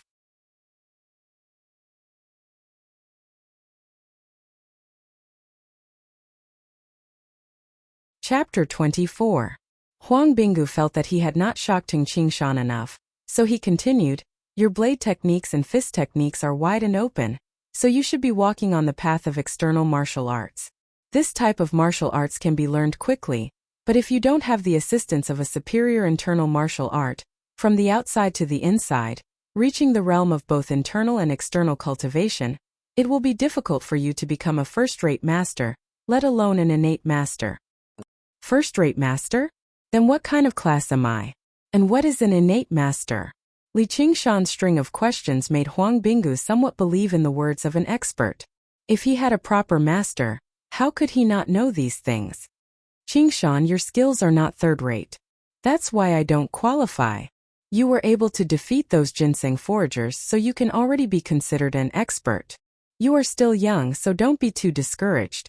As long as you train hard and become a third-rate master, you will be able to do as you please. With your talent, Qingshan, this will definitely not be a problem. Huang Binggu was afraid that the blow was too severe and would dampen Qingshan's spirit, so he comforted him out of goodwill.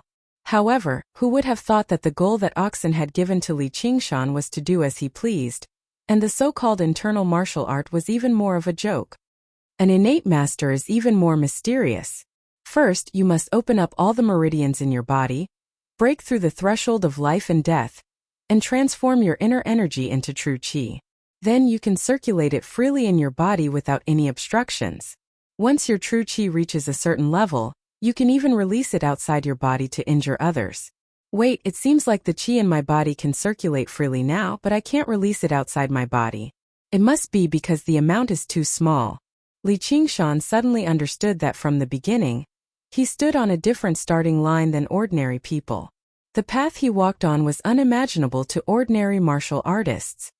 Hunting chief, I will definitely become an innate master. Huang Binggu praised him, good ambition.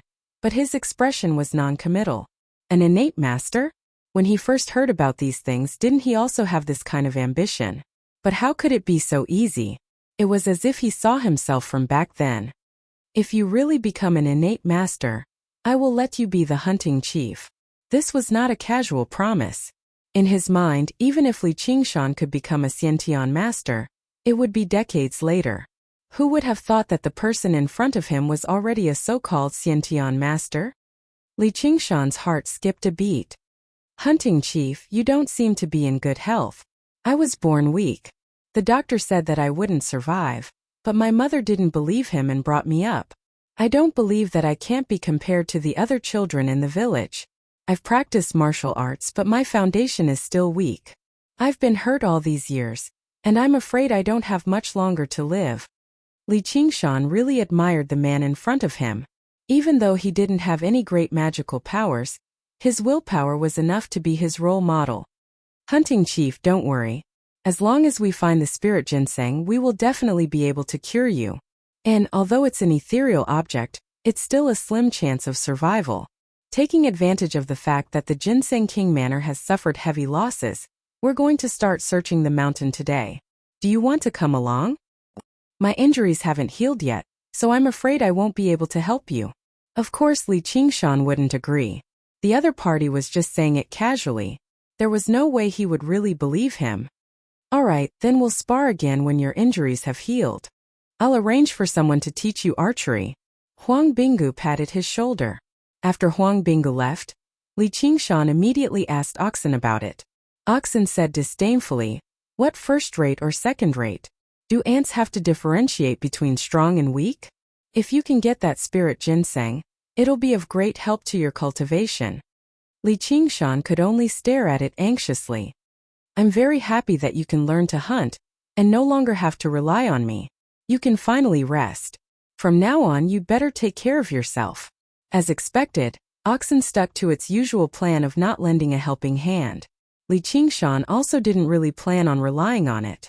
As for snatching food from the tiger's mouth between two villages, he had even less confidence. He would most likely be throwing his life away for nothing. He could only sigh a few times and give up on this idea. He chewed on another ginseng and meditated until late at night.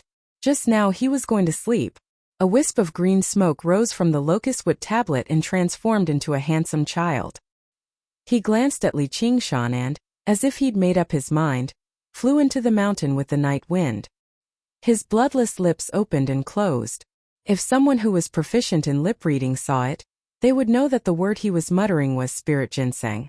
Oxen opened its eyes and glanced at him, then closed them again and went back to sleep. Little N flew out of Drawn Rain's village and into the undulating mountain range. He freely passed through the dense forest, but he still had to avoid the fierce mountain wind from time to time. He saw a bit of fire in the distance. When he flew closer, he saw that it was the hunters of Drawn Rain's village resting by a bonfire with their weapons. Huang Binggu was discussing tactics with a few hunters in a low voice. Little N circled around a few times and listened for a while. Then he rode the wind and flew up Bailao Peak. He carefully examined every stream and every rock. Of course, he would occasionally be attracted by small animals passing by and forget his original goal. However, he would always quickly regain his senses and continue his search. There was only one thought in his mind. I must find the spirit ginseng. Only then can I help him." At the fourth watch, the ginseng foragers launched a night attack, but they were repelled by the prepared Huang Binggu. However, neither side found the spirit ginseng.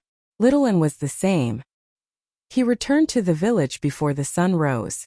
His face was full of exhaustion and he was almost tired of it. It was not easy for a child's mind to last.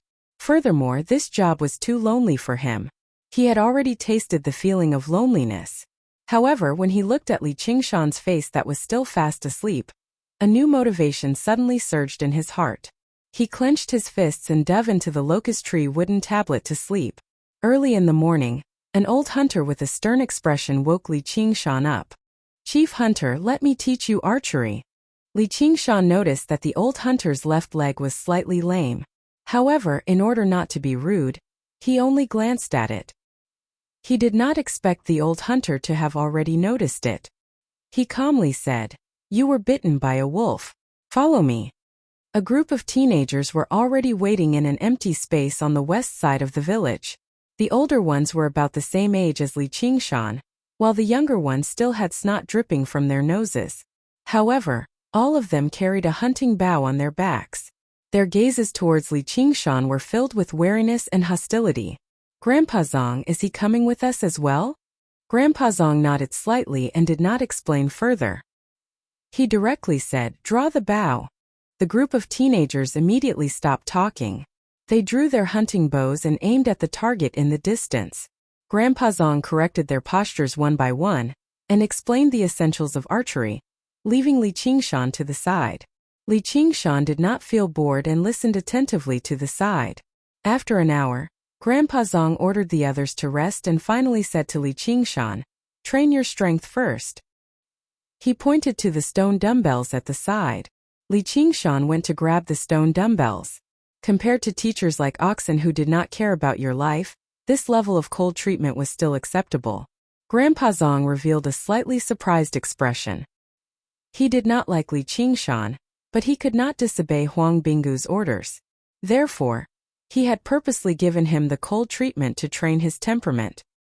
He did not expect him to not be angry at all, which was completely different from what he had expected. He thought to himself, no wonder the chief hunter thinks so highly of him. "Brat, where did you come from?"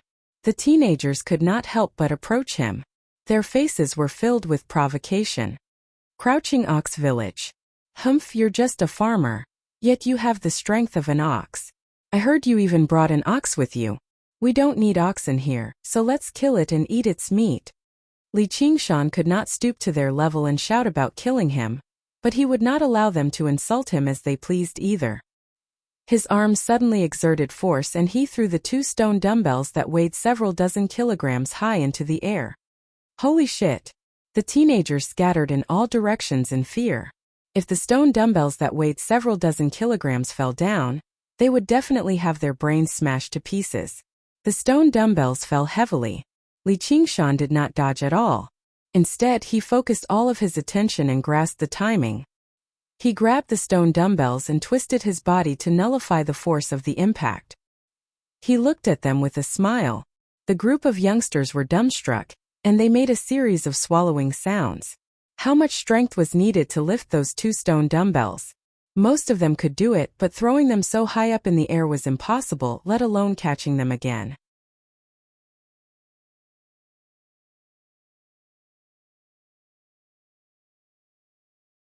Chapter 25.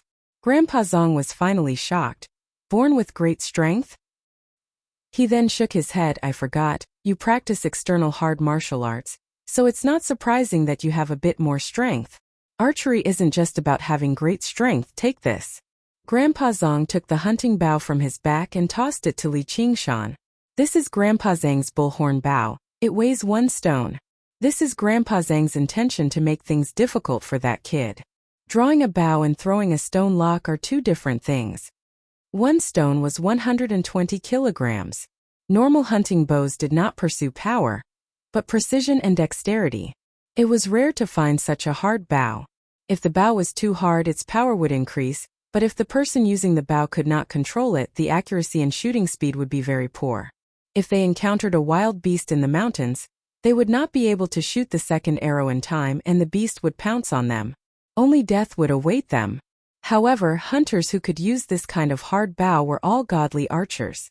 Killing tigers and leopards in the mountains was not a problem. Li Qingshan weighed the hunting bow in his hand.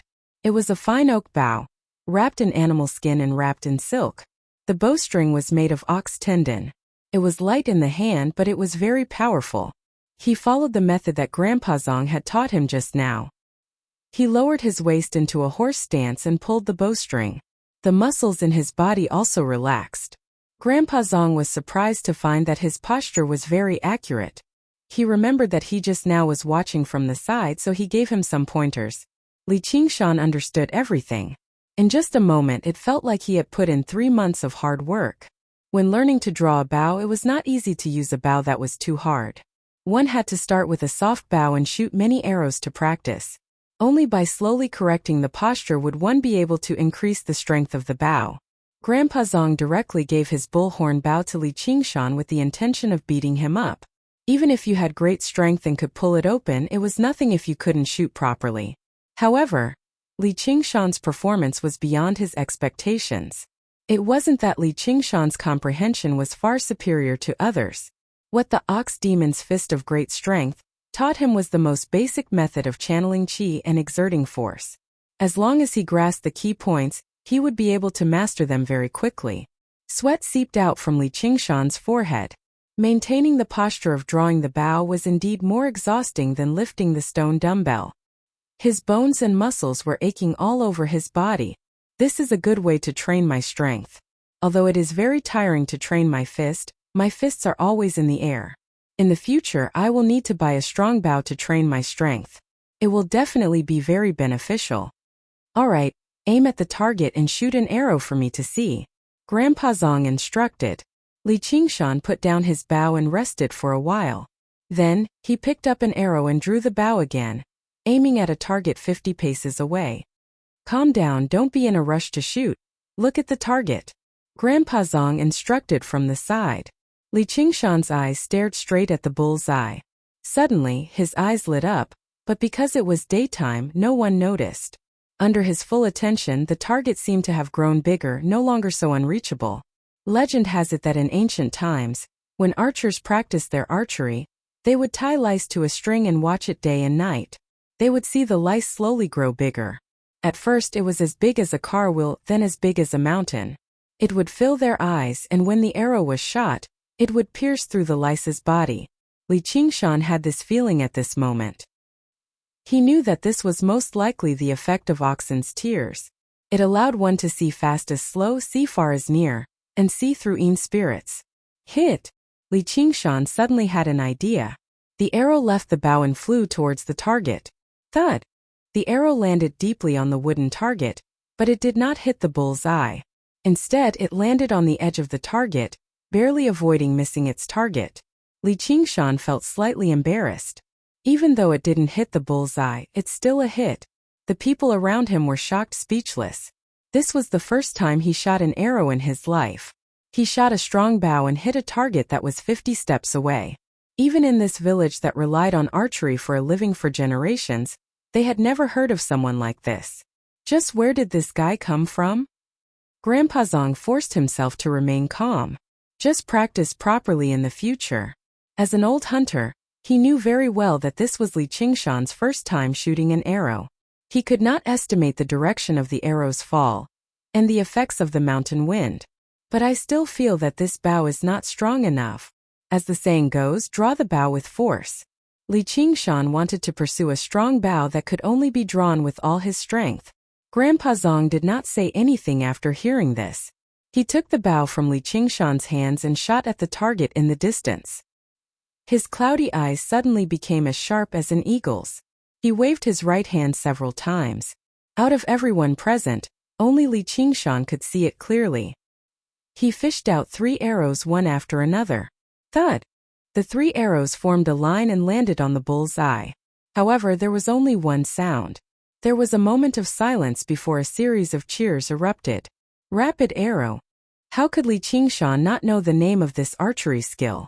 He had read about it in a book in his previous life, but he had treated it as an interesting thing. However, after seeing it with his own eyes, he knew that this was a true killing technique. He estimated that unless he fought in close combat, it would be difficult for him to escape this kind of archery skill. If Grandpa Zong were to ambush him, he would definitely die. Grandpa Zong looked at Li Qingshan without saying anything. Li Qingshan already understood what he meant. If he could not use this kind of archery skill, how could he talk about draw the bow with force? It was not that Grandpa Zong could not draw a heavier bow. He had just chosen the most suitable one. He walked up and bowed respectfully, saying with sincerity, Grandpa Zong, please teach me archery. In the future, you will also be a part of my drawn reins village. There is no need for you to say anything. I will naturally teach you with all my heart. As for how much you can learn, that will depend on your own abilities. However, I believe that in the future, your archery skills will definitely be above mine. Grandpa Zong was happy and his expression became pleasant. He did not like Li Qingshan at first, but when Li Qingshan displayed his talent and ability, shocking him and making him lower his stance, his mood took a turn. Not only did he immediately acknowledge Li Qingshan's identity, he even began to praise him greatly. This evaluation shocked everyone. Grandpa Zhang's archery skills were the best in the village. This was publicly acknowledged. Even the archery skills of the headhunter, Huang Binggu, were personally taught by him. For him to give someone such an evaluation, the entire village would probably be shocked. The group of youngsters who had originally been hostile towards Li Qingshan also surrounded him, talking all at once, faintly revealing their desire to get close to him. This was not because they were fawning over those in power, but because at their age, they had always respected the strong the most. Perhaps there were still some who were jealous and repelled him, but no one dared to look down on him or provoke him. The atmosphere in the area actually became harmonious. Li Qingshan understood more and more that if he wanted others to acknowledge him, he did not need to rely on flowery words, but rather he needed to display sufficient ability. If he did not have this ability and wanted to rely on social skills to achieve this effect, not only would he need a very long time, he would also need to bend his back and bend his eyebrows, twisting his heart. Practicing until evening, Li Qingshan was already able to hit the bull's eye with every arrow. However, shooting an arrow like this required preparation. He was far from being able to shoot arrows as he pleased like Grandpa Zong, much less shoot arrows in rapid succession. However, in the eyes of others, this was already terrible enough. For the next few days, Li Qingshan immersed himself in archery, improving day by day. Although he did not stop practicing Ox Demon's Fist of Great Strength, the speed of his improvement was extremely slow. Finally, after enduring for a few days, Li Qingshan returned home and carefully opened the jar of wine. The thick smell of medicine and wine filled his nose. He immediately picked up the jar and took a big gulp.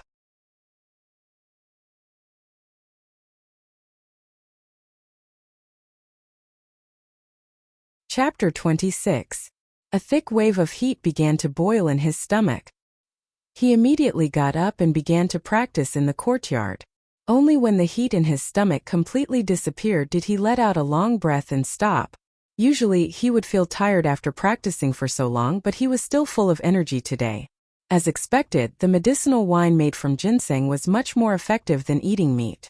Furthermore, the zhenqi in his body seemed to have grown a little. Although it was very small, it was a real improvement. If the medicinal wine made from ordinary ginseng is like this, I wonder what the effects of the spiritual ginseng will be like? He had thought of this before, but when he thought of the difficulty and the consequences of obtaining the spiritual ginseng, he could only give up. In just a few days, a few hunters had been carried down the mountain. Some were dead while others were injured. It was clear that the ginseng foragers were not easy to deal with. Although Li Qingshan had agreed to join Drawn Rain's village, it was only a temporary measure. He did not really want to participate in the conflict between the two villages. In the blink of an eye, it was the 15th day of the 8th month, mid-autumn. In the forest, Huang Bingu looked at the tired faces around him. These days, he had led the hunters through the mountains and had to be on guard at all times. Even though he had the upper hand and almost defeated the ginseng foragers, it was difficult to ensure his own safety. However, it would be difficult to ensure that one's body would be unharmed, and it would not be easy either. The spirit ginseng only existed in legends, and no one had seen it with their own eyes. There was no point in making a meaningless sacrifice. Huang Bingu let out a long sigh and gave the order to return to the village. Little Black said anxiously, "Hunting chief, you can't give up your body." Huang Bingu said, "The village is more important." Not only did they have to reunite with their families during mid-autumn, it was almost winter. The village also had to prepare for the winter. In a corner of Drawn Rain's village in Grandpa Zhang's courtyard, Huang Bingu asked with a smile, "Grandpa Zhang, how is that kid?" "He is a natural godly archer. In the future, his archery skills will definitely be above yours and mine, but what? His heart is not in Drawn Rain's village. Even if we let him join, it will be useless. We are the hunting dogs that guard the mountain, but he is a wolf and a lone wolf at that. He will definitely travel far away." "A lone wolf?" "That's because he hasn't seen the saying, 'A lone wolf is easily destroyed, but a pack of wolves is no match for it.' I'll go see him. I don't believe that he won't be tempted by the position of Drawn Rain's village's head hunter." "You really want him to be a head hunter?" "That still depends on his methods." Huang Bingu smiled. "Qingshan, have you enjoyed your stay during this period of time?" Huang Bingu straightforwardly greeted Qingshan the moment he stepped into the courtyard. "Thank you for your concern, headhunter. I'm living very well." Ever since the news of Li Qingshan killing the 7 ginseng foragers spread throughout the village, everyone became friendly to him. However, This also meant that he had formed a mortal enemy with the Ginseng King village. Those ginseng foragers were not kind people, so he could only rely on the Drawn Reins village to survive. But could he really only accept this arrangement? Li Qingshan said, "Hunting chief, I would like to spar with you again." Huang Binggu's surprised gaze met Li Qingshan's eyes, which were filled with confidence. Huang Binggu said, "All right, then let me see the results of your recent days." Ha! Li Qingshan did not wait for Huang Binggu to get into a fighting stance and suddenly dashed forward. Without any fancy moves, he fiercely punched Huang Binggu's chest, and the faint sound of the air being torn could be heard. "Good lad." Huang Binggu used his arm to block, and with a paw sound he staggered back 3 steps before stopping. Shaking his aching arm, he had a look of astonishment on his face. What great strength! Although he had not clashed with Li Qingshan head-on the last time they fought, he reckoned that his strength at that time should not have been this great. Li Qingshan said, "Now watch this move." He immediately dashed over and continued to attack. His fists continuously struck his opponent's chest, and his attacks were like a violent storm. He displayed the power of his fists to the extreme, and his aura was extremely fierce. Huang Binggu had been careless for a moment and lost the initiative, falling into a disadvantageous position. However, it also aroused the heroic spirit in his chest. "I don't believe that you can really beat me in strength." He circulated his inner force, which flowed along his meridians to his arms. With the surge of inner force, his arms seemed to thicken as he met Li Qingshan's fists head-on. As a martial artist, all their martial arts were based on this inner force. By doing this, he was already using his true strength. Pung pung pung pung. The two's arms crossed, clashing head-on. Every time they clashed, there would be a loud sound of flesh and bone colliding, as if wild beasts were tearing at each other. It was extremely rough and barbaric. Huang Binggu was, after all, very experienced. Seeing the right opportunity, he smashed his fist towards Li Qingshan's chest. Li Qingshan actually did not block or dodge, and instead punched towards Huang Binggu's face. Huang Binggu thought to himself, "I've bitterly cultivated my inner force for many years. The strength of my fist can even kill a calf. Even if you practice an external hard body technique, you will still be injured." As for Li Qingshan's fist, he was even more disdainful of it. His fist had struck Li Qingshan first, and Li Qingshan's figure would definitely freeze for a moment. With a pung, his fist struck Li Qingshan's chest. As expected, Li Qingshan's figure paused for a moment, but he immediately recovered and was not affected. Huang Binggu was greatly shocked, and hastily used a lazy donkey roll. The wind from the fist brushed past his cheek, causing him to feel a dull pain. Li Qingshan chuckled and stood still, no longer giving chase. Huang Binggu stood up. "You're actually fine?" He was the clearest about the power of his fist. Even if Li Qingshan had used external force to block the strength of his fist, he would not have been able to block the true qi contained in his fist. However, it had not been of any use. Li Qingshan rubbed his chest. "It really hurts." Just now, there seemed to be a wave of qi that had passed through his skin and entered his body. However, it was immediately dispelled by the true qi in his body, and did not cause any damage at all. After that, he immediately regained his breath and almost hit Huang Binggu. Using Huang Binggu's words to explain it, this was the difference in quality between acquired inner force and innate true qi. Huang Binggu did not know whether to laugh or cry. His fist that was filled with confidence only received such an evaluation. However, all martial artists had a competitive heart. He shouted, "Then eat a few more of my punches." The two of them fought again. This time, Huang Binggu did not hold back and used all of his strength. His figure became much faster, and Li Qingshan could not block it. His fists rained down on Li Qingshan's body. From an outsider's point of view, Huang Binggu was suppressing Li Qingshan and had the upper hand. However, the two of them had different feelings. Li Qingshan only felt that Huang Binggu's movements seemed to have slowed down and become less unpredictable. Even when his fists landed on Huang Binggu's body, it only caused him a slight pain. Thus he simply ignored him and focused on attacking. He was like a reef in a storm, not moving at all. Meanwhile, the more Huang Binggu fought, the more shocked he became. Li Qingshan's speed, reaction, and strength were all much stronger than the last time they fought. It was as if he had become a completely different person. He could no longer easily attack Li Qingshan's vital points, but it was completely useless to attack other areas. Furthermore, during the battle, Li Qingshan's attacks became more and more methodical.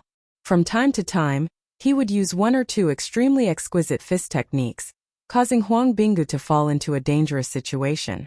Huang Binggu had to use his many years of experience to resolve the situation. The ferocity of Li Qingshan's fists told him that he would be finished as long as he was hit by one of his fists. The distance between the two of them was rapidly shrinking. As a result, such a strange scene appeared. One of them was punched repeatedly, but his aura was getting stronger and stronger. Meanwhile, the other was not injured at all, but his aura was getting weaker and weaker. Huang Binggu's forehead began to sweat, and he felt tired. However, Li Qingshan's expression did not change, and his heart did not beat. Oxen were originally animals with great endurance. The higher one cultivated, the more obvious the gap between magical powers and martial arts became.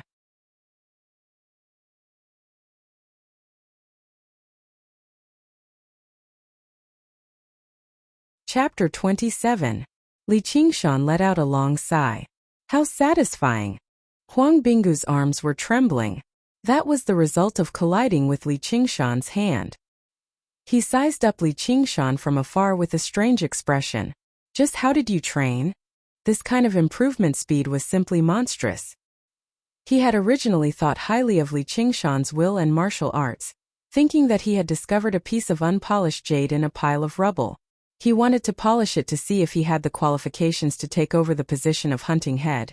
But in the end, he realized that he had still underestimated Li Qingshan. Li Qingshan thought for a moment. Recently, I've been drinking medicinal wine brewed with ginseng.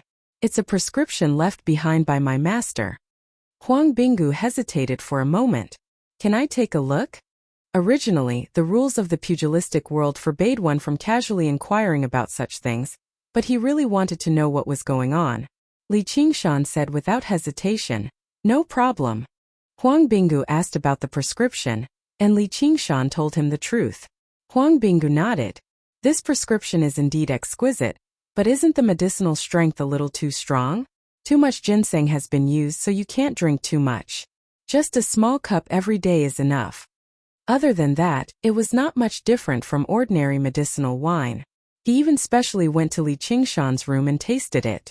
The conclusion he came to was the same. He did not believe that just drinking medicinal wine brewed with ginseng would allow one's martial arts to improve so quickly. Then wouldn't everyone in the Ginseng King village be peerless experts? But it would be too inappropriate to continue asking, so he could only suppress his doubts. He did not think about the martial arts that Li Qingshan practiced. After all, there were no extraordinary external martial arts techniques. Of course, Li Qingshan could not tell him that he drank this medicinal wine by the bowl. He drank at least a few big bowls every day, and he had already drunk most of it during this period of time. That's right, what grade is my martial arts now? Barely qualified as a third rate. Huang Binggu still remembered his evaluation of Li Qingshan a few days ago.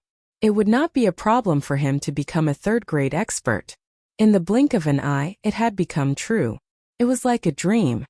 Only third rate? Li Qingshan asked greedily. Huang Binggu's eyes widened. Anyone who could train their martial arts to the third rate could already be considered an expert. Yet this fellow was still not satisfied. Didn't that mean that his martial arts were also only third rate? He was also someone who had been the headhunter of the Drawn Reins village for many years. He was not willing to be outdone by this brat. However, my expertise is not in martial arts but in archery. In terms of martial arts, the people of the Ginseng King village are also slightly stronger than us. However, only we dare to call ourselves the Drawn Reins village. With our powerful bows and crossbows, even a first-rate expert would not dare to take them lightly. Moreover, the other reason was him. His illness was close to incurable, but even though he was called Sickly Tiger, the word illness was the most taboo for him. No matter what, he would not use this as a reason. Yes, I've been practicing rapid arrow recently, and can already shoot 3 arrows in a row. Unfortunately, my accuracy is still a bit lacking. Please give me some pointers, hunting chief. Li Qingshan had seen Huang Binggu's archery with his own eyes, so he naturally did not dare to underestimate him. Being able to shoot 3 arrows in a row? You've only been practicing archery for a month.